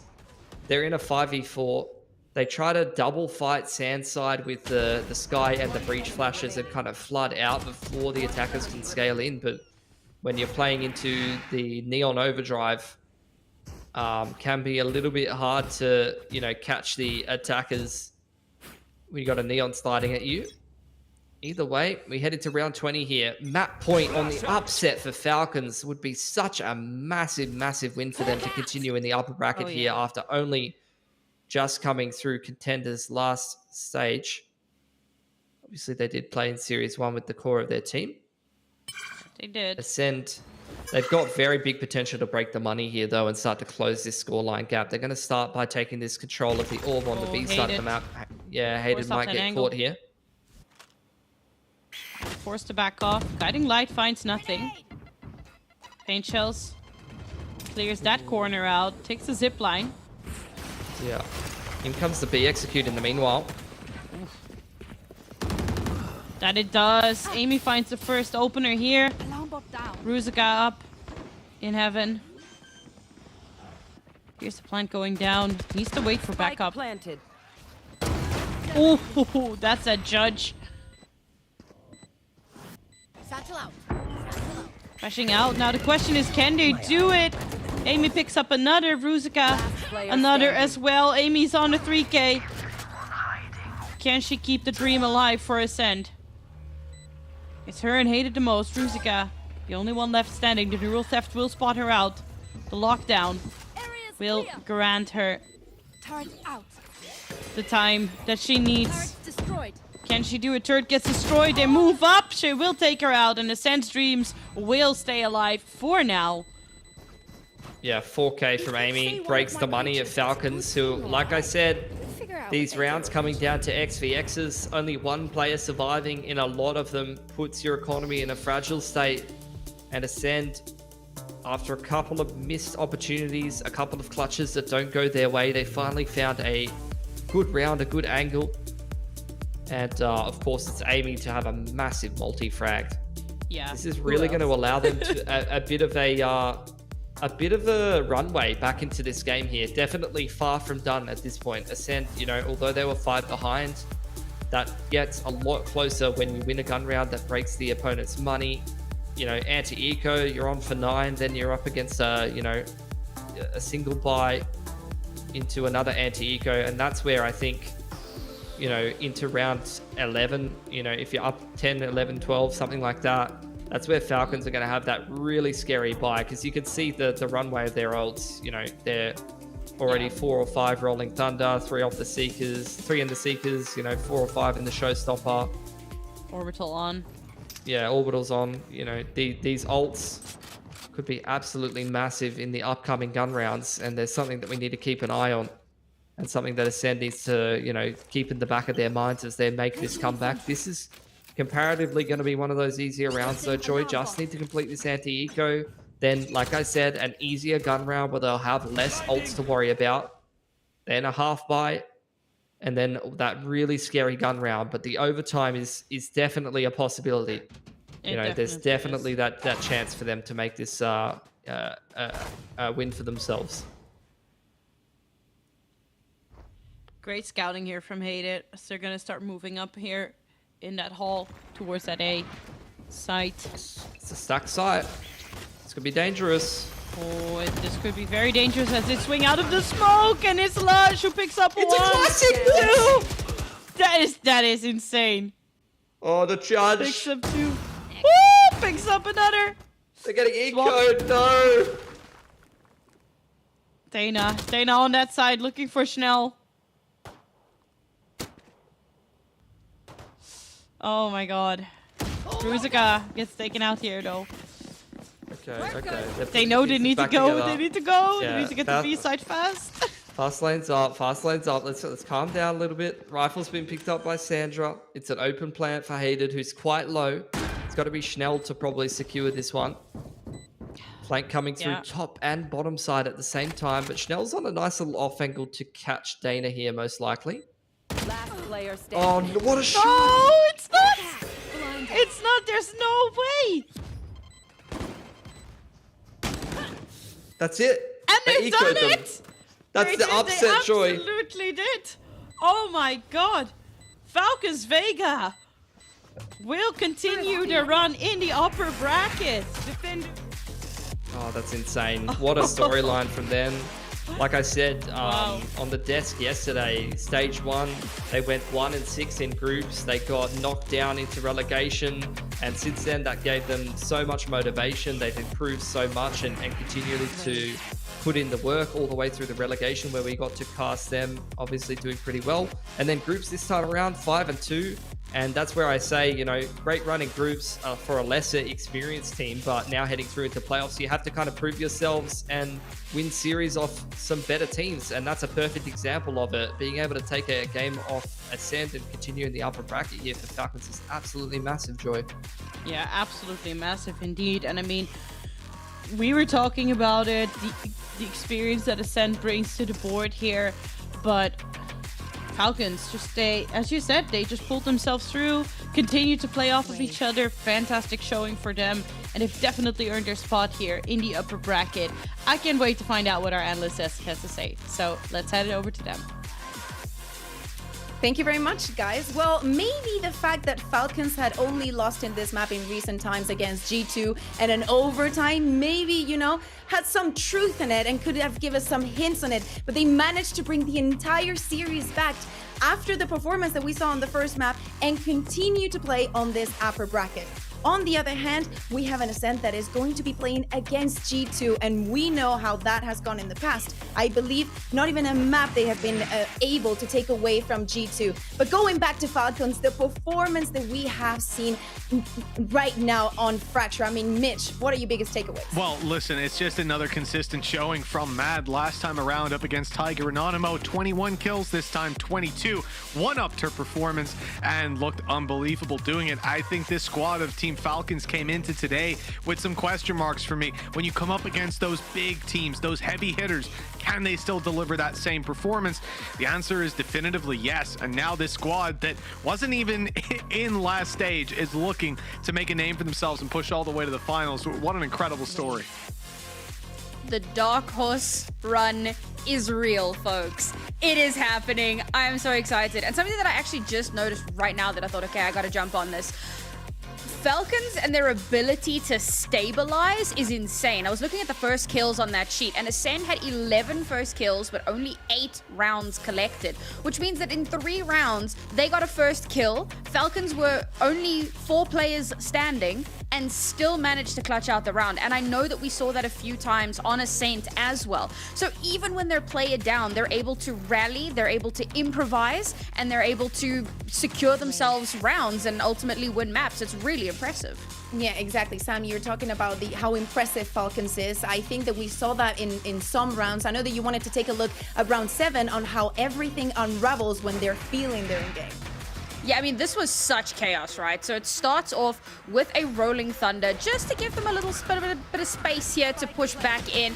Bomb, well, rather Spike is being planted instantly. We've got Orbital Strike coming through to get the kill. Now things start to get really scary, right? You're in an anti-eco. You're not entirely sure how this is going to round out. And we see quite a bit of util coming through here. First, we start moving in onto the side. Now we're blasting off, trying to create that space. And Ruska coming through here gets that first kill. And still, the Sheriffs are absolutely singing. Now that first flash comes through, and somehow it's Hated the Most who's going to clutch this one out. She gets a double kill here in the middle of nowhere, and now it gets scary because she's got like no bullets left, but she goes for the flash play, tries to peek out, tries to get the kill, and gets shut down. And more of that utility is coming through. It's all about that util play. So much of it coming through round after round, moment after moment, and in a round where they actually should not have come out on top because they had such good utility usage, Ascend just could not hold out. Yeah, exactly. Also, Mitch, you were mentioning another player that we wanted her to show up, to show, you know, her real face, one that we saw yesterday, and we want to keep seeing in the server, and that is Madvi. Why is she so special? Just remind people, because some of them weren't here for the pre-show. I mean, look, that says it all. This is a breach player, a supportive player, typically, and she's decided to support the team by just taking the reins and running all the way to the finish line. Still up there in terms of assists. Sure, Ludge is going to be there as well, 18 assists, which is insane, but you know, Brimstone's kind of cheating with the smokes. For Mad V, it's all about those impact assists. Every single one of those was due to damage being done or due to those flashes popping. The ability to get her teammates, typically on the A site, in towards A main and still hold drop, not only hold it but completely maintain control of it, was just unbelievable. In the previous series we saw against Tiger and Anonymous, and it's been very much the same thing here. This player has so much depth to her. We've already seen in this series a number of different agents being picked out, but I have to say, somehow the breach is by far my favorite to watch. Again, maybe if we get a Yoru out, I'll think a little differently, but not today. Maybe next time, you know, they're still in the upper bracket, so even if they lose, they even have more chances to show the Yoru again. Even on that last round with just the stun over to help her teammate gets the players. Well, the good thing is that now we're going to have an interview with Sandra, if I'm not mistaken, so she can tell us about how she's feeling and how the rest of the team is feeling now that they've gathered this victory for themselves. I believe that she'll be joining us. Hey, Sandra, how you doing? Hello, I'm great. How are you?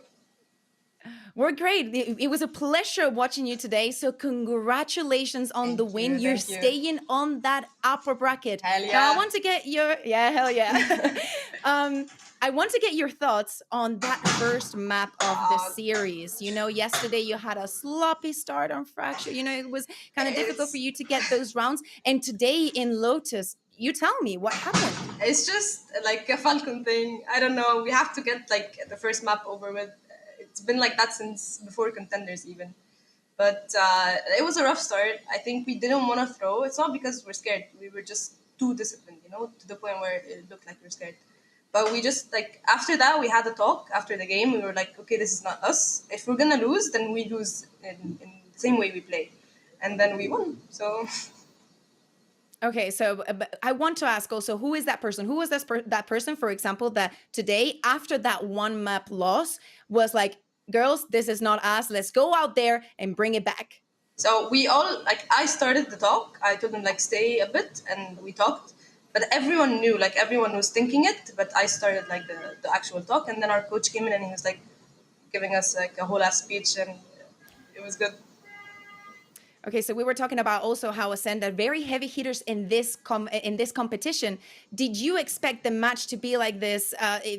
Did you find them a big opponent that you went against? Like, do you consider this another victory on top of everything that Yes, you have of achieved course. this past They're month. a very good team, and their synergy is showing, you know. And we have to respect that. They're strong and they're good, really good actually. So of course, it counts more as a win because they're a really good team. So now that you're in the upper bracket, your next opponent is either going to be BBL or NASR Ignite. Do you have a favorite? Would you like to go against another super heavy hitter like BBL, or do you want to come and play against the other team that came from contenders as well? Honestly, I don't know. It depends, but like I love BBL. I'm rooting for them anyways. But and Nasr, of course, I love the girls. I want Nasr to surprise us though. Like I think everyone is expecting them to lose, but I want them to surprise us and get this dub, you know. And whoever we play let's get with the contenders teams. Yeah, we'll just contenders teams upper bracket. That's all I know. Contenders V2. Yeah, exactly. But yeah, let's see. It's gonna be a good match. Definitely. Okay, Mitch and Sam, I don't know if you guys have other questions for Sandra? I actually had one. Just speaking about NASR, if you guys end up facing them, you guys faced before within MENA, right? Yes. Is this a team that you think you guys are very familiar with? Would you be confident going up against them? No. We would be confident anyway. I feel like we're always confident. It's a good thing about us, but it's a different team. Like they're way better. Yes, they changed a lot of things and players, and now they're very strong. So yeah, it's gonna be exciting. Those are positive improvements, you think? It's made them stronger? Yes. Okay.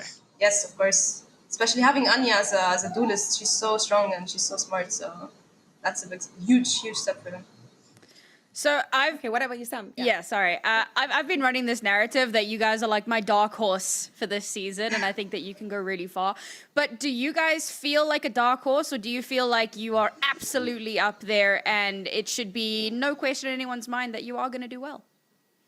That's a great question. I mean, we don't think of others, like we have no pressure from anything because like no one's expecting anything from us. Like we don't mind, but every player wants to win this whole championship, not just playoffs, you know. So we're not thinking of how we look or if we're the dark horse or underdogs or whatever, but we just want to win so bad, and I think it shows. Like we held on to that. Ascent came hard, you know. But yeah. Okay, we will be here to support you, Sandra. Thank you very much for the interview. Again, congratulations on the win, and we will see you soon. But for now, go and celebrate. Oh, hell yeah, I'm and going. Call your grandma. Don't forget to call your grandma. I called her before, after the first match, by the way. I got her prayer. But but thank you guys so much. Thank you, Sandra. Bye-bye. We need to keep her, okay? We need to save her. I like her. She needs to stay. Yeah, exactly. Well, before we even think about the next match that we have today, there is something that we need to talk about. It didn't happen here on this stream. It was happening on a B stream. You guys might have been able to watch it, to see it at watch parties, but G2 have won their game. That means that they're automatically qualified for Brazil, either through winning the event, something that they can still do, but if G2 decided that tomorrow they don't want to play anymore, they just want to, you know, get some rest before going to Brazil, they can stop playing and qualify by points. Again, this only means that G2 is 100% going to Brazil. That doesn't mean that the rest of the teams do not have a chance. On the other side and on the sad side, we have to say goodbye from the competition to Tiger Anonimo, but you know, we will be seeing them next year. And with all of this said, I know that it's been an intense series, but we have still another match coming up. It's going to be BBL Queens versus NASR Ignite. So bear with us, and while we take a break and get ready for that one, take a look at this Prime Gaming post-match highlights.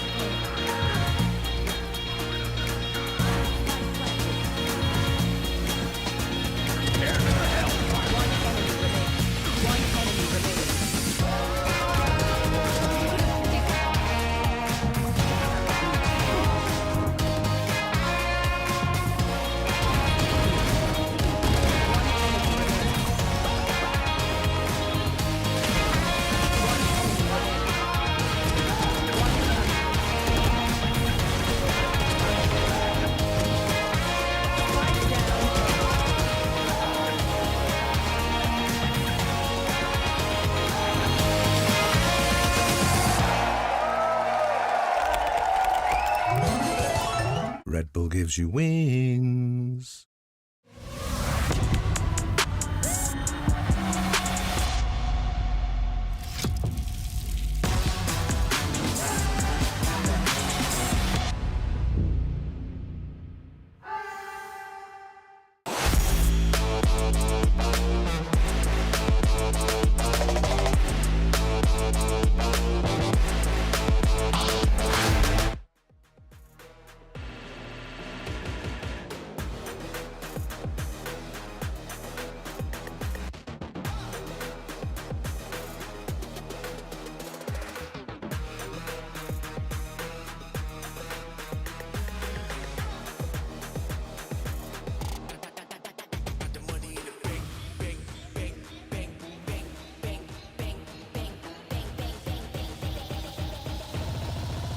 Got the money in the bank. Hit you with the 808. Hit you with the. Hit you with the bank. Hit you with the. Hit you with the 808. Hit you with the. Hit you with the 808. Bang to the break, bang to the break, bang to the break, bang, bang, bang, bang, bang. I'm a boss, and you know that I'm finna shine. Got the money in the bank.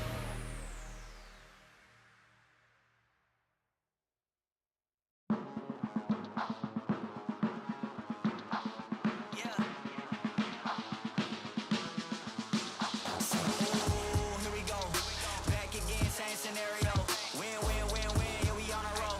Yeah, 2, 4, 6. We like 10 and 0. I should probably tell them something that they didn't know. Back then, we was down with nowhere to go. Might have been down, but we didn't fold. Now we running it like some intervals. Ooh, what now?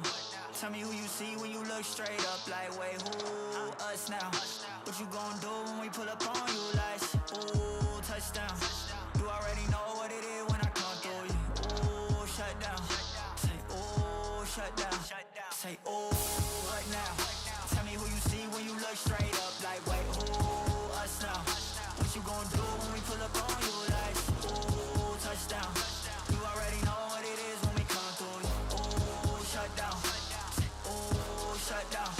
Say, ooh, give me that crown. I need that now, right now. Ooh, don't make a sound. This is my time. You hear the crowd. Hey, we need that rain. Me and my team. Deja vu.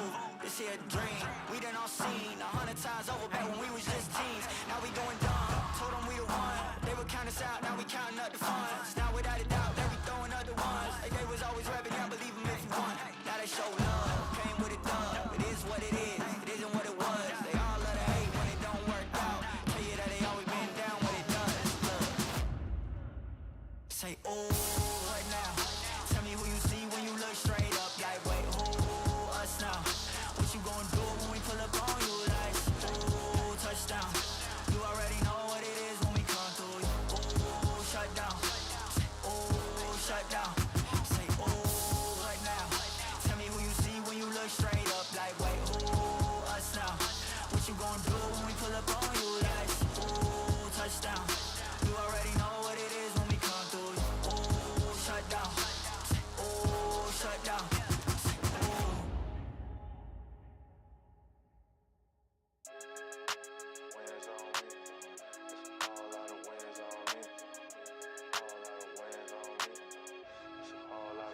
Yeah, I'm a prodigy. Ain't no milk for this ticket, ain't no lottery, no robbing me. My joy comes in the morning, they can't bother me. I'm proud of me. Thought I had to be like y'all, but I ain't gotta be. Took off, had to redefine my worth. Now my mind at ease. Works out of me, comes out of me. We don't see no transitions. Stuck in the same frame of no clip with no ammunition. I am vicious. They can't handle me. I'm too ambitious. Ain't nobody invited you and your friends. This is fan business. Probably shouldn't be worried about your haters. Let that fade off. Whichever cheese told me I wasn't gonna make it. Should've got laid off. I know a lot of y'all thinking when the edge catch don't pay off. And I know your work.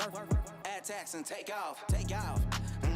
Yeah, I gotta win. I can tell they ain't want us around. They ain't gotta say it. Been doing this a long time. I put that on my mama head. Game recognized, game we good. We ain't gotta play it. I've been in the jump all week. Leveled up though. Ooh wee. That's a whole lot of wins on me. That's a whole lot of wins on me. I'm a big dog. No leash. You all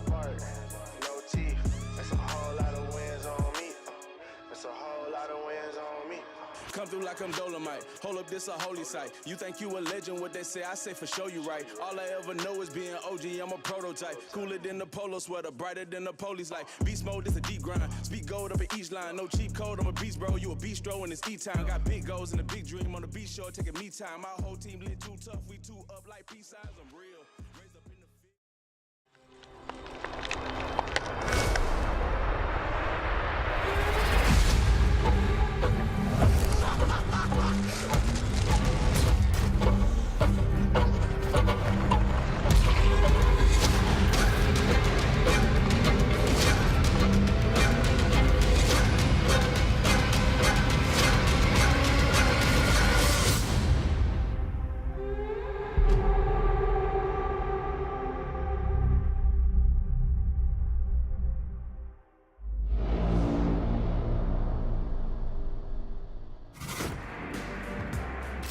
Welcome back, everybody. Our second game of the day is about to begin. I hope that you had a very good rest. I'm Kakuka, joined in the desk by Mitchman and Nero Mizuki.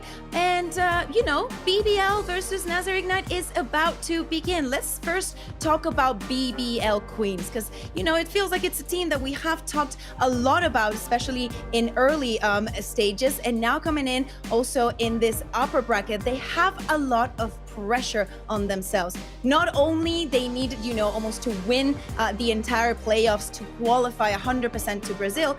If that is not the case, they need two things to happen. One, G2 to win the entire thing through the lower bracket, which is something that Mitch believes they can do, so we're gonna believe it as well. And the second one, they have to be placed above Ascend. With Ascend losing earlier today, maybe that chance is getting closer and closer. But as I was saying, the pressure is still there, especially being the last Turkish team standing and being, able to get that spot for Brazil. And we saw that Foot showed their support for the girls on a very wonderful tweet that you will be seeing in a second about, how important it is for them that, hey, we're not here, but girls, you can still make it. Mitch, would you be able to take the pressure? Absolutely not. Not even slightly. I think watching my team play back in the day used to give me a heart attack. I can't imagine what it's like to have the entire scene behind you, especially a scene like Turkey. I mean, they do not mess around when it comes to supporting their teams. We've seen it every international event. Foot pack out a cinema, a big cinema at that. I don't think we have cinemas that big here in Ireland every single time, and it's insane the support that they have. At the same time, that if you lose that game, there's a lot of supporters that you're letting down. I'm sure they don't look at it that way, but sometimes those thoughts creep into your head, and it can make the difference on a match day. Could you, Sam, take that pressure? Just a quick yes or no. I can barely take the pressure to be on broadcast, okay? Okay. Okay, that's lovely. That's lovely. No, you know happens to me as well. I love. No worries. Especially today, right? Yeah, exactly. I love though that like Mitch says, Turkey really rallies behind their players and teams. It is such a beautiful thing to watch. So yes, it can be a little bit like, oh man, I'm gonna let down my whole country. But at the same time, it's also like my whole country is supporting me and rooting for me and screaming my name when I get a 3K or whatever, right? And it's such a bolstering feeling. And if you try and focus on that, hopefully it won't be too bad. Well, talking about names, let's take a look at the roster from BBL, because we're going to be seeing a change happening when we talk about these 5 girls. Now, in my opinion, I've always loved Raika, but I know that they're doing super well with Wens. Also, she posted the best video, the best Valorant edit I have ever seen with Getaway Car as a song. Now, how do you top that, Sam? I'll be honest, I don't know the song, so... What? Okay, we're gonna skip. I'm just not gonna talk to Sam for the rest of today, but let's talk about, Sam, you can tell me about BBL and why they are so special, not only because they're Turkish. Yeah, I mean, look, we always kind of meme her, they're a Turkish jet, and then for good reason. They're monstrous. But what I love about this team is that it's not just about the duelist. It's not just about that one pop-off player, right? We talk about Vanya quite often. She's an exceptional player, controller, one of the top 3 3 players in the region as of last stage. So she's consistently a key piece there. Philippa as well on that initiator and also that high fragging potential. I mean, her on Breach reminds me a lot of like Mad V, as we saw on Fracture as well. So you have that ability to use that utility at just the right time. But also, so you're not like throwing it out really early, you're saving it, you're holding on to it because you know you can get those kills, you know that your team is swinging off of you, and in those high pressure clutch moments, you do have a little something to fall back on. And that's one of the things that really keeps this team kind of a step above the rest. How do you top that, Mitch? I think that's fair to say. You know, one of the other things for BBL right now, they're on a miracle run. What they've lost 2 maps this stage. It's just being clean, you know, and no actual series losses. They're the only team to actually do that coming out of Group 7-0. This is a squad that is looking to be incredibly dominant. I mean, the only team really making waves with them, affecting their map pool, I suppose, is Odd One Out over on Fracture. But past a few hiccups here and there, this squad has looked untouchable so far. I think they might be, even including G2 and so on, I would even say if G2 were up here soon to be facing them, I think they might be favorites. Okay, I like that. So we are talking indeed about, let's say, a honeymoon period now that Wentz is playing full-time in the roster. She has always been in the roster. She was just a 6th player, and she played a couple of matches in Stage 1 and Stage 2, but now it's more of a permanent thing. Now, we're talking about favorites, right? And we just witnessed Falcons getting the game against Descent. The other team on the other side of the ring for this encounter is going to be NASR Ignite. We're talking about miracle runs. Sam, you were talking about dark courses, and this is the definition of from 0 to hero. They did not manage to qualify for Stage 1, and in Contender Stage 2, they managed to win it and get to playoffs just like Falcons have done. So what can we expect from this roster, Sam? Yeah, I mean, they did incredibly well in Contenders with the roster that they had. And then at the end of Contenders, they went, you know what, we could use a little bit of extra firepower, you know, just a little bit. What could be the spark, just a slight ignition? So Anya, of course. That one, I'll be honest, it threw me, but I was really excited for her. She didn't get to play in Stage 2 after Guild restructured their roster. Now she has the opportunity to compete again. She's on that upper bracket run with her team, and the rest of the team are really strong as well. So it feels like she's gelled in and fit in very nicely. And she's back on her duelist role. She was playing controller for Guild, and while she was still performing on it, you know that she feels at home on the duelist. So I'm really looking forward to getting to see a bit more from this team with her integrated. Yeah, it definitely feels like this squad is, if things start to heat up, you're going to see some writing on them because they were forged in the fire. I mean, going back to the old days of VCT, you're talking about like Hunk kind of vibes. A team that's going through qualifiers, going through contenders. Maybe they don't have the biggest names at the time. They're not going to draw eyes immediately. Obviously, Anya is one of the most experienced, but outside of her, the reality is, though, they are able to make it through those qualifiers, make it through contenders. Those are the biggest tasks, the biggest signs that a team is going to succeed in the long run is when they're able to go through those open quals or go through those brackets of lesser known teams, because that's where the real challenge is. You don't get to come in and say, even to some extent, you don't get to come in and say, oh, this is the team we're up against, this is the comp they like to run. Sometimes you simply don't know those things, and you are tested day in and day out. Yeah, exactly. And if we think about what happened yesterday, how they were playing against Odd One Out, I know, Mitch, that, you know, we had some funky compositions. You were touching up a little bit deeper onto it, but what was the biggest surprise and definitely the turning point for them making it to today? Well, I think in that series up against Odd One Out, you know, you really can't undersell how long of a game it was, especially on Ascent. And I think those battles that you end up having that go, what was a 58-minute map, but 15 to 13, like some incredibly quick rounds, some pacey performances, but still ends up dragging all the way to your double OTs. And the reality is, for a squad to be able to nestle down and push it across the line, that's one of the biggest tests you're going to have. playing in there with Marty on a Phoenix, I really enjoyed watching that. I feel like Marty has the capacity to pull that out up her sleeve a little later on, and combining with Anya, there was this level of like a buddy system where they would consistently move around the map together. You would have your Phoenix to support if Anya got into a duel, to pop those flashes to get her a little bit of space, and then obviously you add in Nami's paranoia. The amount of actual map control that you could get with Anya was massive. Have her nestle into a position, and then rather than what we saw even earlier today on Ascent, where a Jet gets out into laneway and then you have to fight main again, you have a Phoenix flash to pop around that wall. Both of you swing out, players come from main, and everything's looking good again. I've really liked the depth they were able to bring to the table.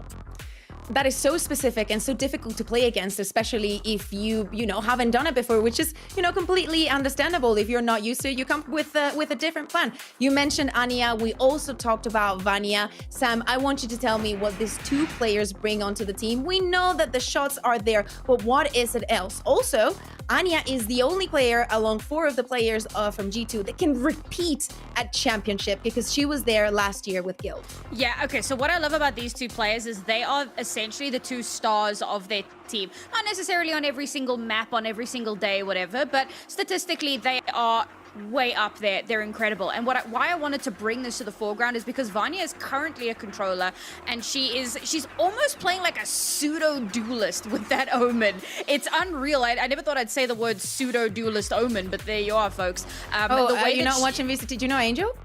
Oh, you know what? You have a point. Yeah. Sorry, I'm more interested in Game Changers, I'll be honest. Yeah, that's where the real talent is. But she does. She plays it so well. And Anya, you know, she played on the controller, but she wasn't getting the same kind of results. But now back on the duelist, as I was saying a little bit earlier on, she's in her home ground, in her home territory. And I think that the matchup between these two is going to be very interesting to watch. Yeah, I remember last year when we were talking about the changes the Guild were making, and also the previous one, where they were just getting more duelists and just putting them in different roles, and we were like, can they stop? So definitely it is brilliant to see how Anya is back into that role, feeling comfortable, but still has the flexibility and definitely the experience that she's going to be bringing onto the team. Now, I know, Mitch, that you wanted to talk a little bit more in depth about the compositions. I know that you have already touched on it, but you wanted to take a look some specific head-to-head between BBL and NASR. Yeah, I mean, having these on, this is Ascent in particular that we're talking about. Talking a little bit about the duelists, like Anya's going to be doing a lot of work, and I think some people will then automatically look to your Jet on the other squad of Alkia and assume that she should be doing the same, like same agent, same performance, right? But the reality is that synergy that we discussed between Marty, for example, where Anya's not going to be the only one that can take space, and when she's doing it, she's not going to be alone a lot of the time. There'll be another facet to that gameplay. But when you swap over to BBL, you can see Alkia, who would be on the very right-hand side here, playing your Jet, doesn't really have anybody who can quickly follow up like that. Often if she's dashing to a site, she is taking that fight very much alone, or dashing into a cloudburst and hoping the spam isn't there. But without that extra element to follow up on it, you rely a lot more on that supportive utility, and it can land. And don't get me wrong, she can have those rounds, but the reality is, round on round, you're not going to expect the same level of success out of someone like Alkia on the scoreboard. But I think you can see the impact when maybe she goes down, maybe the first blood isn't acquired, but the trade is, and the site is, and the map control is, and that's really what she's looking for. I mean, let me tell you, there's 100% chance that BBL was watching yesterday, and they had a lot to see in that encounter. Let's see if they have learned from that. Let's see actually where we're going to be playing this map as we jump into map select. So Sam, any guesses of what we can expect we're never going to see? What are your thoughts? Well, obviously, Bind has already been thrown straight out of the window. The next ban is going to be NASR, very likely going to be Fracture, unfortunately. They have never played it. And there you go. They have no intention to start now. As for where we're going to go first, right, there are a lot of options looking at how these teams play. I'm looking at NASR. I'm thinking like Ascent is a good choice. Pearl is a good choice. You know, some really good options there. For BBL, they're going to be throwing out the Lotus. It's a map that they do very, very well on. Not, you know, strictly speaking, their best map. But I think that you kind of want to throw a little bit of a curveball in there. The problem is that NASR is also very, very good on this map. Same with Ascent coming through here. In fact, they're both sitting on a very high win percentage on that one. So very curious to see how that's going to round out. God, it's strange, isn't it? You know, like NASR in even this stage alone have got 7 plays on it. And it's a strange one that they choose it when BBL are 4-4. But, you know, sometimes you have to play your own game, right? Focus on the map you want to play, and that is very much this. As I said, 7 plays so far. Pearl and Split being taken out. Pearl, not too much of a surprise. NASR haven't played Split at all, so obviously they want to get rid of it. And BBL, you know, they beat G2 on Split in a very close game. It might be weird to think that, you know, BBL looked good on Split, NASR don't play it, it was left open, but when you look at that Lotus pick for BBL, NASR, last time they played this up against Odd One Out, I think it's the only time they played it this stage, they got demolished 13-4. So it's a map they're familiar with, don't get me wrong, but recent history might be the reason that BBL decided to take it there as the opening map, to make a statement and crush their opponents before it even gets started. Yeah, so let's talk a little bit about the agents, because they swapped their composition for that encounter with Odd One Out. They decided to play with the double controller. As we jump into agent select, do you think that is going to be happening again here, Mitch? Let me take a guess right here. Well, that was too quick, okay? Well, with it up, I mean, we can see BBL playing through with a bit of a change. Felipe and Alkia going to be coming through. I think that all in all, I'm not against the composition being run by BBL, but the reality is I can't look at this map without a Viper. It seems so strange to me. And your Astra combo as well. Nami can do so much with those grav wells. Yeah, so here's the thing, right? Both teams decided to swap the comp for the last time that they played this map, but NASR actually decided to double down after the loss and be like, hey, we prepped this, we know where the mistakes were, let's move on to something new. BBL Queens, they just decided to go back. Okay, we tried something, it didn't work, let's just try and go for that. Is that what you were thinking, Sam?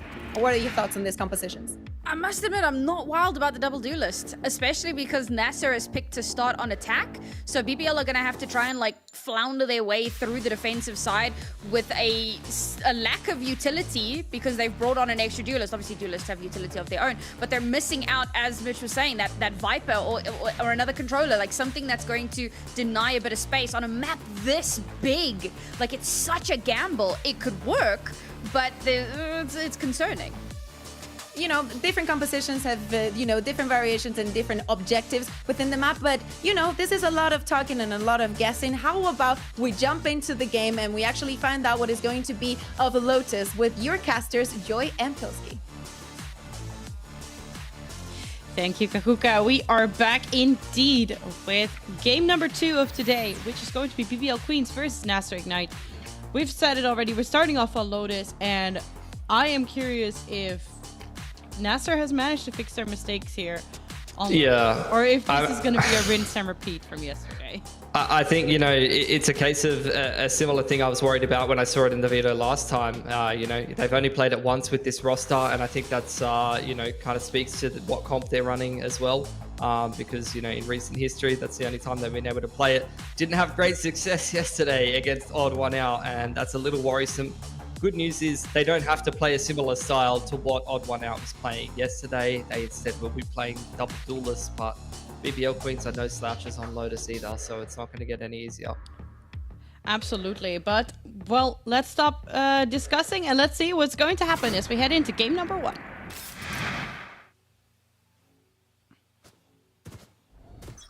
All right. Okay. Let's see, in the opening portion of this round, you're going to get the information denial over there on the A side of the map, but BBL Queens looking to contest that. In the meanwhile, NASR taking control of C Mount, pushing Wenz off of this info line towards C, but she's quite comfortable behind her Killjoy setup. Quick flank coming in from BBL that is going to be held here by Serena, as well as Lucy, who's got just on a pivot. 3 kills from that position. When you're getting crunched from both sides at once, Joy, that is unreal. Wow. What a fantastic opening here for NASR here. Wenz gets to pick up 1 for her trouble, but then gets taken out as well. This is just a massacre. NASR swinging out, completely dominating in this first pistol round.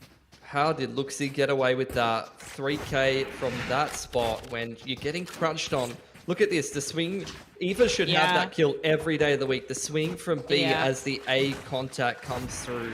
Serena Looks getting like she was through even as well. backing off there. Oh man, NASR are going to be quite happy with how that initial pistol has gone. I mean, look, they had a lot of issues. This is the thing, okay? Let's contextualize as we head into the anti-eco, the game yesterday against Odd One Out. Because yes, NASR did get stomped, Joy. But remember how the game went. I mean, they were playing against Jada, who was having, I think, maybe potentially a career best game. That was, was a monster game. game. But it looks like Luxie is just having that kind of a game right now as well. Takes out 2 once again. Drops in the end. But look, NASR. She did lose the Spectre over on that side of the map, and Wenz is actually doing a bit of an orb farm here, so getting herself quite close to the lockdown, having picked up a Spectre. But the anti-eco going pretty well here for NASR. Nothing to be too concerned about, Joy. Absolutely. Hawk will find her. Marty is aware of that. Yeah, they're going to give her the respect she deserves and close that one out with 4 alive. So, like I was saying, yeah, Jada, insane game from her, and I think Odd One Out as well played a really nice game of Lotus.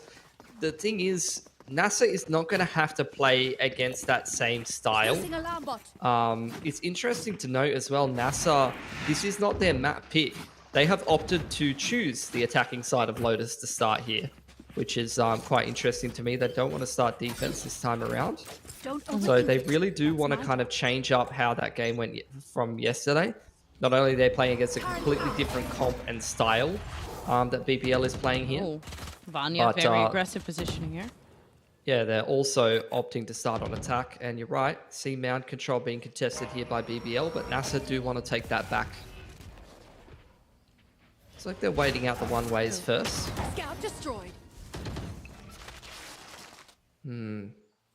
Trailblazer gets dealt with. They are very, very tentative here. Trailblazer goes through from Eva looking for info.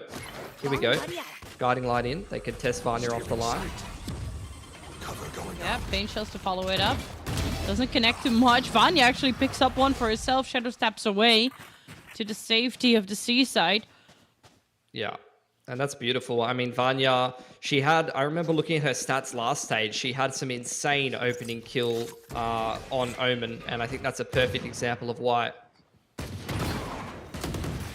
Alkia forced to back off here as well. NASR slowly making their way here.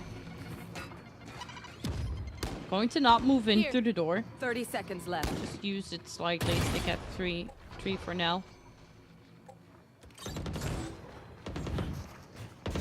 But BBL are picking up kills here, back and forth. They're not done yet. Vanya on a 3, Vanya on a 4 with that Omen. I mean, if I think of Vanya, I think Omen is my first thing that comes to mind. It just, she is just so damn good on that hero. 100%. Like I was saying, first kill, first death stats last stage for her on Omen were insane. She's been one of the highest rated players in multiple stages for a reason, and that's a perfect example of why. Massive 4K, absolutely tears apart that bonus round of NASR. And look, you know, I was talking, I'm thinking about double duelists and how aggressive they're going to be in terms of contesting the map on the defensive side. But also can't count out the Omen. Here's this B main push though. They're looking to just contest the turret. Goes 1 for 1 all across the way. So we end up in a 3v3 in the mid round here. You're already seeing Wenz taking space over here on C though. She could have a really nice timing to come in on the flank, but not looking to speed up anytime soon here. Philippa keeping an eye on this A side of the map here. Oh, that's not a great timing to fall off that A line. No. As NASR going to start creeping up onto A, they should be able to find a pretty open site here as the progressional comes through onto stairs side. Oh, Showstopper actually gets committed here. Gonna find an empty side. Oh, just a little bit too slow to spot Philippa there. Philippa manages to take Anya out. That's making this a very possible retake here for BBL. Luxie with the plant now, 1 off the lockdown. Could be absolutely massive to pick up that ult here in the post plant. You can see she's looking for that pick. She knows Philippa is low. Oh, There's the satchel. Enemy remaining. Oh, they do finish them off altogether. Wentz is the only one left standing. Will not be able to write home about the story. NASR putting it up. Yeah, very nice reply from NASR. Only 2 guns surviving though, so we end up in a pretty big swing round here, and this is what you're gonna be expecting more of here. The double duelist with the aggressive omen here, BBL on the defensive side. Without that Viper comp, they are gonna have to be contesting the map control. Thanks. They're gonna be have to take duels in the early to mid round and try to be able to control the pace of this game, as you often do see with these double duelist comps on any map, really. Fair bit of investment here from BBL, but it is only a half bite. With the damage they did to NASR's economy in the last round, though, all the kills here are absolute gold. Vanya pushed off this line here over on A. BBL looking to try to flank through C. What a shot from Alkia to open things up. And as the lockdown comes in, this is actually a pretty early 5-on-4 here for BBL as they pick up another Vandal on the flank. This is getting dangerous for NASR here, Joy. Yeah, maybe NASR have gotten a little bit overconfident with the runs that they've been having so far. Very early lockdown indeed. Now it still gives time, but they've moved away. Moved on to that B side. Planted. Good spotted out. Now BBL moving in for that retake. Satchel out. Diffuse coming in halfway. Serena not being able to spot anyone out just yet. Takes one out. Down falls down as well. But Luxie showing up so big here alongside Anya. They will clean everything up. Put another round in for NASR. Yeah, 2 alive again. So not like NASR are coming through these rounds without taking losses in terms of guns. But they're still up 4-1 regardless. Able to deal with losing the man advantage there. And still secure the round. That was definitely a pressured round though from NASR. Losing that pick over on the C side of the map and then, you know, committing the lockdown to A.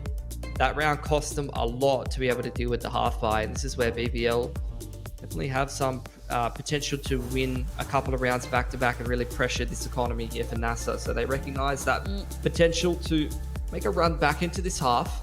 I'm going to take a timeout to discuss it. See a lot of big ults coming on up here. Wenz with the lockdown ready. Eva, one off the Seeker. Close to the showstopper on Felipe as well. You're one off the pit here for Serena. I mean, and ult economy looking great here for BBL, but otherwise, we're going to see what they're going to commit during this upcoming round. You've seen them be very active in the early to mid round, and I think, like I said, that's predicated off the fact of that they're running the double duelists and that Vanya loves to be aggressive on this omen, right? So I don't expect that to change anytime soon. You've seen them pressure towards C. You've seen them do the 1-3-1 and pressure towards B. This time they're going to go and take space over on the A side of the map. Let's go here. NASR are going to take Mount. I'm keen to see if NASR, after taking Mount and recognizing that they've lost that A side of the map, will kind of speed up into C here early on. And Wenz, you can see, already has the lockdown and is playing most likely closer to a retake setup. You can see Alkia on top of Rubble has secured that A side of the map. She's on that info line. BBL clear the front side of B as well and just spot the Killjoy on the lurk on over there. So I think BBL have a pretty reasonable read on what's happening here, and they're quite happy to rely on this Killjoy setup, the reactive paranoia to try to shut down this C side hit. But if that doesn't go well, they still do have the lockdown for the retake.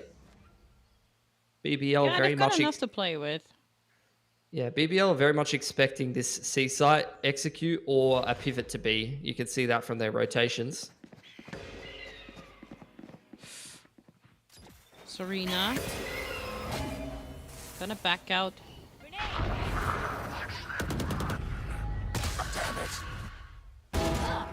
Oh no. Oh, that was such a clean shot here. Okay, no lockdown anymore. It's a great start here to flood on this C side. Vanya does get 2 kills though for herself before she falls. Plant will go through. Anya's going fishing. Will pick up another boom body. Doesn't get put out. Eva will shut her down. Alkia now coming in from the other side. It's a 2v2 scenario. One enemy remaining. remaining. Oh, Alkia, very, very clean here. Finds another headshot. Can they find her? Marty doesn't quite connect and doesn't quite see that Eva is on the other side, so that defuse is going to come through, and BBL will put themselves another round in. Oh, what a read from Anya, though. Just sneaking through that dark cover, recognizing that they can potentially just pressure on into the site here. That was the key play, just sneaking up through water side there and avoiding that entire killjoy setup. Vanya still gets 2. And luckily, BBL's able to still put the retake together, but it costs them absolutely everything. Yeah. They are quite poor in terms of the money. At least they're going to be able to cycle in the Blade Storm, which is going to help them min-max their economy a little bit. But with the Showstopper and the Lockdown online, those could be some big ults to drag them through a tough round like this. NASR looking to contest front side of B, as do BBL. Blade Storm here behind. Alkia immediately gets taken out, so no Blade Storm for you. Great trades from NASR. Again, Yeah. every single time they've been able to repel this B main aggression and come out Fantastic at least space. even, if not ahead.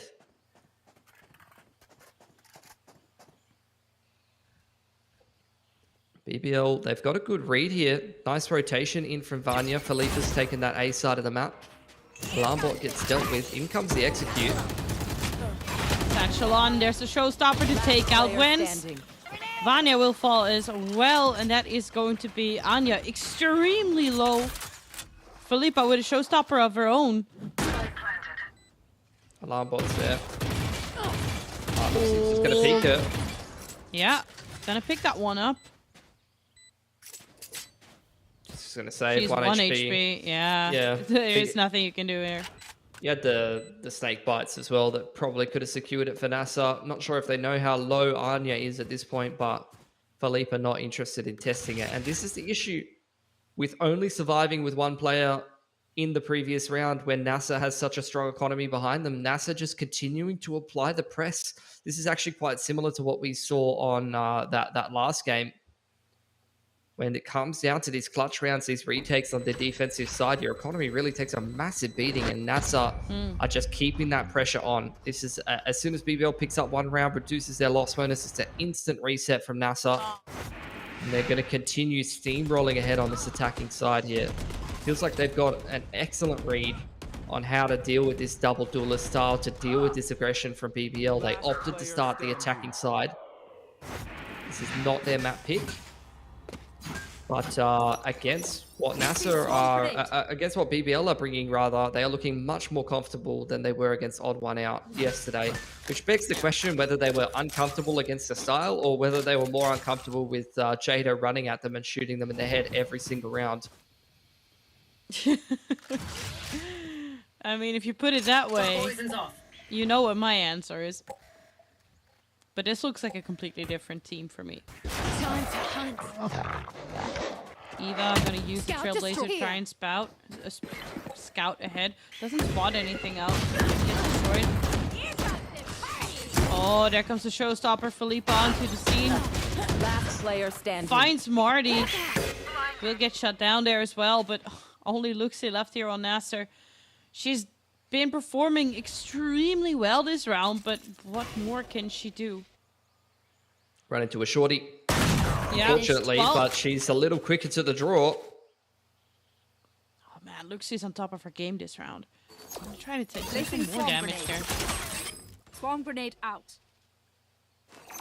Placing swarm grenade. Swarm grenade out.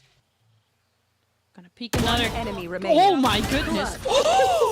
Are you kidding so me? well played. What? Oh, that was so Luxie's so on incredible. top of her game. Just the instant 1B on the shorty. The nano swarms to zone the player who was up in A lobby. She takes the duel with the player close B, who she knows is on top of the spike, and then just great crosshair placement. Preempts the peak and able to immediately just one-tap all of these players with the Phantom. And that's the great thing about the Phantom in a round where you're expecting the heart buys, the anti-ecos. The enemy team a lot of the time will only have light armor or no armor, and the Phantom just absolutely shreds. Beautiful clutch from Luxie and a big missed opportunity for BBL. Yeah. What an insane 1v3. Wow. I mean, this is just looking almost desperate from BBL here, Joy. They're just forcing fights, forcing fights. Yes, you have to play like that with this comp, but it is just not working. NASR continuing to turtle and continuing to punish them. Yeah, Marty's committing the Seekers here as well. Destroyed. Wins against the world here on the A side. Oh yeah. They managed to pick one up. Pick up 2. The Viper Pit gets committed as well. Securing that plant. Spike planted.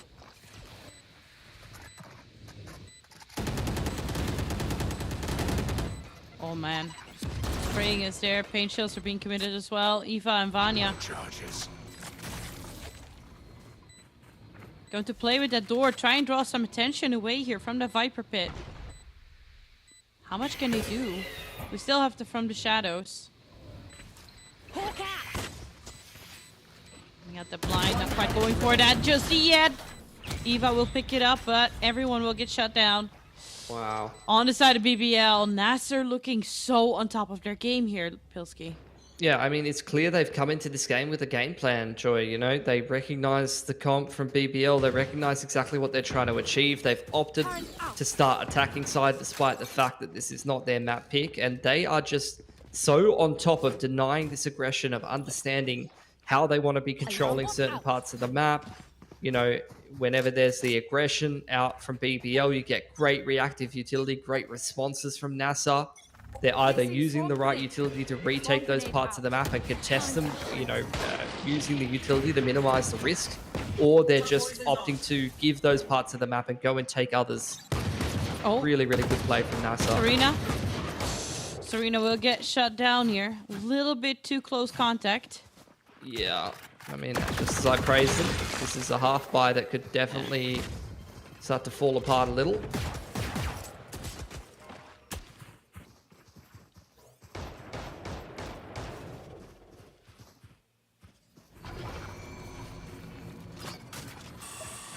Moving in with the door here. Alarm bot will trigger. Here come the paint shells. Doesn't quite do much else. Then just force them back a little bit, buys them some time while the rest of BBL comes around to the scene here. And now Luxie picks up another kill here on the side. Marty has the confidence, moves out, goes for that plant. Spike planted. Eva so alone on the side here, will fall as well. Lockdown destroyed. One enemy remaining. Oh, Luxie picks up another. Just Alkia here with a Marshall. What can you do? Not much. Look for some economic damage, if anything. Might be able to take that's economic damage.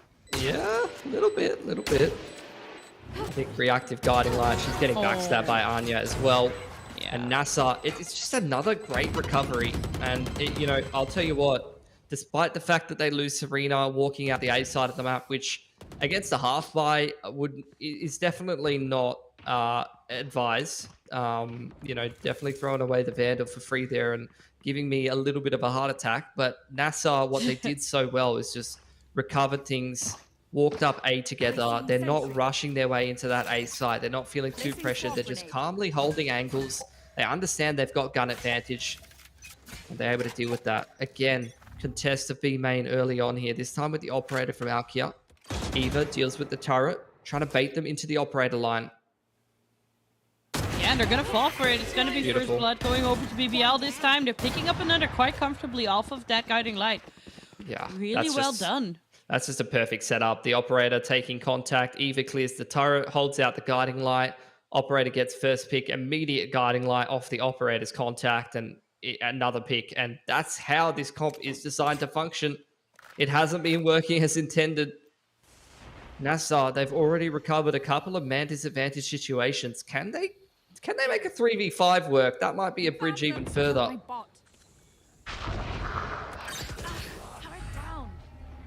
Turret gets destroyed.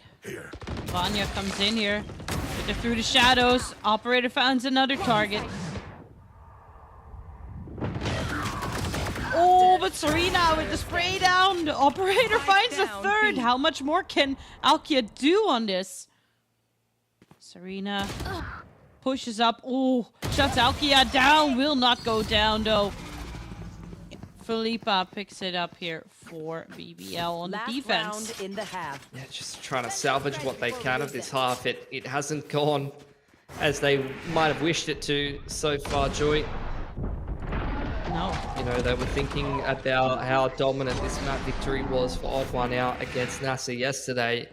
I'll tell you what, we're seeing a completely different NASR today here on Lotus. They might be regretting this pick of Lotus BBL unless they can show us something a little bit better on this attacking side. But regardless, we'll see if they can continue this salvage mission. Big contest over A main here. Alkia looking to make some plays here with the Blade Storm updraft and gets immediately shut down. Bloodbath for both these teams, but BBL on the short end here.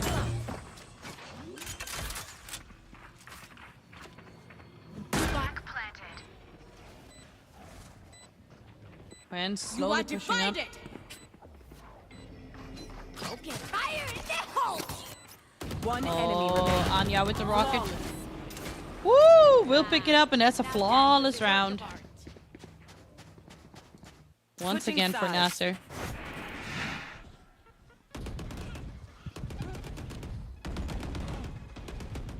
What a clean half from NASR. You absolutely love to see it. 9-3. They're going to be very, very happy with this compared to their game against Odd One Out yesterday. It has to be said. And BBL, I think they've got a lot of work to do on this attacking side. And lucky now moving over to the attacking side that maybe they can work their way into it with this double duelist comp. But without the information denial of the Viper, they're going to have to play a very different style to what you've seen a lot of the teams playing on Lotus so far. Straight out A main here is BBL. Setting the tempo. It's going to be a quick one into A here, and a great entry from Felipa. Fantastic drafting in though is Alkia. Picks up another kill. Great start for BBL. Anya will shut her down, but Vanya with the counter kill. That is going to be a plant for BBL this time. They're starting off strong on this attacker side, but now Luxie moving into the site. Last player standing. Picks up another. Actually still standing here. Full HP, 1v2. Eva is low. Is going to peek that corner. Not quite. Sentry bot being committed here. Goes for the reload just to be sure. Oh! Gets shut down. That's going to be BBL picking up their first round in attack. Much needed. Very, very much needed. Now, look, I was getting a little worried. Luxie was insane with the Ghost in that opening pistol of Lotus. So you could definitely see that clutch coming back together, but BBL able to keep their cool. Now going into the anti-eco.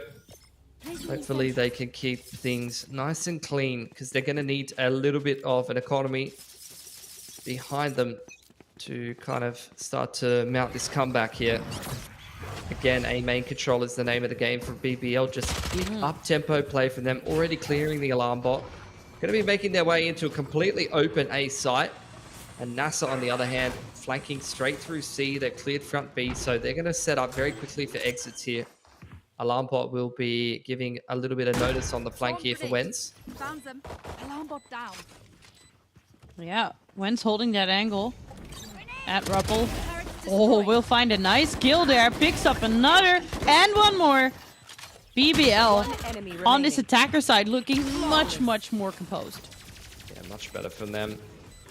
I think, look, NASR, it was a fantastic attacker side from them. They had a great read of how to shut down that aggression all half long, but they've got to play a different game now as they move over onto their defense. It can be difficult to stop these double duelist comps at times when the team that is rolling on in with these quick executes and playing with full confidence is, you know, trying to snowball in and run at you on attack. Pretty dangerous looking bonus here. Even a rifle invested here for Alkia. Straight out A main again. BBL just no breaks. 3 players here on this A site though for NASR. They are ready for this quick play this time around. Yeah, that they are this time. They will find a lot of damage. Shut down Serena first though. Marty looking to fire away, gets shut down. Anya will pick up one for trouble. As Nami and Luxi still alive. A rough retake here. Yeah, I don't even know if they should go for this one. They're going to attempt it though. They are. Oh, Luxi's been incredible. Nami actually drops down, finds another kill as well. Luxi picks up another, and now all of a sudden it's a 1v2 for Wentz. Placing bomb grenade out. Are they gonna clutch that out though? Alarm bot will get taken out. Nice reposition here from Luxi, but Wentz will take that. Comes halfway, Nami will take her out, and as the defuse coming through, NASR puts it to double digits. Oh, that's a massive missed opportunity for BBL, and that is a really poorly played 4-on-2. It's just rifles walking out heaven and taking 1v1v1s. Like, look at all of these duels as they come out heaven. Hopefully we're going to get that in the replay. Yeah, look at this. 1v1. Yeah. Here's another 1v1. Nami gets onto Tree. Here's another 1v1 onto Alkia. Like, none of these players are swinging off of each other. It's just individual duels being lost in a 2-on-4 before they've even tapped the spike. And that could have been a bonus round win for BBL. Like, that is you know, a massive missed opportunity. NASR, even with 3 players on the site, though, could not hold that A push. And I think BBL recognized that. They're going to continue just beating down this A site round after round.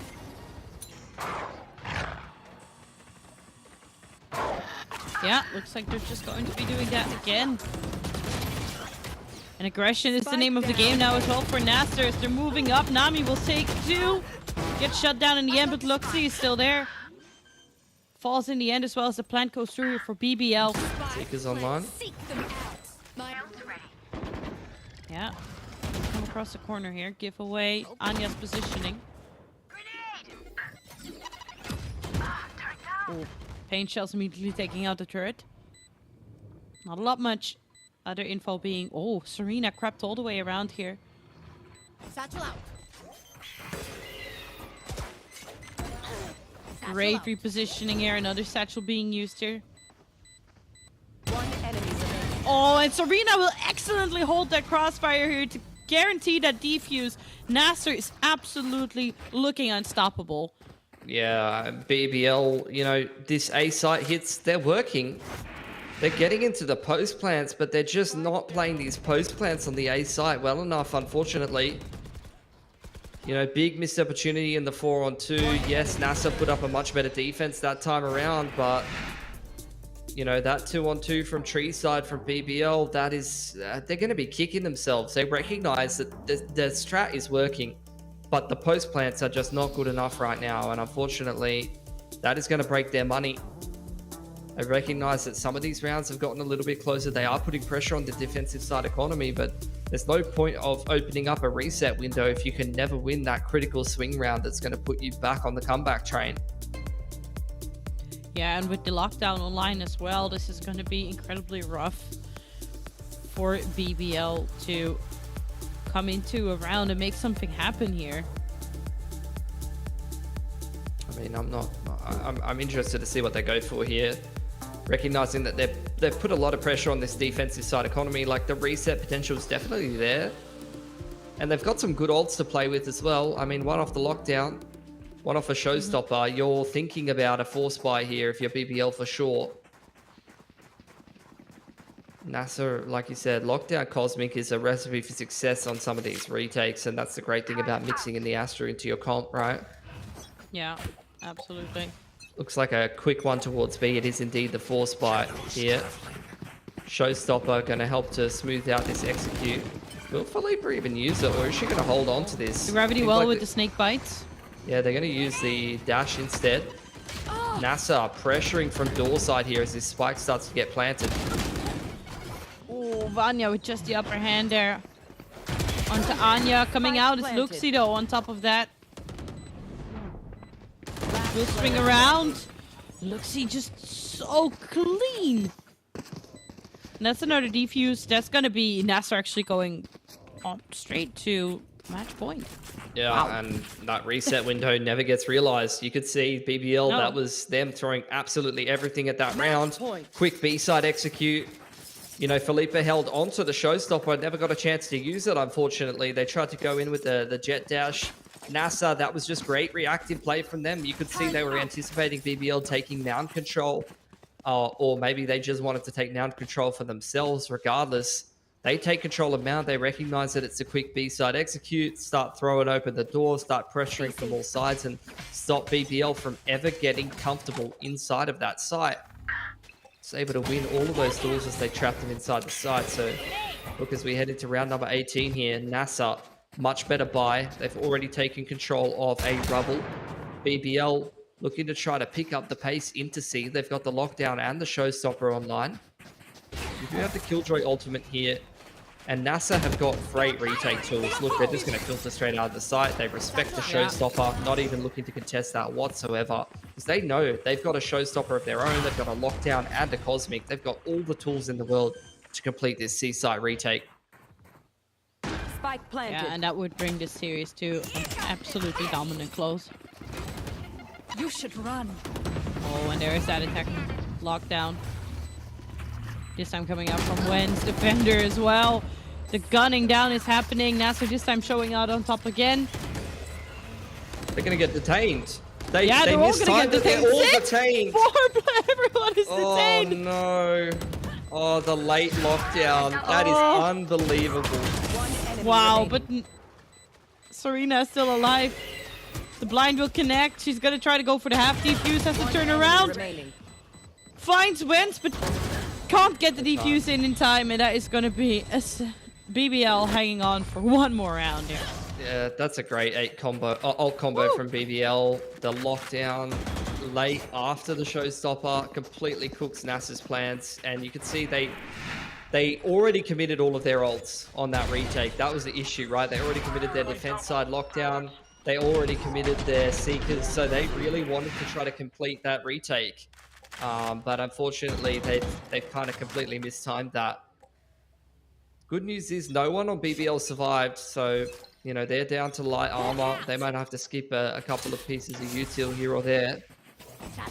NASR, on the other hand here, with the buy of their own, they still have the pit here, and that's going to get triggered from Serena as soon as that C-mount control comes in. We get the reactive Viper's pit. So, look, I don't think there's anything BBL can really do about that. They've already invested a lot of those big ults to flush the pit out, so they're going to instead start to reroute towards B, but there's a full KJ setup and paint shells here. They are not getting into B here. Nope. No, they're going to have to take too much damage to try and do that, so what is your call here? You're a bit locked up now because you're slowly getting surrounded on that B side as you're trying to move out again, pivot towards that A. Yeah, they've got Wen's deep up A, which allows them to pivot to A, especially with the From the Shadows coming in from Vanya. Yeah, giving that additional backup. Marty. Taking that back. Spike planted. Gonna back up, just wait for a little bit of backup here. Oh, they're gonna flood together from above. Vanya's holding that angle though. Here comes a Cosmic Divide as Anya comes around the corner. Ooh, spots out. Oh my god, picks up everyone here, but BBL still managing to hold on with Wentz alive. Will take out Wentz as well though.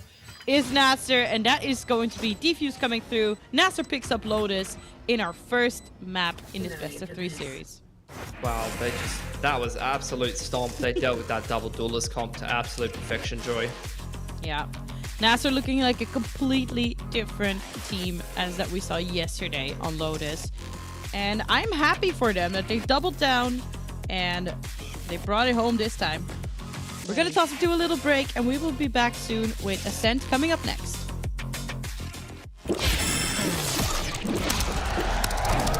Red Bull gives you wings. Usually when I see a target, I won't miss. I try to find weaknesses wherever they are and just game by game try to pick up on anything I can. So this training course is a way for me to really showcase and demonstrate all the questions you guys have been asking, you know, how to get better aim, and it really enables me to answer a lot more and kind of expand on the first video I made like so long ago about VALORANT fundamentals.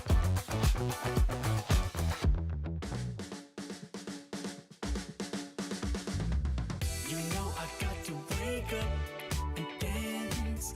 You know I got to get up and dance. When I'm in the backyard, dance, dance. When I'm in the graveyard, we dance. When I go back to sleep, I dance. In the realm of dreams, I dance. When I'm in the boneyard, dance, dance. When I'm caught off guard, I dance. I got a feeling I can't shake, but I'ma try to shake it anyway. I got a move that I can't break, but I'ma break that thing anyway. Not gonna tell you twice, we're gonna dance all night. Not gonna rush the beat, we're gonna move our feet. Not gonna tell you twice, we're gonna dance all night. Not gonna rush the beat, whoa. You know I got to wake up and dance. You know I got to get up and dance. When I'm in the backyard, dance, dance. When I'm in the graveyard, we dance. When I go back to sleep, I dance. In the realm of dreams, I dance. When I'm in the boneyard, dance, dance. When I'm caught off guard, I dance. Feet on the ceiling, feeling great. Don't tell your mama we shaking, babe. Break the rules and do your thing. Bring your shoes, yeah, bring your date. Not gonna tell you twice, we're gonna dance all night. Not gonna rush the beat, we're gonna move our feet. Not gonna tell you twice, we're gonna dance all night. Not gonna rush the beat, yeah. You know I got to wake up and dance. You know I got to get up and dance. When I'm in the backyard, dance, dance. When I'm in the graveyard, we dance. When I go back to sleep, I dance. In the realm of dreams, I dance. When I'm in the boneyard, dance, dance. When I'm caught off guard, I dance.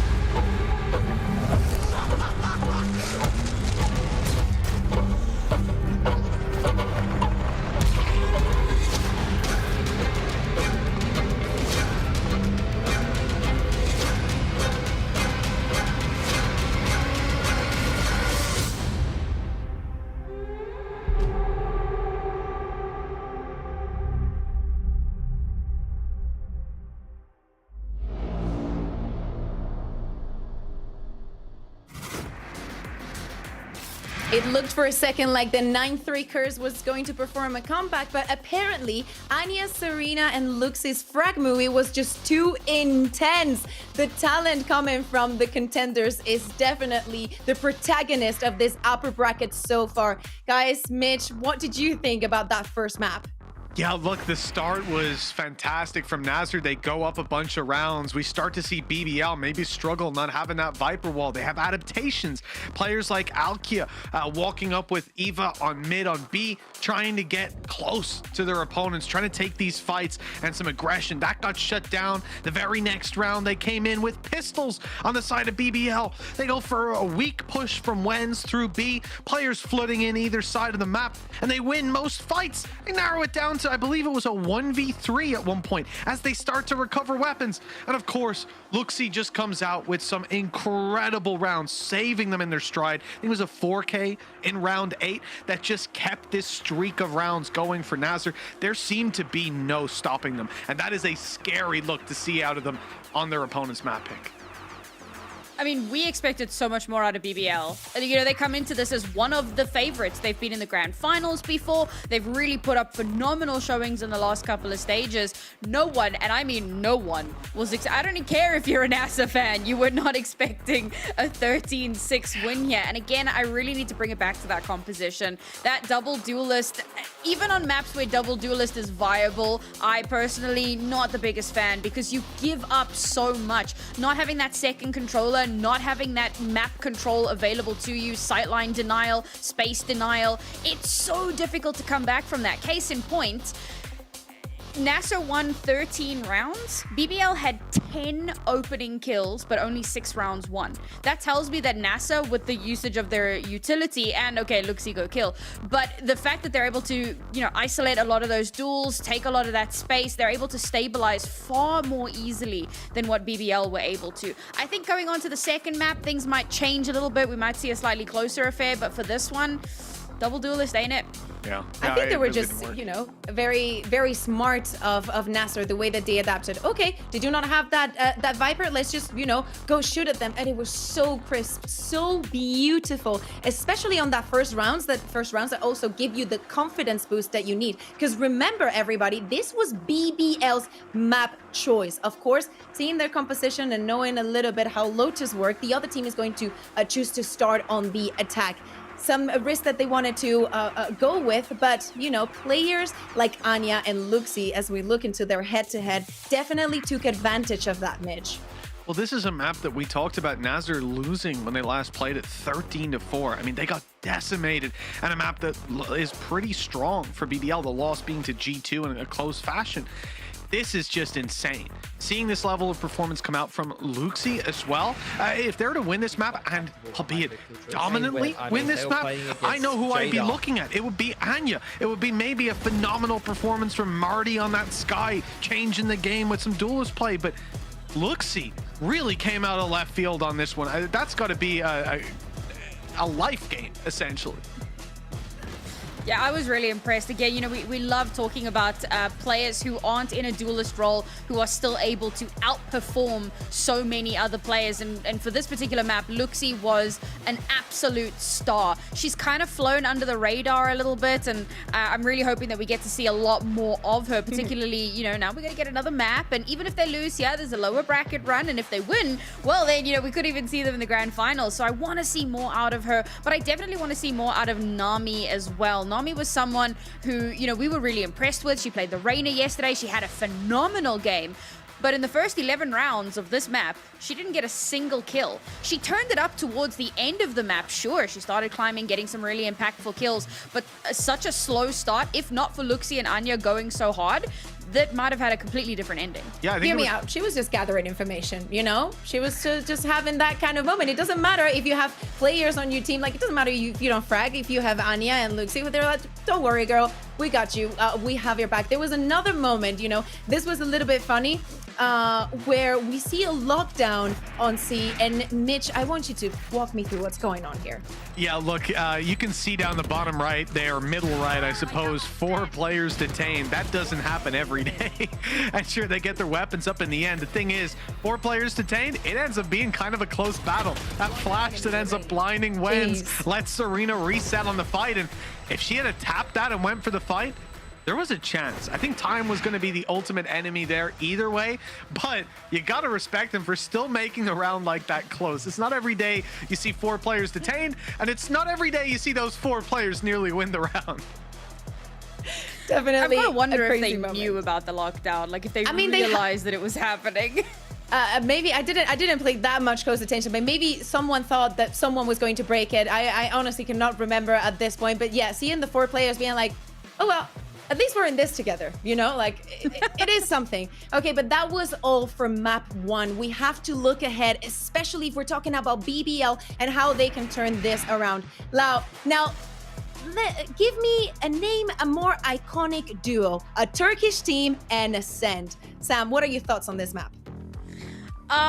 You know, this is such a staple map. It's the most straightforward map. It's a map that teams absolutely adore, and honestly, it's kind of an anything goes map. Both of these two teams sitting in the 80% for wins over the last 3 months, but NASR has played it considerably more often. They haven't come up against the most impactful or powerful teams. There have been a few of like the group stage teams. You know, you got your Carmine, your XL, your Foot, and they've won those games. They lost to Ascend on it. So there's some potential there for a little bit of an upset, but BBL, they also have had a really good streak on this. They've beat some decent teams on it, but again, haven't been like massively tested yet. So I think for these two teams, this is going to be their first real test, at least in the last few months, that is going to determine, you know, how well can they actually play this map? How well can they go toe-to-toe with an equally skilled team? Yeah. Do I expect this to look like what we just saw there for either team? No. The reality is, though, coming into today, looking at that veto, I thought hands down this is favored towards BBL, not just because they're the favorite team, not just because they're the team that hasn't lost the series so far, but because of the fact that they came in not playing their own game. They came in and said, okay, we know that Lotus, we got some things to learn, but NASR sucked on Lotus when we saw them last. So we're going to counterpick, we're going to put them on the back foot. And the problem is that hasn't worked. Now it's their map pick, their comfort zone. Sure, one that you can play too. But like we said, this has been the bread and butter of the NASR regular season so far. This is going to be one hell of a challenge for BBL to upset them here.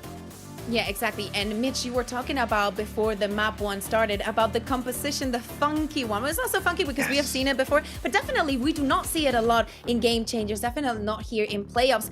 So I want to know, what is the best way to play against the composition that we can expect from NASR, running both the Jet and the Phoenix? Yeah, I mean, if they do go for the Jet Phoenix comp, I think the main thing is giving up that initial fight. You know that when they burst out of a choke point, it's not just going to be a Jet hoping that they find space, hoping that they find a safe haven. It's going to be Jet followed up immediately by one of the scariest duelists if handled correctly. This is somewhere that I want to see them play further back into the sites and avoid those initial flashes coming out of Marty. And as we jump into the agent select, it is going to be that Phoenix. Not only that, for them, even though NASR is starting on the attack, it doesn't affect them that much. That Phoenix is just going to be farming ults time and time again. Okay, Sam, I need your thoughts as well. What can BBL do to beat NASR and have another chance of staying in this upper bracket?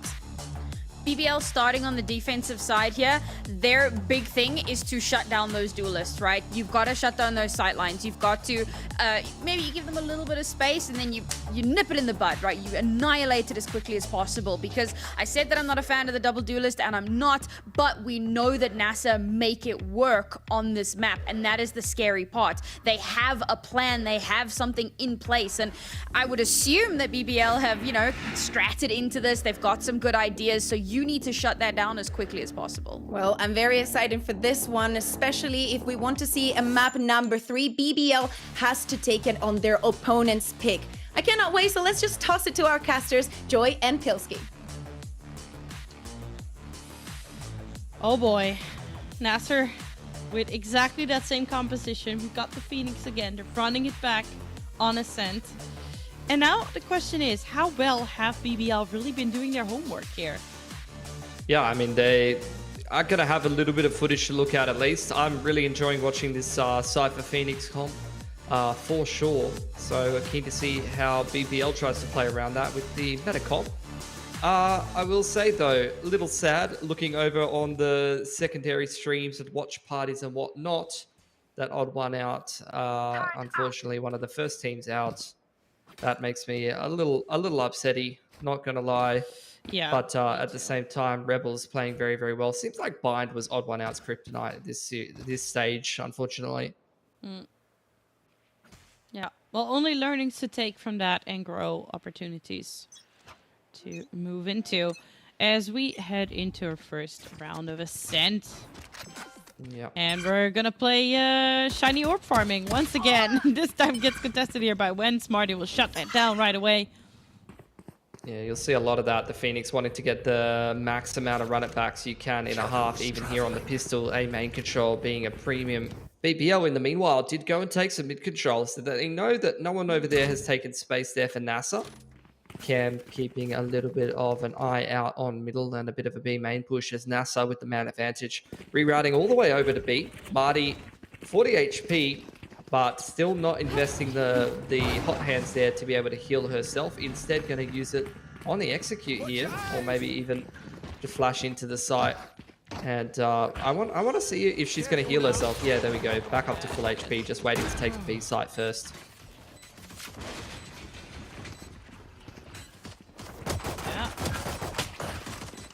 Angle being held here by Nami. Forced off just slightly. Committing a little bit of util here, but BBL comes out swinging. Luxie, on the other hand, manages to pick up 2 for herself. Now Vanya versus Luxie. Vanya versus 2, actually. Serena still in the back as well. Will finish her off. NASR with a very convincing pistol round.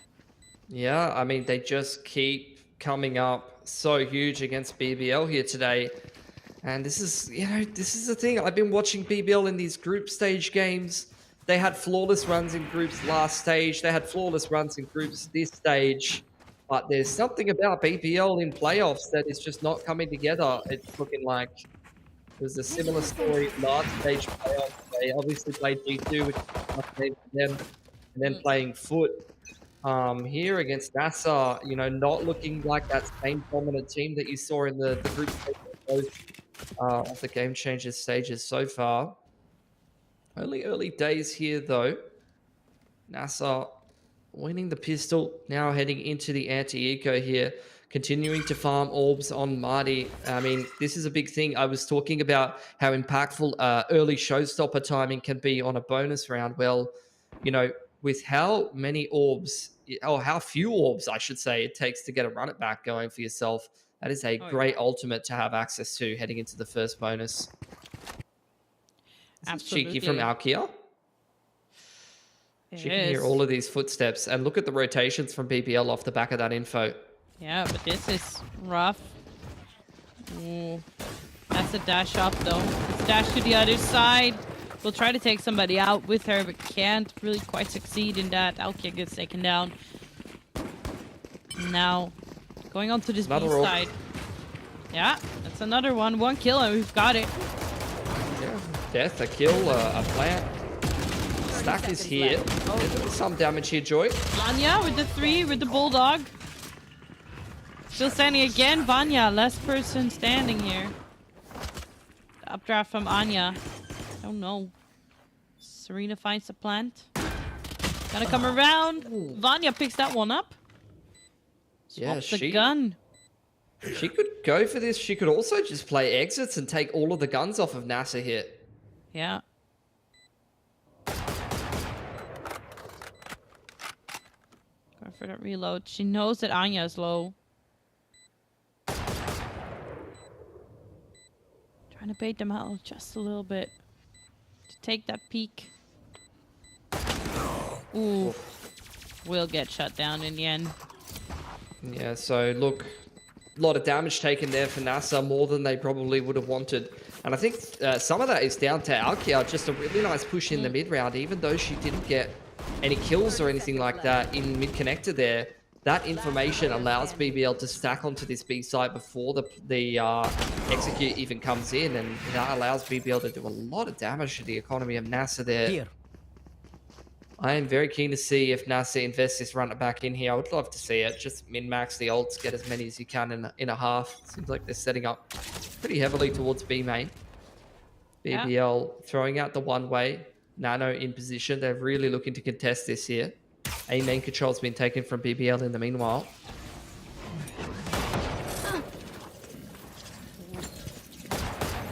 Big commitment here. Flash flies out. That sends Sova running. Wentz will pick one up before she falls. Eva back onto that side here. Shock dart. Does a little bit of damage. Vandal picked up there for Nami though.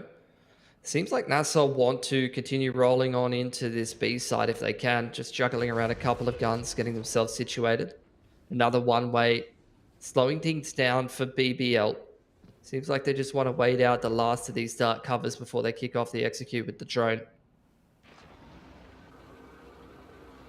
And here goes. Checks the market, doesn't check much more. Darts back up for Eva. Reactive paranoia for Vanya. 30 seconds left. Time is ticking though. They want to start making their move now. Great spot here. Vanya will take out Nami. Luxie will fall as well. Anya picks up one. They're trying to come across here. Serena. Oh my god, everybody is just falling now. It's Anya all of a sudden all by herself onto that B side. Buys the time to plant. Gets wallbang though. That's gonna be the round here for BBL. Really good job. Yeah, I mean, despite the fact that NASR don't pick up the round though, they take 3 guns away, which is kind of what you want to see in these bonus rounds. So, pretty even result between both teams. Love the B main contest there from BBL. The Nano really holding back what was the B main take at bay. Just that single piece of utility makes the paranoia and you know, some of that util invested a little less effective. NASR though did not invest to run it back in this last round. It seems like they want to go and wrestle control of A main here. Paranoia plus the jet dash gets Anya straight on in there. They're not in a rush to get into the site. They really just wanted to make sure that BBL couldn't take A main control. But meanwhile, on the other side of the map, BBL have once again taken control of B main. They've got the Sova and the Killjoy set up off the turret and the Nano. Luxie keeping an eye on that. So NASR, after securing control of A main, they're going to go right back towards middle and drone on in. But BBL, they're not sitting back on their hands in the meanwhile. They have gone and retaken A main in the mid round here. This is really good control of both extremities at once.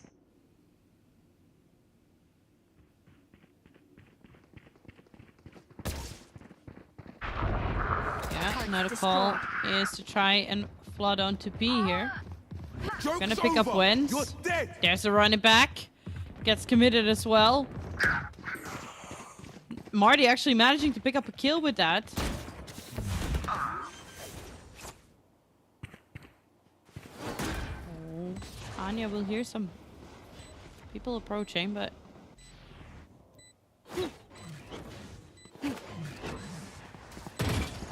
Double cloudburst being committed here as now Philippe and Alkia making their way onto the side here. It's just Serena in the back will fall. Now it's time for the rest to come in. But Anya will make sure that none of that is going to happen. Picks up another kill alongside Nami here. And all of that damage in the bonus and the, you know, run it back being saved ends up bearing a lot of fruit for NASR. That's a big round for them to win. They break the money of BBL, and they're going to continue steamrolling ahead on this attacking side. And this Phoenix pick is just continuing to have impact for NASR. Yeah.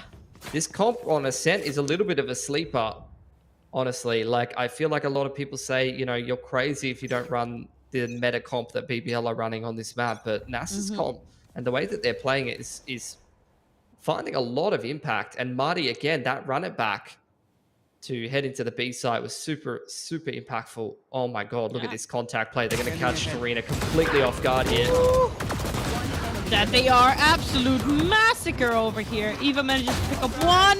Beautiful flash from Marty. That is going to be in the bag. Another round for NASR.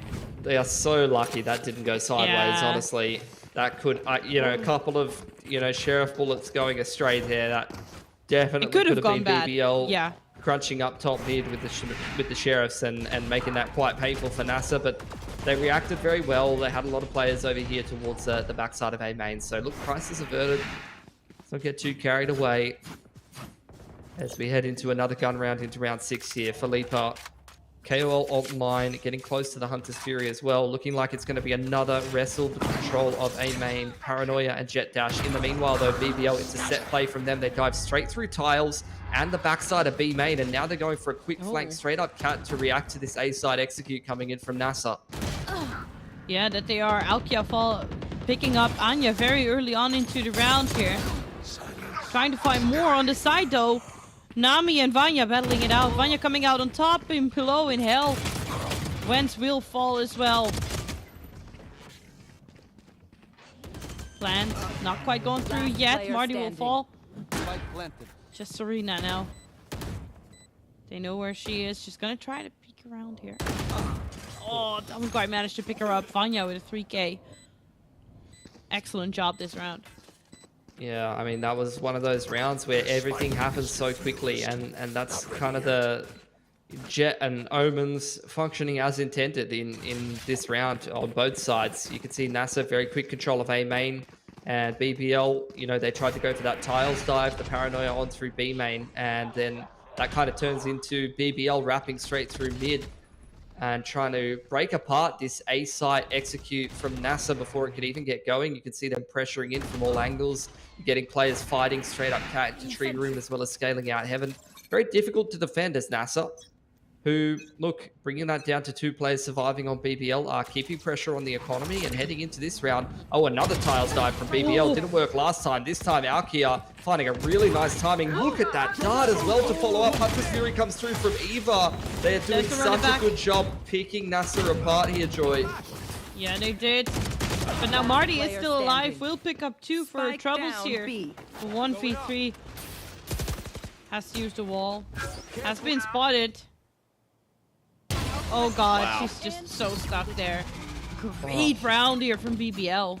Yeah, I mean, they run that set play 2 rounds back to back. This time it completely catches NASR, who either didn't see it last round, so weren't prepared in that regard, or just weren't expecting BBL to run it but 2 rounds back to back. And look, NASR as well, that could have been a big round from them with all the ults they had online, with the good economy that they had built up coming into another gun round, but unfortunately doesn't go well for them. That's just great util usage from BBL. It's the flash dash straight onto tiles, paranoia, and Sova dart to follow up with the Hunter's Fury. You're getting pinched from both sides, you know, 5 seconds into the round as NASR, and you have to react, and the reaction unfortunately wasn't good enough.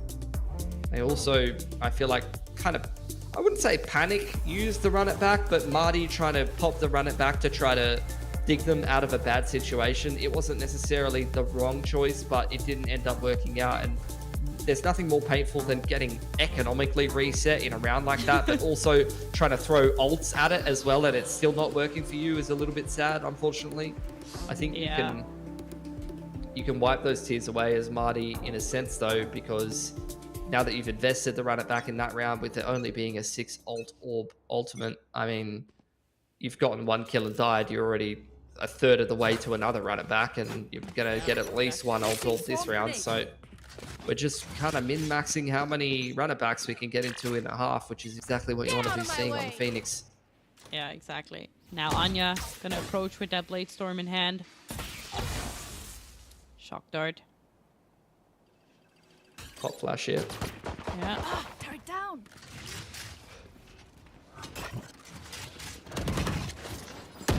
Quite sure what they want to do here. Wens decides to check it. Pays the price for that. Kind of a sloppy one, if you ask me. They had a setup. That's the thing. They were trying to play the pop flash off the side of the turret, but with the drone coming out and the dart from the attacking Sova, it kind of all fell apart. Alkia, in the meanwhile, has taken mid control though. Oh my god, takes a 2-3-4! 1 enemy remaining. Oh, Alkia. Is this gonna be your ace? No, it's not. Vanya picks it up. What? That mid... They just have to start expecting it now, right? Yeah, I mean, she's just being super active in middle, going at taking control every single time, getting aggressive. So you're right, they have to start expecting it. They have to, rather than expecting it, they have to start respecting it, to be honest. They've got to make sure they clear mid. They've got to make sure that they're giving respect to the Jet, taking space over there in the early to mid round. Which means, you know, it'll be even better for Alkia to not even set foot in that part of the map, but instead looking to contest A main this time. With the Sova, NASR on their side though. We're going to walk into B main. They're going to go and take control over here, and it looks like they're going to get themselves ready for a quick site, B site play here. Yeah. Oh, that is massive. That is a massive one. Yeah, that's got cancelled. The Omen can't throw any smokes. That's a lot of information as well for the defensive side. You've already seen Vanya from the shadows over onto that side of the map. Alkia's got full A main control. She has just been so fantastic at taking space where the attackers are not on the map and allowing BBL to have the right rotations. He's gonna run into Luxie though. Luxie this time. Oh, still not prepared. What a clean headshot. Yeah, she's just one-tapping people across the map right now, Joy. Dear Lord. Anya clearing the alarm bot in middle. They're going to try to kick off this B split to deal with the Mantis advantage. Anya's got to answer up here, take some space like Alkia has been doing, but she gets shut down as she tries. BBL showing the strongest round. We'll pick up another here. Yeah, that's just And that will be the final one. Fantastic round for them. Yeah, they're playing defense so well. The Jets taking space over on one side of the map, and they're kind of pushing NASR over towards that B side. I mean, NASR always intended to go towards B, but two things in that round that was so critical. The KO knife timing to deny, to suppress 4 players and deny the ability to actually kick off that B execute gives the timing and the information for Vanya to, from the shadows over from across the map after they secure that A main control.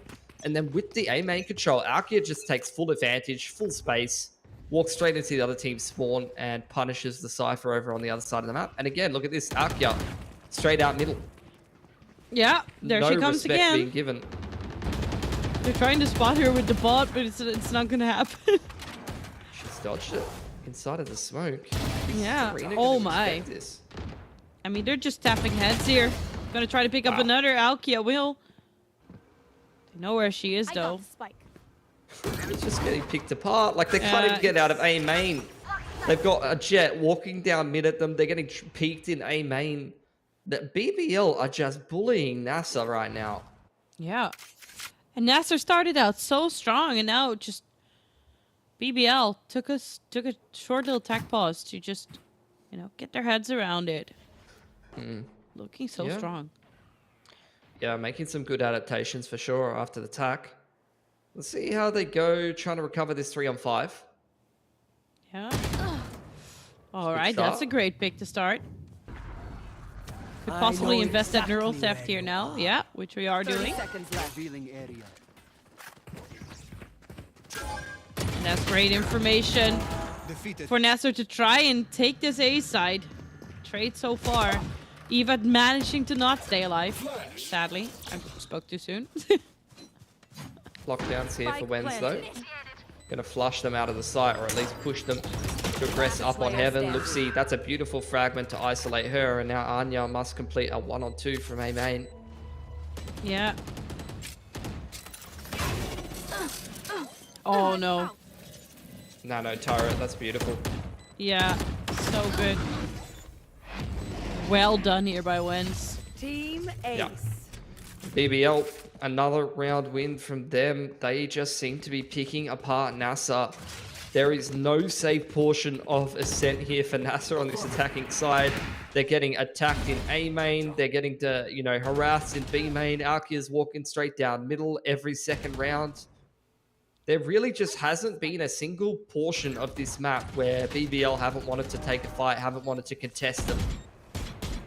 And unfortunately for NASR, that's making their lives very difficult. They should be able to continue to reinvest, and indeed they will. They've got another run it back online. Getting a lot of value out of this Phoenix pick here. And look, absolutely, if they could just get one of the next two, even though these last couple of gun rounds haven't gone great for them, Joy, I think you'd be happy with at least 5 on the attacking side of Ascent. Absolutely. NASR, this is something they highlighted on the desk. They've really been enjoying how Marty and Anya are running around the map together. I'll tell you what though, another dynamic duo, Vanya and Alkia once again taking control of A main and clearing that entire side of the map. Wens is aggressive in B main and just one taps Luxie. Yeah. Marty not quite with that run it back on just yet. Up in that market. And there we go. Pops it. Watch your eyes. Tries to trade herself here. Nice job. Deploying drone. And we'll end up back in the market to fight another day. But Eva now getting completely run over here. Felipa shows up strong, but not strong enough. It will be BBL once again, actually, picking up this round. Yeah, and again, they just look at this. Even in this replay, you're looking at the run it back, but look at the players flanking through middle and actually getting a quick enough flank timing through A main to kill Marty in market after she TPs back from the run it back. You don't have control of anything. You can't even safely Phoenix ult from a position as you're scaling into the site because someone's going to shoot you in the side of the head once your ult's done. Oh, it's got to be so demoralizing as NASR. Op comes out here for Alkia. Yeah. Oh, she's looking to push through. They are just disrespecting NASR right now. Doesn't connect the shot. Blade Storm. For Alkia as well. See ya. Oh. You can see they had so much cash that she was able to buy herself an operator and then drop a Vandal behind her, swap it out, and just continue to re-aggress. And look, some people would say, let's be safe in the 5-on-4. Let's stop pushing. But BBL, they're out for blood right now. Yeah, I mean, she does get punished for it. Drone gets committed here by Serena.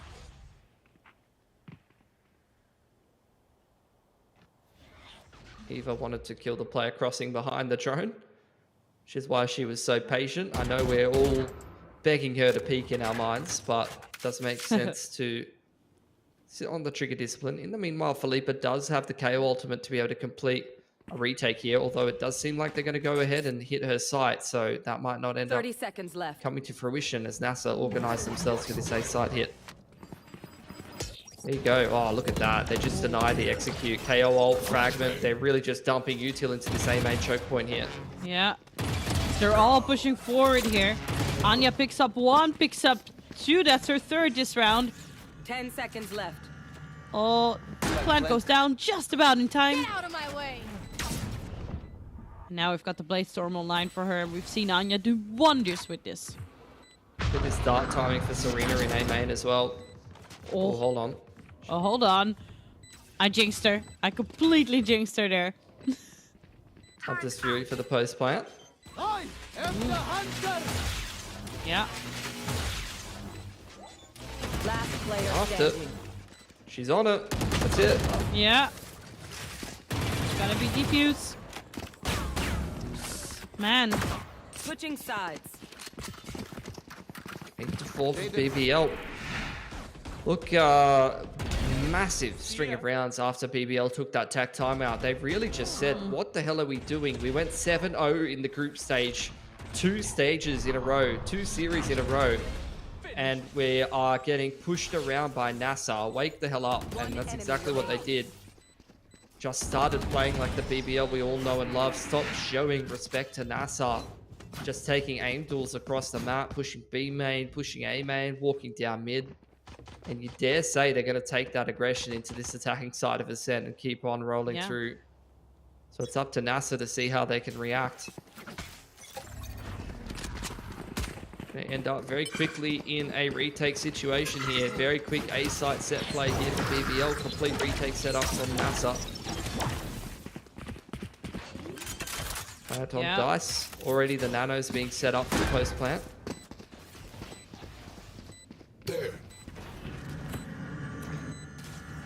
Door being triggered as well. Wenz is already on the flank through catwalk here, I think. Yep, straight up through tree. She's got time to find some impact too. Vanya will pick up Alkia. Oh, but Vanya just about falls. Player standing. Maybe Wenz took a little long, but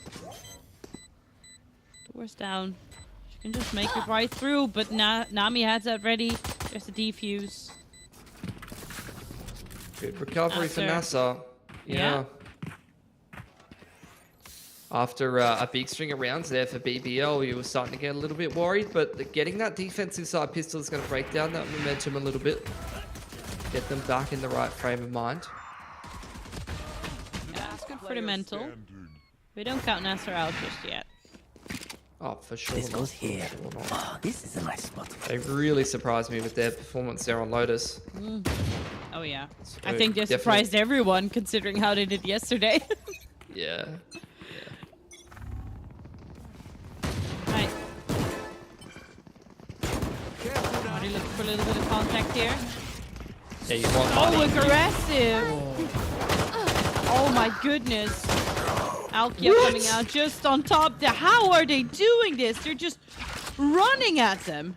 Yeah, they are. They're gonna eco them. That's that. Yeah, forget about all of the good feels of the pistol. We are putting on the sad music. You know, Dido by Stan going on repeat as we speak. So Stand by Dido. That's my 8 AM up all night brain coming in. Good job. Last player standing. What a round from Alkia. Just running out with a frenzy, no armor. Like, you cannot afford that as NASR. You really can't. No. And those are the kind of rounds that lose you maps, unfortunately. You know, getting eco'd second round after getting yourself a pistol. Now you're playing constant catch up on the defensive side. You've overturned a couple of guns to the attacking side. That's going to give them a really strong economy.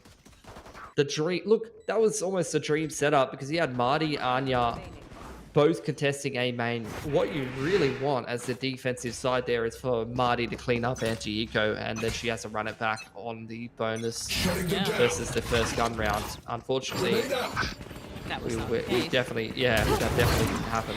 And Side stack here for NASA. Dashing right in again. Picks up one.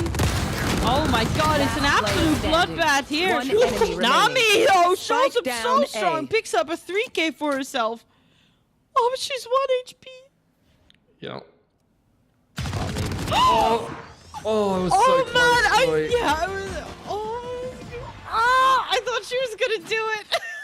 Oh, they almost got back-to-back thrifties, my brain. But it's all good. BBL, they salvaged it. And I'll tell you what, it's fine because they picked up a bunch of guns in the last round. That's given them a little bit of a boost to the economy. It's definitely not going to be amazing for the money there for BBL, but it's something that they can recover from. You can see their cash is doing just fine. So here we go. NASR, a little bit disappointed to not walk away from that round with a thrifty win. Careful now.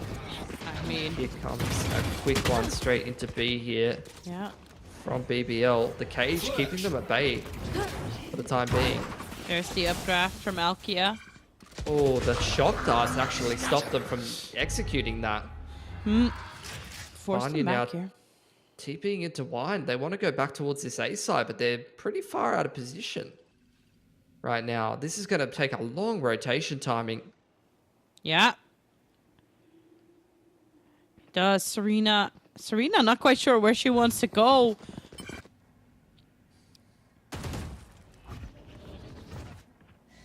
Decision has been made. Everyone is moving now into A. They know where Anya is. Yikes. Oh, and that is a beautiful shot. Picks up 2. Abilities get recharged on the side here. Luxie will pick up 2 for herself. And actually, NASR showing up big time here. Picks up a win for themselves. Yeah, this is what I'm talking about the Phoenix Cypher being a little bit difficult to play against because you're not used to it. Everyone's used to just playing the meta comp on Ascent. In BBL, they saw the Cypher cage and they were like, what the hell do we do here? they just cut the execute, and you know, on top of that, then they wanted to go through the cage, and the shock darts landing in the B main choke point actually stops Alkia from scaling out. She opts to dash back into B main, and then they have to, you know, initially they wanted to just go and hammer that B site, you know, similar to what we saw from BBL on the attacking side of Lotus. It seems like when they find a site they want to hit, they just want to go for those quick punchy site executes and just, you know, keep rolling in with that momentum. But when they get stalled out, you know, it looks like they're kind of dead in the water, and that felt like a bit of a panic rotate back to A that just got picked apart pretty heavily by NASR. Worth mentioning as well, I mean, when you're going for those panic rotations back on into the A side of the map, fair enough, the KO can do the same thing on this map, but one of the most annoying things to deal with is obviously as you're trying to get comfortable on that A side, the curveballs coming in from the Phoenix, scaling through some of those smokes and just disrupting you as you're trying to get out on into the site. Look, BBL going to try to run it back this time. Didn't get into B last time around. They're going to try to do the same thing again, and this time try to execute it a little better. Yeah. We're moving in. For control. Scanning ahead. Committing here. They've still got the Sova over on A main. NASR actually picking up that first blood here. Alkia already gone here. I genuinely don't understand what they were going for there. Maybe I'm one head right now, but that just felt like donating to the Jet to that defensive side. Yeah. Drone comes in from Eva. Counter drone as well. Oh. I think they were going for a double pump there, Joy, honestly. Like they wanted to go for a B fake into the drone towards A and then walk into B late round, but they've just lost their Jet, unfortunately. And now look, big retake set up on the B side of the map. Looking for spams to further extend their man advantage here. NASR, as they see this util coming in, there's a lot of tells that this is going to be a B split, and they are already all in position here. Yeah, there is the running back, gets committed. Taken out. Serena on the backside here. Doesn't get the chance to get taken out here. As Felipe arrives to the scene. Now Nami will pick her up.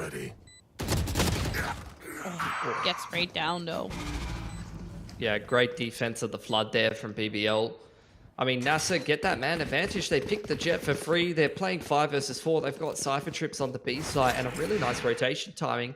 But they just hit none of their shots. Look at this. They're flooding into the site. Jet dashes onto site, dies for free.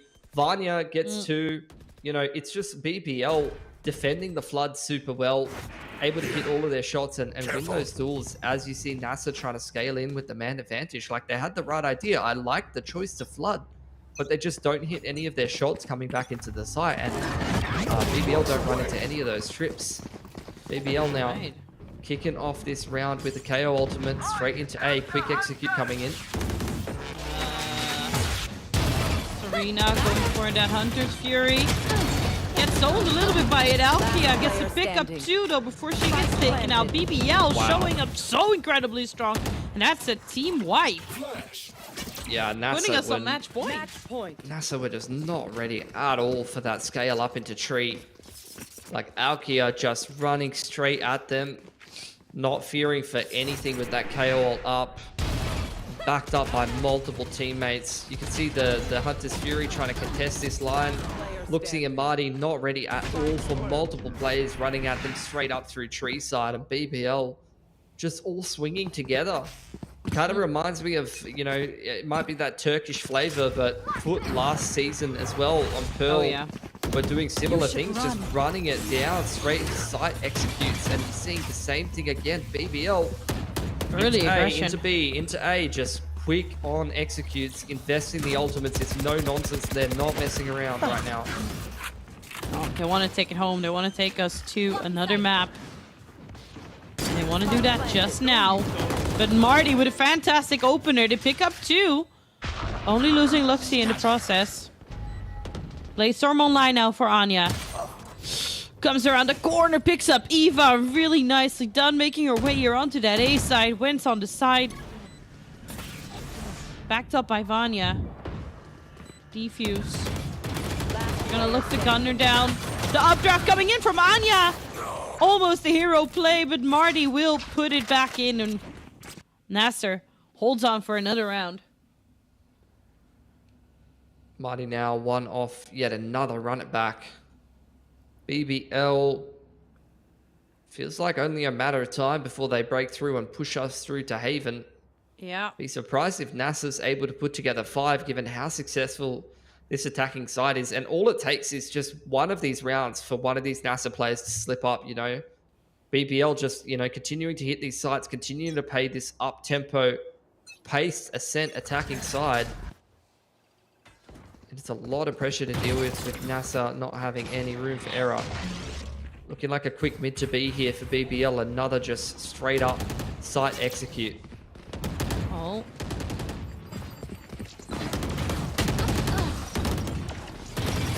Taking first blood already. Marty just looking for that spray down, but gets taken out here. Careful now.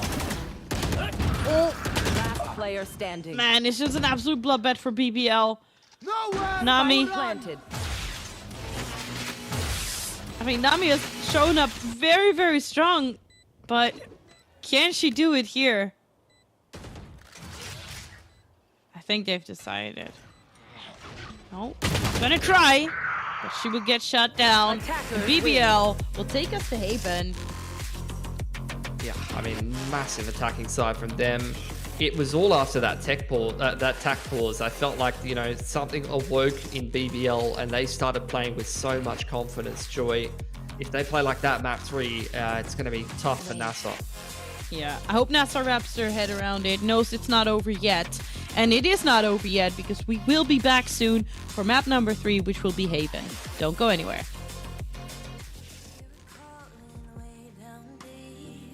Trust your heart, it'll keep you true.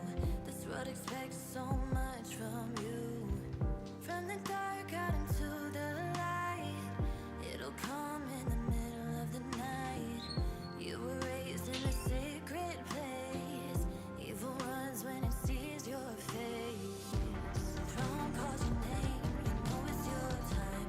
Good will stand and the shadows will hide. Thousand souls listen at your side.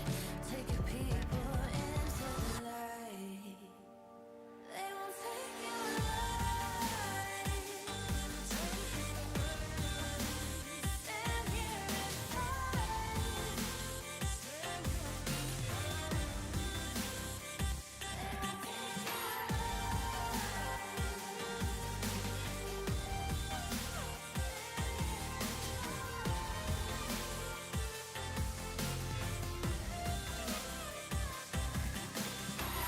You must follow me, my friend. Stay together, we can make it home again. Take a look at this place once more. The people, the home that you're fighting for. Throne calls your name, you know it's your time. Good will stand and the shadows will hide. Thousand souls listen at your side. Take your people into the light. They won't take you alive. Stand here and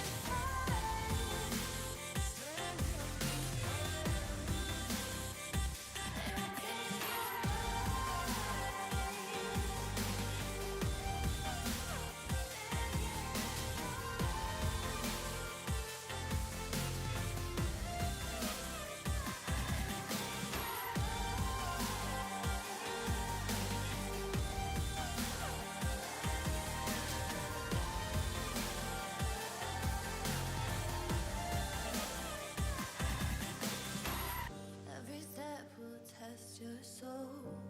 You will walk out pure and whole, stronger than the day before. Tomorrow you'll fight for more.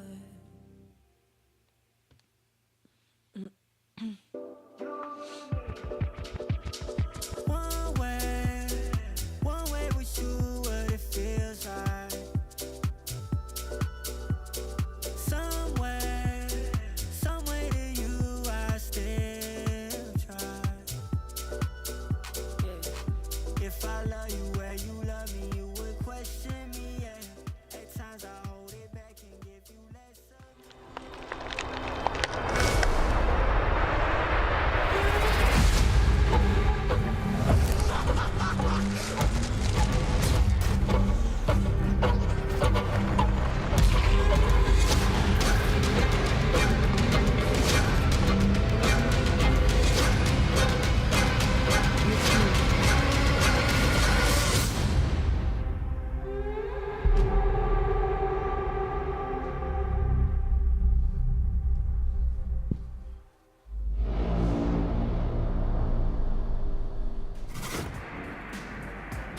And it's another day in the office here. Another Turkish team, BBL, getting Ascend under their belt. Everything is going to be decided on that third map. Yesterday we had a very long game, very long day. Today obviously could not be any different. We're back here on the desk. I am Kakuka with Mitch and Sam. And, you know, let's talk about what happened on that Ascend, Mitch. Yeah, look, coming into this one, my hope was pretty low. The reality is BBL play this a lot. 4-4 this stage, but for NASR, they were coming off the back of a map win that looked incredibly good for them. Everything was lining up, and you know, maybe one of the hopes you would have had is someone like Anya not being able to deliver. All in all, she had an okay game. Certainly not apexing or peaking what she had before, but before on this map, even last time they played it, but still a serviceable result when you look at, I think, most of the kills on their side of the board. It wasn't like they completely disappeared, but the scoreline says otherwise.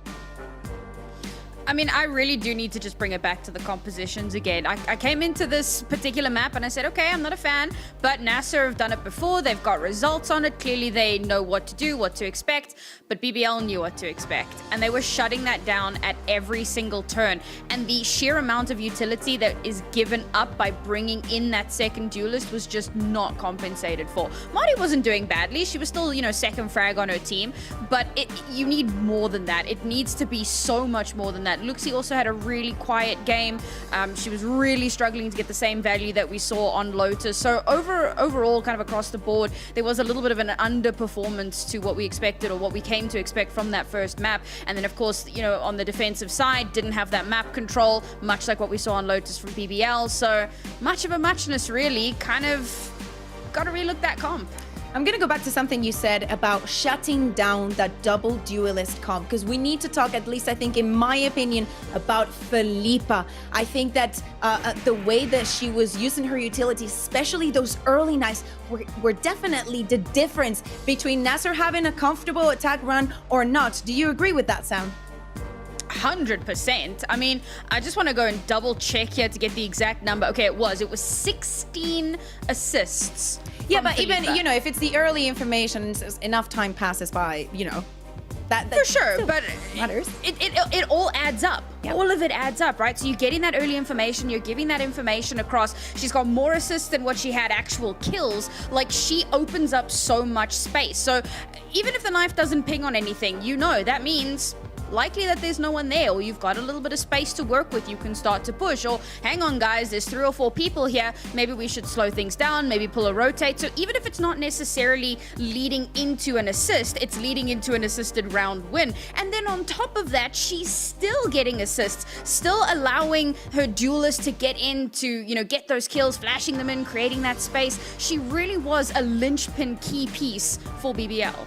It's impressive to see the squad of BBL have such a tight-knit scoreboard as well. Excluding Vanya, everybody was within 1 or 2 kills of each other. And it's, you know, Alkia had some insanely good rounds. You had clutches coming out of both sides. Even NASR really showed up at times, but even still, not enough with 2 pistols under their belt, and that's a key piece of information. 13-7, having won both pistols, only getting 7 rounds. Now, obviously, the second pistol on their defensive side didn't quite go according to plan. They win that, fail the follow-up, and that basically resets it in the half.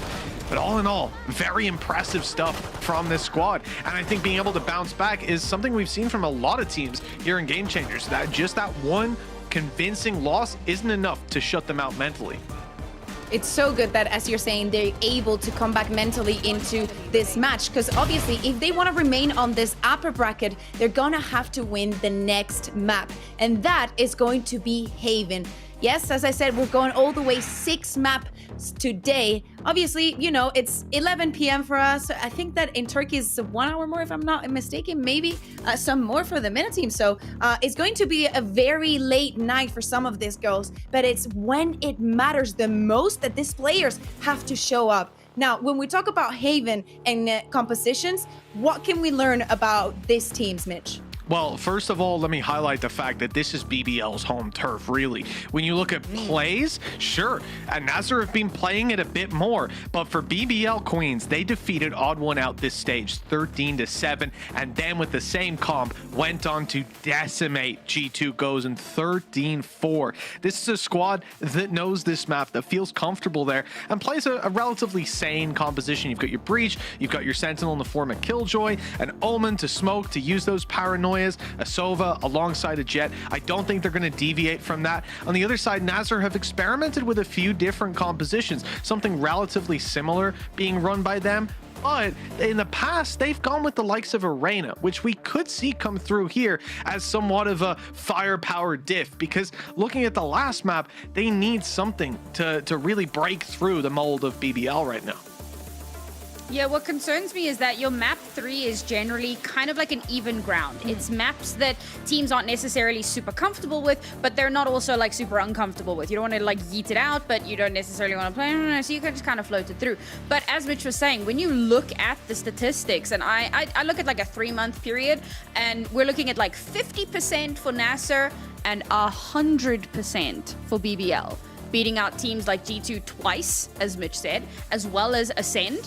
So there is some serious experience on this map for this team, and running the same comp consistently means they are very comfortable in what their game plan is. Now that does mean that it can be a little difficult to read into what the heck are NASR going to do? What comp are they going to run? What is their game plan going to be? It could throw them a little bit, but with a team that's this comfortable, I don't see it. I think this could be BBL knocking our other MENA team down to the lower bracket. Oh, I thought it was going to be the day for MENA. Come on. I mean, okay. Earlier I asked Mitch about, putting his coach hat on. Now I'm going to ask you, Sam. I'm actually going to ask both of you, but Sam, please, you go first. If you are in the position that NASR is right now, you're going into, as you both described perfectly, a map that is very strong for BBL, in which they're extremely comfortable. Now, knowing that you have run different comps, that you have tested them in officials, that you can, identify the weakness in maybe the composition or especially your opponent, what kind of a strategy would you go for? Would you go for something more traditional, more on the lines of what BBL and the rest of Europe is playing? Or do you go for something funky, like the Reyna, swapping things around? I think you definitely go for what you're comfortable with. Look, upper bracket, you've got a little bit of a safety net. You can drop down and still have a chance to keep going, but you don't want to put yourself in that position. So I think you go with what you're comfortable with, what you're familiar with, what you've got really good set plans for, and then I want to see NASR slow down a little bit. One of BBL's big strengths is how aggressive they are and how much space they take. So I would say to them, slow it down, wait for them to walk out, wait for them to use their utility, and then pounce. Because if you try and fight fire with fire, 9 times out of 10 against BBL, you're gonna lose. Yeah, it's interesting because for NASR moving into this, I'm going to look back at the Reyna comp as an example. It's actually the same as BBL Queen's comp. So in that you have a Jet, you have a Killjoy, an Omen, and you've got a Sova. The difference is they swap out the Breach in this instance, who is almost a staple of Haven for me. Like I think Breach does so much for you. I think most people do on this map. And you swap that out for the Reyna. Terrible idea in my mind. I don't want to see that here today. There's a couple others maybe you could be swapping in and out of, but the reality is more recently they've been doing something similar without a Killjoy but with a Cypher instead, and it's again the Breach that's disappearing from that composition to bring in a KO. Now I can see some of the ideas, especially with the knife early to grab information and take map control. The problem is if you do that against the likes of BBL Queens, again we'll see the same thing where that supportive utility is coming through. Sure, you might get a main, you might get up close, but when that breach stun comes through and forces you back or just leaves you vulnerable to being swung, then the round all of a sudden flips back in your opponent's favor. I think for this squad here, moving back towards that old comp they were running with the breach, one of their first iterations, this stage might be the way, but considering they've played so many different kinds of comps in between that, I don't think that's going to happen. I think we'll have a clash of styles here, and we'll need to see a ton of value brought to the table by that KO. Okay, we're going to jump into agent select in just 1 minute. But before we do so, let's talk a little bit about that Jet duel. Definitely, we have a clear winner for what happened on the previous map. But do you think Anya is going to keep performing at this level? Because, it's not like she was shut down. She had a lot of amazing plays. Do you guys think that this is going to be one of the keys if NASR decides to go for a, more normal comp, let's call it? What do you think, Mitch? I think it's a tough one. I think really this game comes down to a lot more than just the agents brought to the table. It's now that we're deep into a series late at night. If these players are able to maintain that level, for the likes of Anya, I've seen her do it before. That's the thing. You know, I don't think this is someone that gets hit by fatigue or anything like that. Anya's a machine. So moving into this series, I don't see that dropping away. I think NASR have a real shot. But again, dealing with some of that reactive utility from BBL, it's going to be a challenge. Yeah, I would definitely agree. I think that, you know, both duelists are in a very, very good spot right now.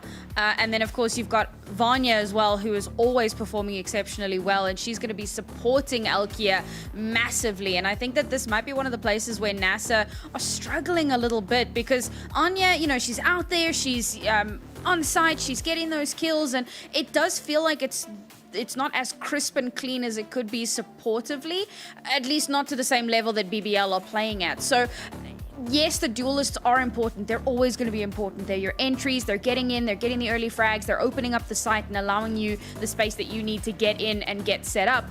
But ultimately, it is up to your supporters, your initiators and your controllers to deny that space or to create the necessary space so that your duelists can do what they need to do. If you're putting too much pressure on them to be like a jack of all trades or a jackknife or whatever, you're kind of setting them up for failure. So yes, watch the duelists 100%, but like Felipe showed us in the previous match, watch your initiators, watch your controllers, because they're going to be the ones that are making all the difference. Yeah, exactly. And just to remind people at home, this match is played on the upper bracket, so the winner will not be eliminated for the tournament. They still will have a chance of getting that ticket to Brazil. But the other one will, you know, continue in that upper bracket. So with that said, we're not sending someone home, but we definitely need a winner for today as we jump into the agent select for this Haven and we find some answers to the questions that we have been discussing right now. And it looks, you know, pretty standards for the sides of NASR, Mitch. Yeah, pretty same. I think for this squad coming through, that there's not a ton that needed to be changed necessarily. Again, I'm not so certain that when you come into this composition, if Felipe is hitting some of that utility the way she was in the previous map, you're going to be running into a brick wall a lot of the time, just a stop put to a lot of these pushes. One other thing worth note is that so far, when you look at these two teams, BBL tend to favor that defensive side. NASR tend to put up a lot of their rounds on the attack, both starting attack and defense about the same amount. So, you know, again, that's against different teams and throughout the stage, but we could have a very definitive half on our hands. I think it's also important to bear in mind, like, the breach utility is super impactful, like you said, but if the KO knife hits just right and you take out breach for a moment or two, that is a huge opening to take advantage of. But a lot of that is going to rely on luck. It's not going to be super consistent. So there's going to be a lot of slack that needs to be picked up there. Yeah, exactly. Well, thank you very much, guys. It is time to witness the last map of the day, map number 6. It is going to be Haven and is going to be brought to you by two amazing casters that are putting up a very long shift. Joey, Pilsky, please take it away. Thank you so much, Kakuka. We are still here indeed for our final map of the day. Pilsky, you're an absolute trooper, sticking this one out with me. We're gonna see... We're going to see BBL starting up on that attacker side, and with the early aggression that we've seen from them coming out on these attacker sides, I am just very curious how NASR is going to respond. Yeah, especially given, you know, we've ended up on Haven. I've said it in a couple of series where, you know, looking at recent results, you kind of feel safe for one team. I feel quite safe for BBL. They have stomped G2 on this map, as well as odd one out. You know, especially given how the second half of Ascent just went and how much momentum they've got in this series, I'm feeling quite comfortable for BBL, I won't lie, but they have disappointed in playoffs before, last season in fact, and NASR, I would have never expected them to take Lotus away. So look, we're in for a couple of questions to be answered for sure. One of those questions is not where BBL is headed, because this is very clearly going to be a quick C-side execute. Oh yeah. Running on up. Alkia on the jet once again, but Luxi this time so ready. Just picks up 2. 3, NASR showing up strong. Luxi with a 3K. And that is going to be a sweep. NASR. Boom. But we have seen this before. We've seen NASR have success in the pistol rounds. But after. Yeah, that's true. That's true. We want to see the anti-eco converted. They absolutely destroyed that. Like, that is just great reactive utility. The perfect reactive dart from Serena. Great smoke coverage there. Reactive lit from Nami, giving space for NASR to play around those smokes in the site. They had a trip for safety as well. That is what you want if you're Luxie, and that is why Luxie gets a 3K in that round. Not only because she has been absolutely cracked with the Ghost today, but the supportive utility really setting up the Sentinel for success there. That's what you want to be seeing for NASR. And BBL, it was more of the same really from Ascent attacking side. They just want to run it down with these fast up-tempo executes, and they're basically saying to NASR, they're throwing the gauntlet down. They're saying you have to hold this site execute or we are going to run you over. And at least in that first round, NASR has been able to pass the test. Yeah, absolutely. I mean, but it's as you said, right? We want to see that conversion coming from that anti-eco round and then see how they progress further into this map. Yeah. I mean, anti-eco rounds are, when I was coaching, pretty much one of the biggest things I focused on. One of the teams I coached, I bought a little... I had to improvise. I wanted a little inflatable bat to bonk people on the back of the head when they threw anti-eco rounds. But I ended up having to go for like a little rolled up pamphlet because I couldn't find an inflatable bat. Yeah, those are harder to find than you think. you have skin in the game in the inflatable bat industry, Joy. You have something to say about this, I see. Well, you know how certain like versions of Harley Quinn have this like massively big hammer. Oh yeah, and, okay, yeah. Carnival is a very big thing in the Netherlands where I am from. At least from the side where I am from, it's a very big thing. Where we dress up, and I had a fantastic Harley Quinn costume. Wanted to round that up with like an inflatable bat. Yeah, no, not happening. No. Unfortunate. Yeah, harder to find than you think. Yeah. Well, I'm glad it's not just me, Joy. I feel a lot better. Yeah. Now. That was my whole point. We're in this together, you know. Just like we've been doing this casting the whole day together. We're on a quest for an inflatable bat as well. Yeah. Yesterday went 6 maps too. On the mainstream, we are getting all of the long series that are really delivering. So, great game selection. Got to give it to the producers there. Following these upper bracket games has definitely given us some, more hotly contested games as opposed to what we saw on the watch parties. It was a 2-0, pretty concise from G2 to qualify themselves to go overseas. But same thing from Rebels, although that's not what I would have expected from that series. It was a real close one on Lotus, and then they kind of stomped them on Bind. So yeah, credit to Rebels. Those roster changes have clearly worked out well for them heading into this stage. But that is a story for another time for tomorrow's broadcast, perhaps. Yeah. What we have to find out as well is how that story will evolve, because one of these teams is going to be heading down into that lower bracket to play some of these teams that we see down there.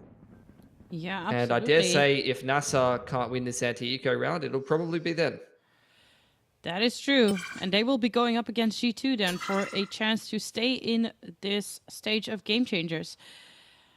But we don't worry about that now. Right now we worry about BBL on this attacker side. And they are surely taking their time. Yeah, bit of pressure on B main. This is stock standard Haven play, really. Pressure, A main, sewers, things like that, and then try to go for a quick reroute in towards B. They've actually done a bit of a double pump here, taking that sewer control, then pressuring B and trying to reroute back towards A. They thought Vanya might have been able to get alert timing on the A site. That was definitely not the case, and NASR, look, all they need to do is just not mess this up, essentially, because they are in the driver's seat of this anti-eco round so far. Yeah. And that's hard when you've got 3 players lurking around the corner. Woo! 30 seconds left. That was close. That was close. Alkia gets to back up here a little bit. Will fall in the end, and NASR doesn't look like they're about to mess this one up. Lovely. They'll wipe That's the floor. what you want to see. Yeah. 5 alive. That gets the Coach Pilski thumbs up. Very happy with that one.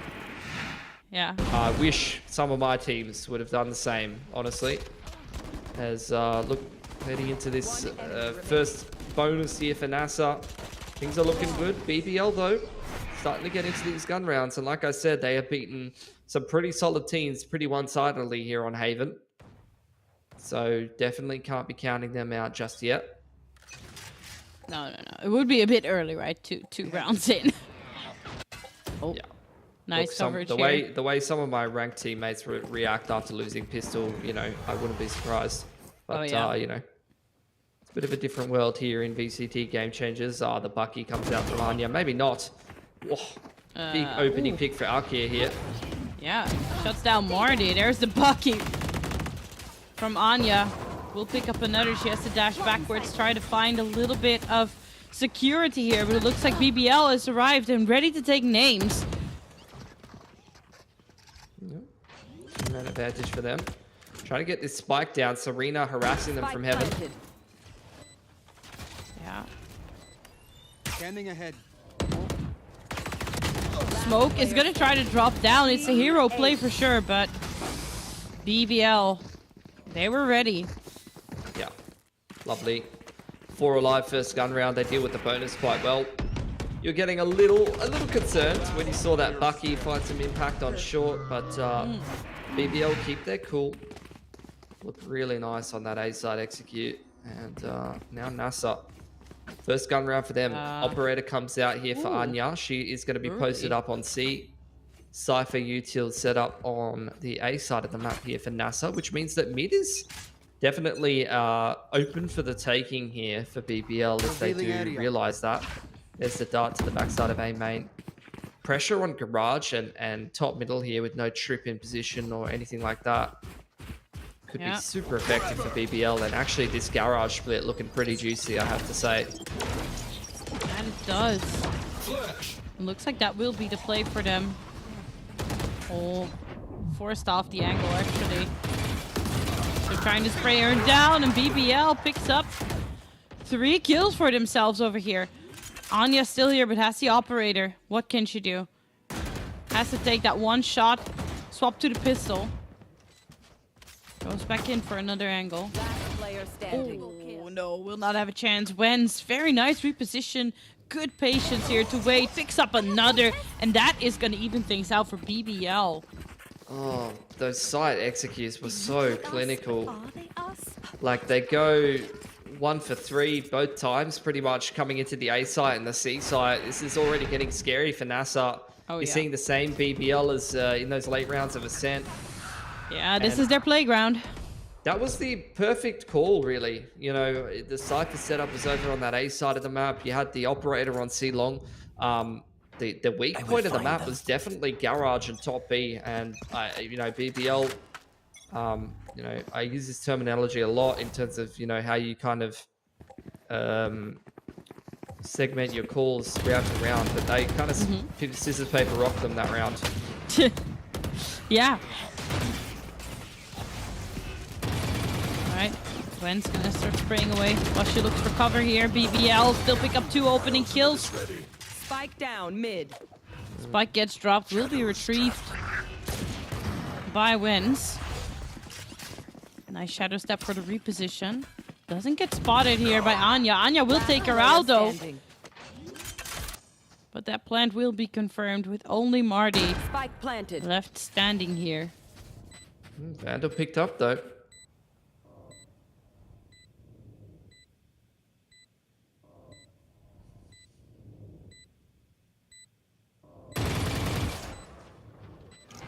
Grenade out.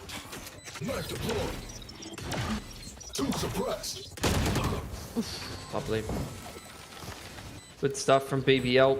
Able to deal with that half buy pretty nicely. Only 2 alive, but with how clean some of their gun rounds have looked, they're not really too bothered by losing a couple of guns there. We've had like 4 alive in a lot of these gun rounds so far. So NASR back to the drawing board here after the half buy. Buy up yet again. KOL is online. No operator this time around for Anya. Well, but for Alkia. Yeah. Oh, yeah. Attacking side operator. That's going to actually slow you down a little bit on the attacking side, and that's interesting for BBL because they have been playing very up-tempo attacking sided rounds. I don't know if that was picked up, actually, at the end of the round previously, or whether she went ahead and purchased that. But as you've seen, as I said from BBL, this is a much slower paced round from them. Playing around the fact that they have that operator. They take that C-long orb. Drone comes through looking for some info here for Serena. Yeah. We'll spot out Eva. Carver's going out as they push up here through doors. Change up their the cam mind. Clean up the carrying garage. This is what you want to be seeing. Them just working the map, playing that info denial and NASR. Big rotation over here to garage and the C side of the map. Even though it's reinforced with the Cypher trips. They are just playing retake A. Nami on the rotation back towards the A side of the map. They're starting to get nervous and they're feeling a little more comfortable with this C side. Oh, the jump spot though. Those trips absolutely useless off the back of Alkia picking the Cypher on the circle jump. That is a nightmare for NASR. Yeah, that is not what you want to see when you're in this position already. Plant is going to go through here on C. Now the question is, how are they going to play this? NASR actually swings out and manages to pick up a few kills, but Wentz on the backside here manages to put it in the back here once again for BBL. Oh man, they're playing so well and mixing up the pace super well here. Our BBL quick A side exit, anti-bonus, and they had the Gary to C split. That round it was a much slower round, a long drawn out default. They do the C orb control. They post up the operator on A main, and then they kind of reroute around the map, clear the cam out of garage, and they're able to just wait out long enough. Sometimes, you know, waiting an extra 10 to 20 seconds can be the difference between running into a stacked site and when the defensive team doesn't have any advanced information across the map, being able to have an easier time with things. And really has to be said, that pick from Alkia on the operator was absolutely massive. Yeah, oh. There's another one for Speaking her. of it. Clearing the turret is in mid is Serena, and she gets punished for that. Yeah, it's... Oh. NASR's taken A main in the meanwhile here, Joy. But with the man disadvantage, they are... Oh, man. You know, not in the best of positions. No, slowly going to be pushing up here. Rolling Thunder was picked up on C-Long from Philippa. So I dare say they're just going to probably utilize that to, execute C here. And you can see NASR, they want to be kind of playing outside of the site. They don't want to get caught by that Rolling Thunder. No. And in fact, Philippa's not even going to invest that. I mean, they're going to get a free plant over here. Yeah, she's holding that for the post plant. You can see NASR really respecting the Rolling Thunder playing outside the site, but she's not even had to use that. Oh, nice repositioning from Anya. You know, she's there. They're going to start swinging out together. Luxie picks up the first one. The neural theft coming in. The operator, though, holding that angle. Wentz picks off Luxie. Right here. Still have Dante's Fury. There we have it. Trying to deny that defuse. Another kill found with the operator. That will be it. BBL looking unstoppable on this attacker side. Don't even have to invest the Rolling Thunder. Opening pick there in middle from Alkia. Again, man advantage for BBL that they convert so well. Just so many ultimates with an open C site plant. They're just running NASR around the map on this 3-site map. And I love the little detail of swapping the operator over onto the Killjoy so that the Jet can complete the entry duties. Especially when you don't have, you know, a KO like NASR do that can play that pseudo entry role. You really do need your Jet to entry frag after in the mid to late round when you're kicking off those side executes. Off your feet! Oh, there is the Rolling Thunder. Just to Camera clear them off the side. Cage triggered. I must wait a moment. Oh. Looks he being forced off of that tower there a little bit. Wenz has still got the lockdown, but that can get countered by the Hunter's Fury. RD. Yeah. But they're using it now. Hunter's Fury manages to pick up Alkia, though. That's great stuff here. Luxi manages to pick up another Vanya with a 3K. Ultimately gets shut down as well. Serena passing by, and Eva won't see her. Will come around, put them in. Wow. Oh, BBL. They use the Hunter's Fury to be able to pick players on the side cross, and then they didn't cross to hell on the retake. Look at this Hunter's Fury coming out for Serena, and as soon as Wen sees that, she goes, oh, I was actually holding my lockdown for the post plant and gonna force you to scale into the site first, but if you're gonna pop your Hunter's Fury, then I'm just gonna put my lockdown in sewer and win the round. I cannot explain that. Like, I understand if NASR want to complete that retake, and then when the lockdown comes in on Sewer's side and they want to use the Hunter's Fury like that, they scale over on towards Hell's side and then hide there because the lockdown doesn't cover that part of the site. But I really don't understand that passage of play from NASR. That felt a little forced, and quite frankly, these two teams do not look like they're on the same level here on Haven, and I think that's coming down to, again, similar to the argument I made in that last series, where you have a core of players on Ascend. Obviously, they didn't win it against Falcons, but although Falcons has stuck together for a long time, so maybe it's not really a valid point, but at least in this series in particular, you know, you have these teams like Ascend, you have teams like BBL who have stuck together stage on stage on stage. They've built up so much chemistry, but more than just the interplayer chemistry, they've built out such a deep map pool. And, you know, I think when a team like NASR has only just made these changes a little bit more recently, although they've got a lot of reps on Haven, they've been changing up their comp quite a lot here and there, map to map. I just don't think you're seeing that same level of depth on this map.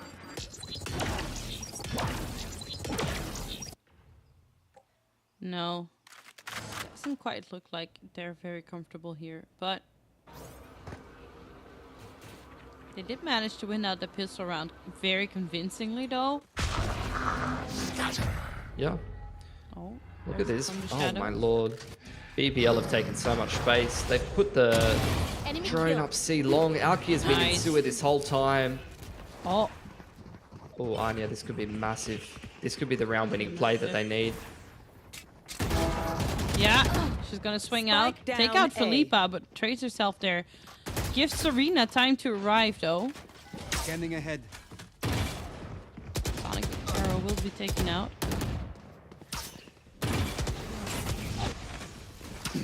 Good damage here. Actually, Serena manages to pick up another kill. Does fall, though, in the tower.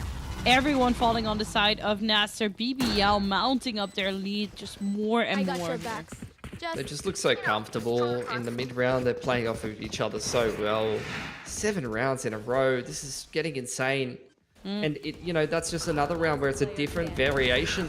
They get the jet deep down sewer early on in the round. The drone goes into C long. There's just so much pressure across the map, and NASR not really getting themselves into these positions where they can have good enough info to you know, inform the rotates and actually get the information that they need. It feels like NASR getting run around the map, never really have a great idea of what's happening, and even when they do, BBL's site execution and play in the mid round has just been so much cleaner. They've looked much sharper. Oh my lord, remove the shorty. Yeah. I've seen enough. One of the things that we've discussed before we started this cast. Now you see it. It just had to happen before, you know. I have a few, you know, I have a few things that I repeat before every broadcast, and remove the shorty is one of them. Just delete it. Yeah, it's one of your mantras. Yeah, they made it twice as expensive and I still hate it. Marty has an interesting angle here. He's gonna look for that Molly. Doesn't quite do much. And again. Last player standing. Anya, last one standing here. Can't do much. It's just absolute destruction here on the side of BBL. Bomb grenade out. This is just not particularly a close game. And NASR, I believe they had choice of side here.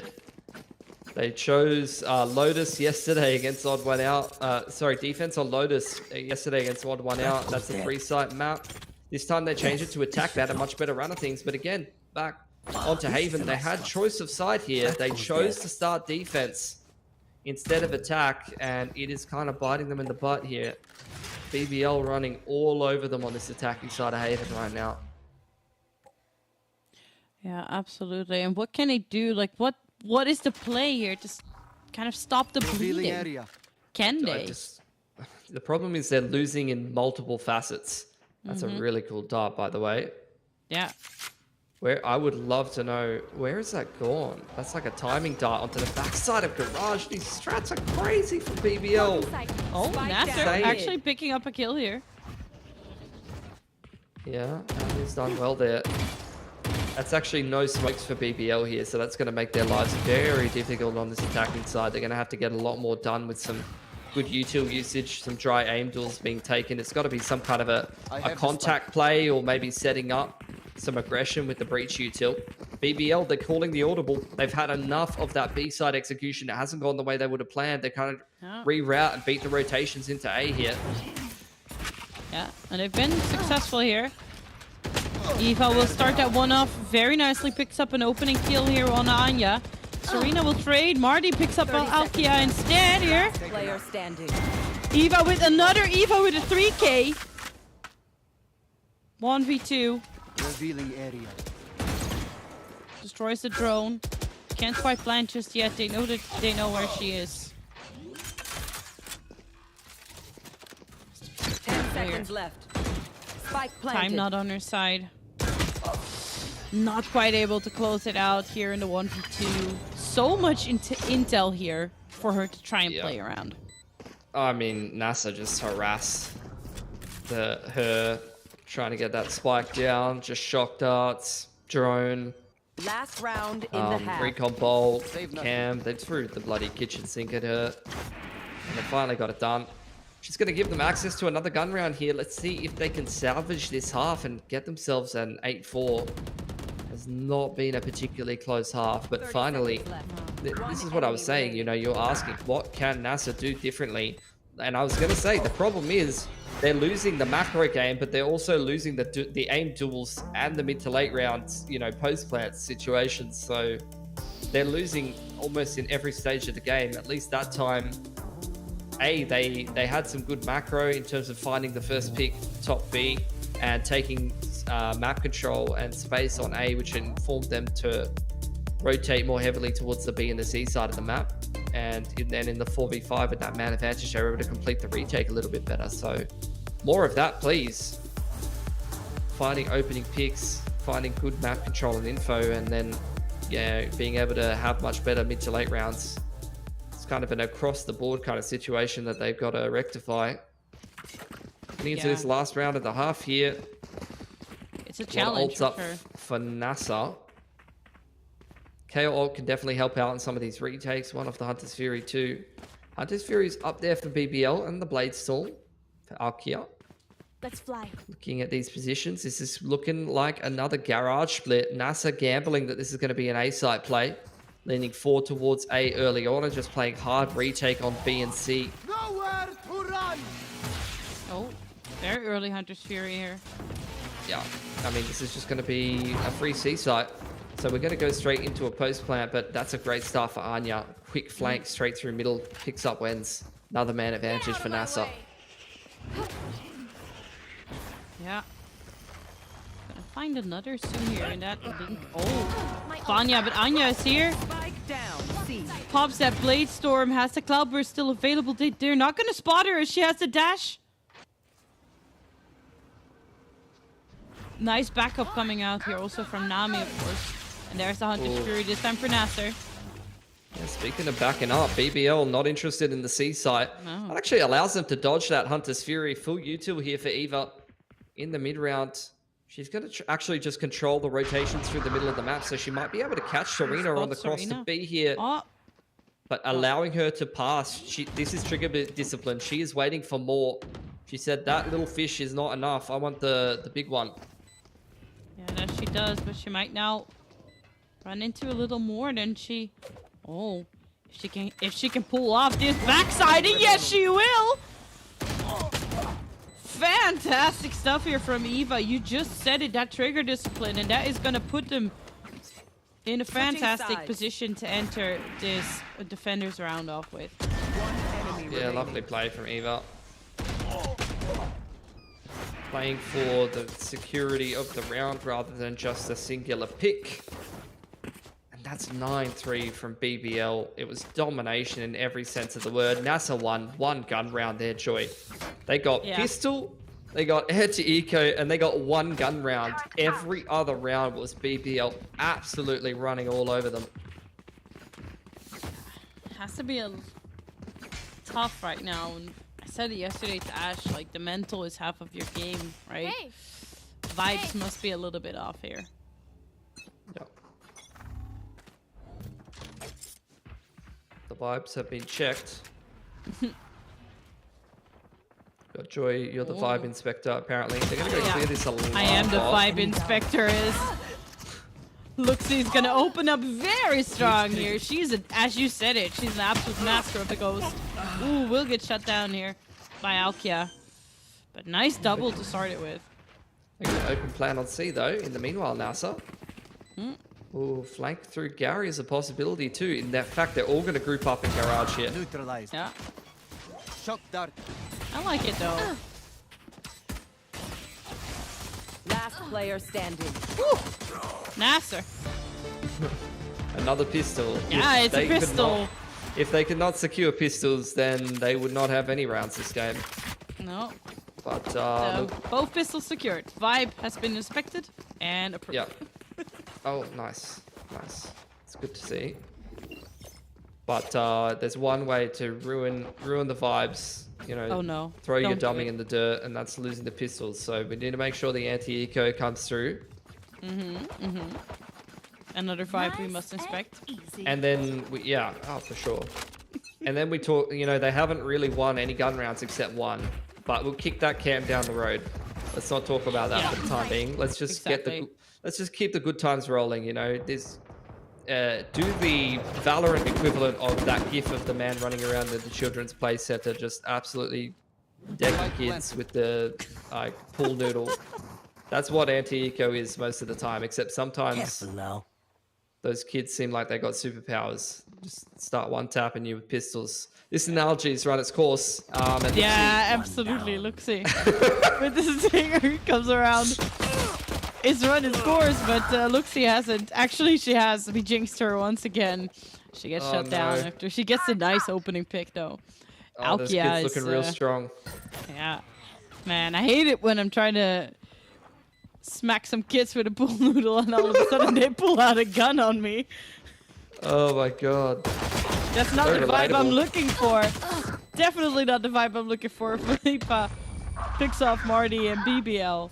Oh, they're all just gonna fall to the spike. Yeah, 3 guns taken away. BBL, they've done some good economic damage in that round. So now heading into their own defensive rounds here. Feeling quite comfortable, feeling quite confident. NASR must now navigate the, you know, hell that there is sometimes of playing against KJ Breach on this map. You are obviously going to run into those KJ setups, top being Garage, but obviously as well the Breach disruptive utility across the map. Nice little shock dart there. Doesn't actually clean the alarm bot, unfortunately. Ooh, Missed that one. that is Almost some damage. Yeah, you don't want to lose Luxie 5 seconds into the round. That's a nice little pop flash to allow them to clear the turret in Garage. But NASR, they're not in a rush to go anywhere. This really is just map control for them on the bonus. They haven't really decided where they want to be going. No, they're just... Oh, touch. I was like, they're just feeling the waters, but maybe they're taking a little bit long. And BBL's like, listen, guys, it's getting late. We have places to be and sleep to have. So, you know what? Yeah, well, they should have won their map pick then, Joy. Honestly. Yeah, true. That's all I have to say about that. NASR, going to creep up into this C site. You know, it's free real estate for the time being. BBL, they know they've got the gun advantage. They're quite happy to just concede that site and that map control for the time being until they better organize themselves. Vanya. Manages through the smoke to pick off Luxie. Luxie was already quite low though. We do have to mention that, of course.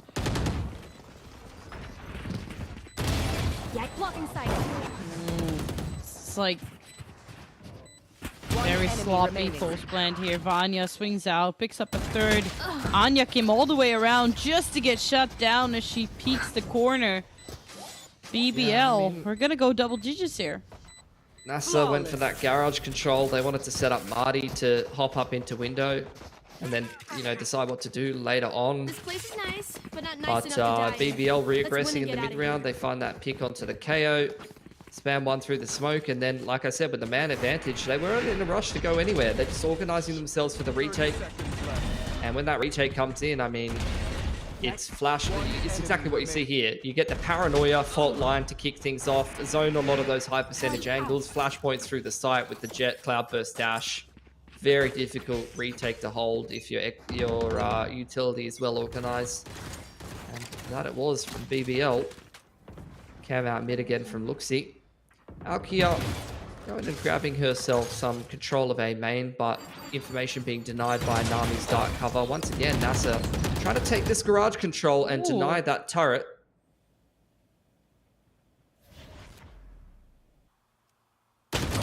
Nami with a Beautiful. very clean shot here. Beautiful shot indeed. Those kills are so important on attack, you know, denying the jet those deep info lines on the A side of the map and finding yourselves opening picks. Not to mention, if that goes the other way, you've got no smokes as NASR heading into a 4v5 in one of the most important gun rounds. I know exactly. Yeah, there's the neural theft coming through though. So now NASR kind of wants to start flooding here. But Philippa just managed to take two out in their tracks. Eva still on the side, and as the smoke clears, we're gonna see NASR getting cleared out as well. BBL. Just absolute dominance. Even though it looked like a good start of the round here for NASR, they just can't seem to pull it through. It's just great sight defense from Philippa. And I felt like, you know, NASR needed to scale up there a lot more onto the site. You know, usually I would not criticize them saying, you know, it's a breach in a great position. They're playing anti-flash, but as I saw on the replay, the breach was hit with the KO knife. So you're not worried about the util there. It's just indecisiveness. Yeah. From NASR. Oh, straight down mid, BBL. This is similar to what they were doing on Ascent. Just when you're thinking about what you want to be doing in your next round, Alkia's just diving down mid and disrespecting you. Luxie, that's a great coupler from her though. Yeah. One enemy remaining. NASR. You don't want to put it to match point just yet. And now Philippa. Creeping her way down. Looking to surprise somebody. It's not going to be a nice surprise. It's the bullets are the surprise, you know? Yeah, and not having enough money to buy in future rounds.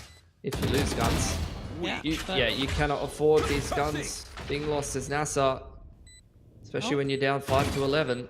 Every gun she takes away is absolute gold, even if she doesn't complete this clutch. Yeah, but she's gonna try, and she's gonna pick up 2.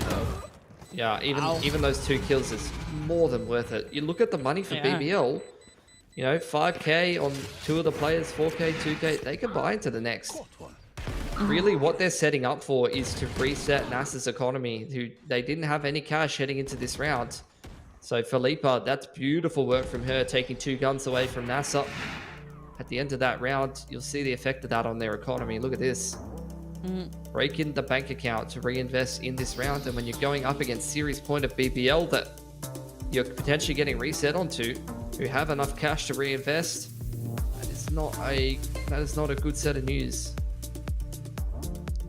Timeout for BBL, and I think they recognize it too. They know, oh, we just took a bunch of guns off of NASR. This could be the round where we win the series. How do we want to approach it? That's what I'd be saying as the coach of BBL right now after seeing Philippa get those exits at the end of that last round. One off the Rolling Thunder here for Philippa. A couple off of the lockdown.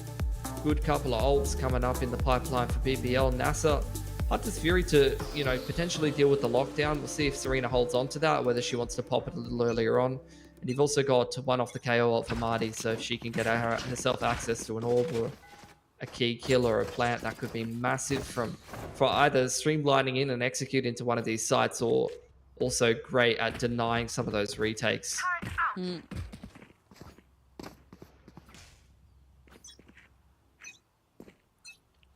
Absolutely. Oh, we're starting to open up right away. Laying down the fire. NASR coming out on top here with only losing Anya. Yeah. And there's the KO ulti immediately being Yeah, with committed. Marty getting that kill, like you said, KO ulti, you just keep this one simple, straight into the A site. Yeah, there's so many smokes to push through. Last player standing. But NASR Spike planted. seem a little bit calmer and collected here.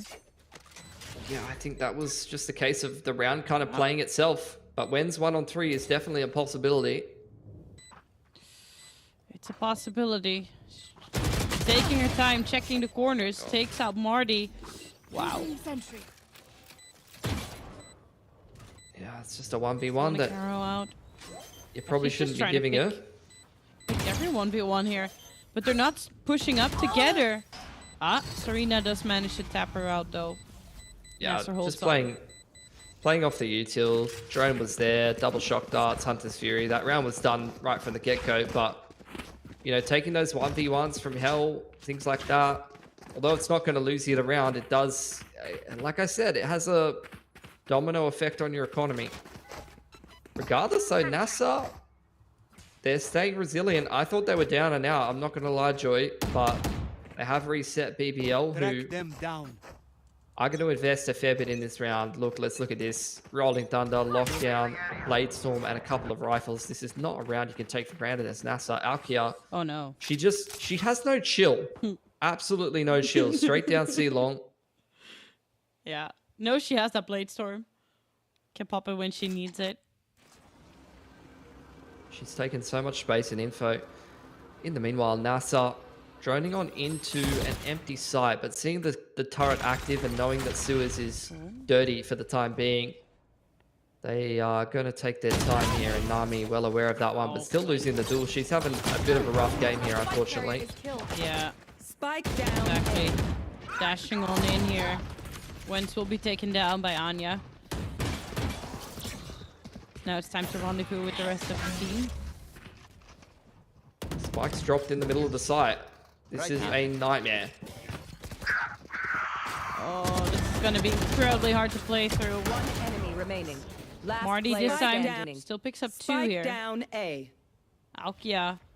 Full HP. Blade Storm in hand. I mean... 30 seconds left. She knows where Anya was. She knows where the spikes dropped. Yeah. Process of elimination coming on through here. Oh, Anya still gets the Anya. timing though. Wow. Hiding in the backside of short. The patience pays off. Oh, thank God that NASR got through that one. That was almost painful for them in the half bite. Yeah. They got the spike dropped right in the open. You know, they're getting Rolling Thunder, multiple players hitting some real sharp sheriff shots. That was getting a little bit tight, but they still get it done. The problem is now, you know, congratulations, you've beaten the comparatively weaker half bite. Now you get to play against a gun round, and yeah, once again, you dropped a handful of weapons along the way. Yeah.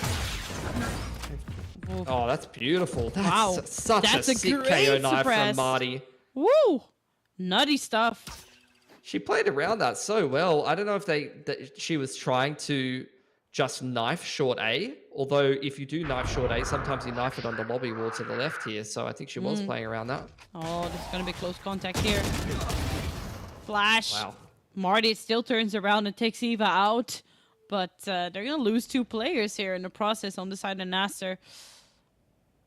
Yeah, just these little 2-man plays from BBL, walking up onto the line with the flashpoint. These are the kind of little plays that can throw you off as NASR. You're not expecting those kind of things in the mid-round, just dry on the timing.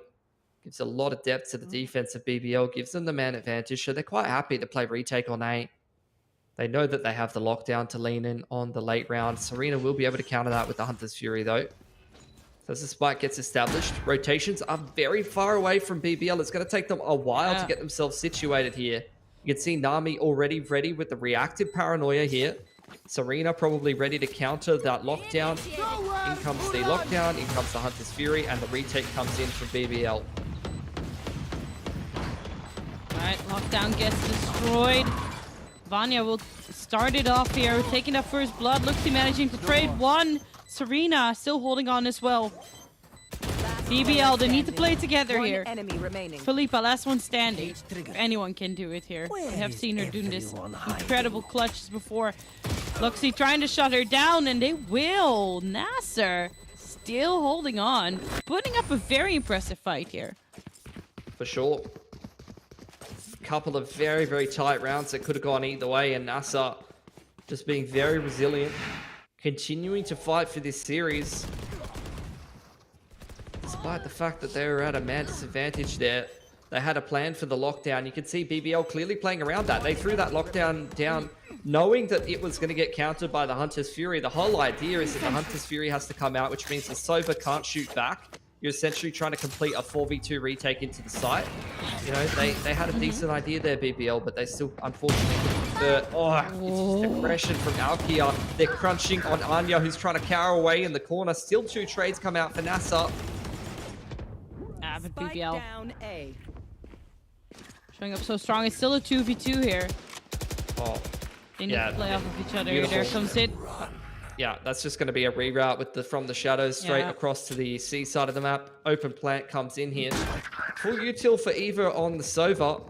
So going to be able to drone and clear out some of those angles or potentially dart some things. But look at this position from Luxie. Trying to jump up garage on the timing here. One enemy remaining.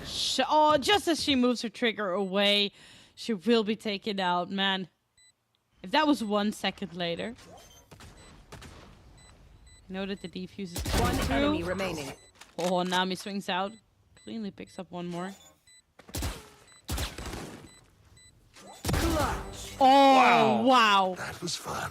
That is so sick from Nami. Fantastic. Honestly, Clean trigger placement. oh, for sure. The crosshair placement was beautiful. The one way on top of the box to 100% the round.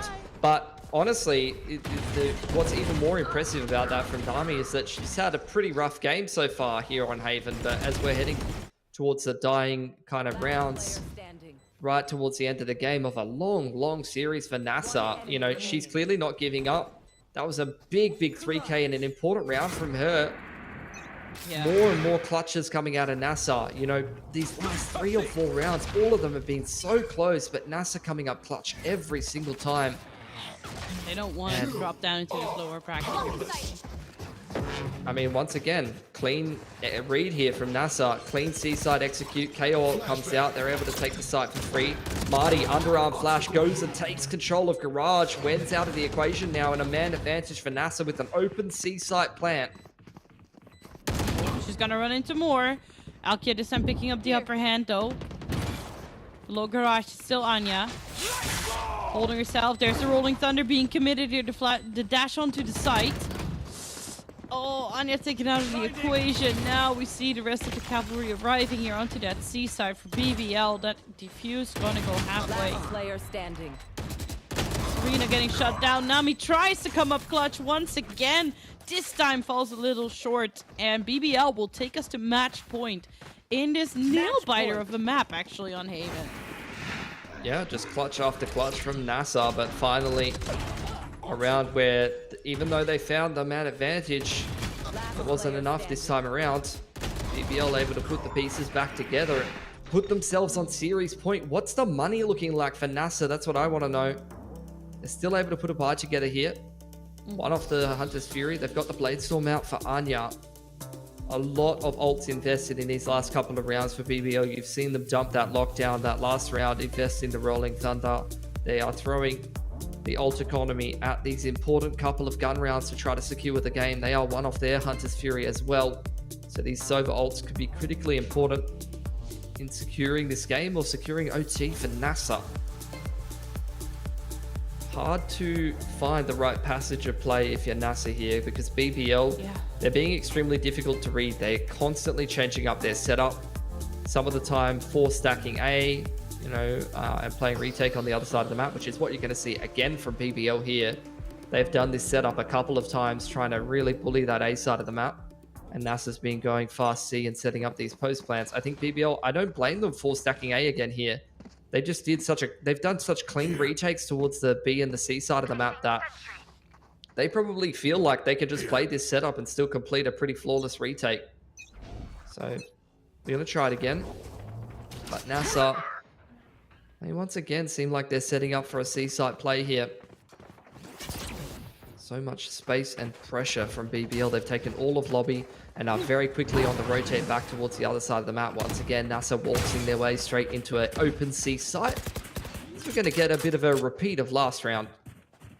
Yeah, I hope this time though we get to hang on for NASR's sake. Wens in that garage will be spotted, forced to retreat here.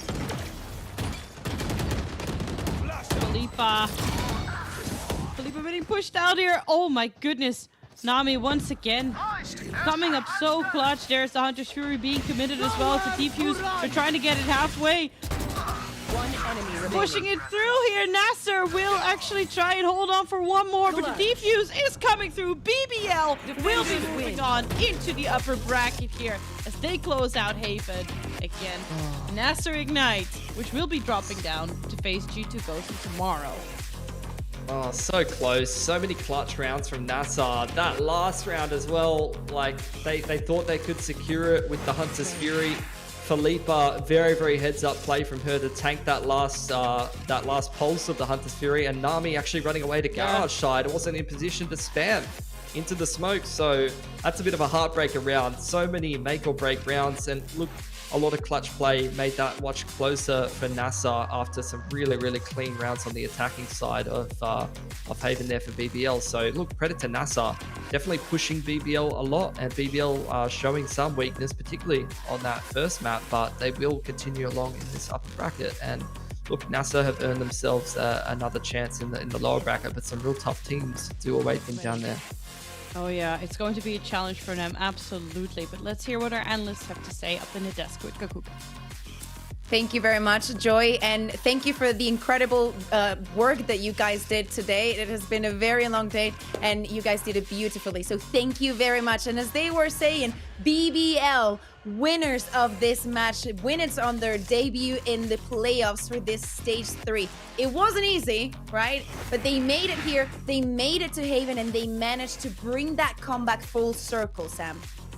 And what I find really exciting is, of course, Philippa was someone that really showed up again on that last map. It was something that Mitch was talking about, the power of the breach, and it really did help to cement BBL's victory here. They continue their undefeated streak, looking very strong. If you ignore the first map, it was a bit of a weird one. It was uncharacteristic, and these things do happen. But if you look at maps 2 and 3, very much more in line with what we come to know and expect from BBL. They're still very much a contender, and they're still very much the favorites, at least in my opinion, to win out and to possibly be that second team heading to Brazil. I mean, the surprising thing here being, again, that BBL have shown us they're a strong team, but a pretty bad one when it comes to pistol rounds. They just can't get them on the board. But when it comes to regular play, rifle in hand, they're a different beast altogether. And what an incredible run this has been already in stage 3. The fact that, like you said, Sam, they haven't lost the series so far. Sure, a couple maps here or there, but that's all it chalks up to, and to very respectable opponents as well. I think NASR will have a lot of eyes on them running through that lower bracket, but they didn't have what it took to here today. That was dangerously close, as you were saying, Mitch. Anything could happen, and especially if we think about this Haven, this last map. There has been one thing that has been for some reason reoccurrent on this match, and is that lockdown that keeps getting players from NASR completely unable to do anything with it. So what happens here, Mitch? I mean, it's hard to even put yourself in their shoes. I think it's the blitz of defenders coming back into the site that puts them in a position where they think they can just finish it here and now, take the kills, and then they realize they can't. So they run for the lockdown, and they miss it by a second, even less. In fact, I think 1 or 2 bullets extra, all that was needed. But unfortunately, that was not enough. A missed timing that ultimately ends up costing them. Hear me out. It's it's minimum 1 a.m. for them. I am not going to blame them for making this kind of mistakes. Of course, we know that this was not an elimination match. It's just to remain in the upper bracket. Now NASR has been relegated to that lower bracket, but we haven't sent anyone home just yet in the upper bracket. Of course, Tiger Anonymous and Odd One Out are out of the competition and out of the run for that last ticket to Brazil to join the girls of G2 Gosen, but still everything can happen. Now, I am wondering, because I think that we have another round that you guys wanted to take a look at that happened also here on Haven, but give me a second, so you guys tell me. So this I loved because it was really cheeky. They start a push towards C, lose a few players, then they start moving over towards the B site. And this is where things get really exciting because the teleport it's partially a bait, but it's also like information, you know, coming through here. So they start rotating over towards that A site and nobody checks the backstab. Nobody even thinks to look for ever who has been placed in this position, and an instant little double kill from her. And this is the like ingenious play that we see from BBL so often. It's one of the things that really does set them above a lot of the other teams. And also with that, and we're going to conclude this match. We're not going to be having an interview, you know, just to let people know at home as well. It is very late, so we're not gonna make the players have an interview at 1 a.m. because we're not that kind of people. And we have to take a look at the bracket, how things are moving along as we advance in this last playoffs of EMEA of the year. Tomorrow we will be, you know, seeing that lower bracket for the first time.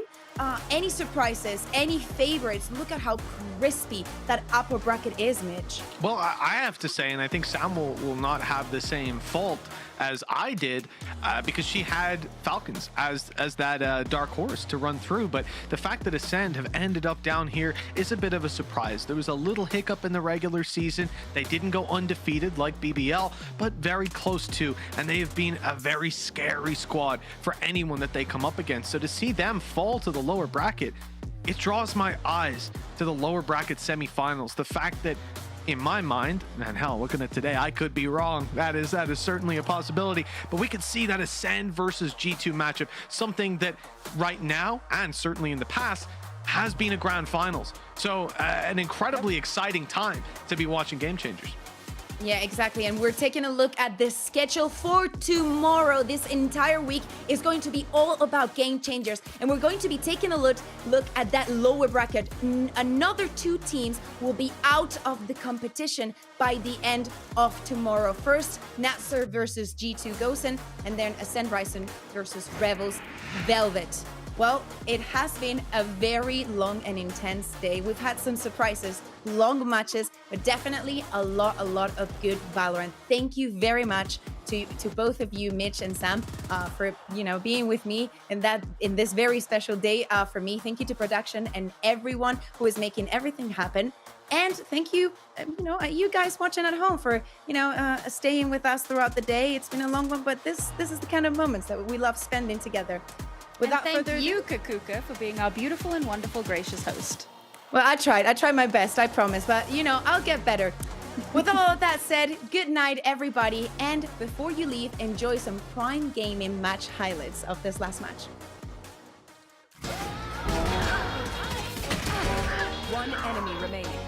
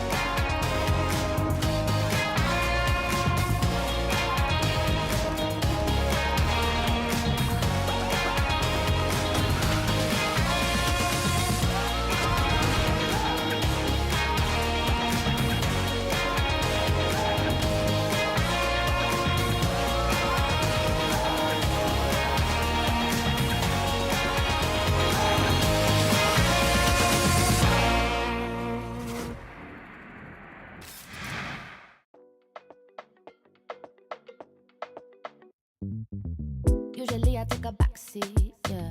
Low key, I'd say I'm discreet and don't wanna put my heart on the line too many times. I've been burned, I bounce back quickly, and with the drama, tell 'em miss me.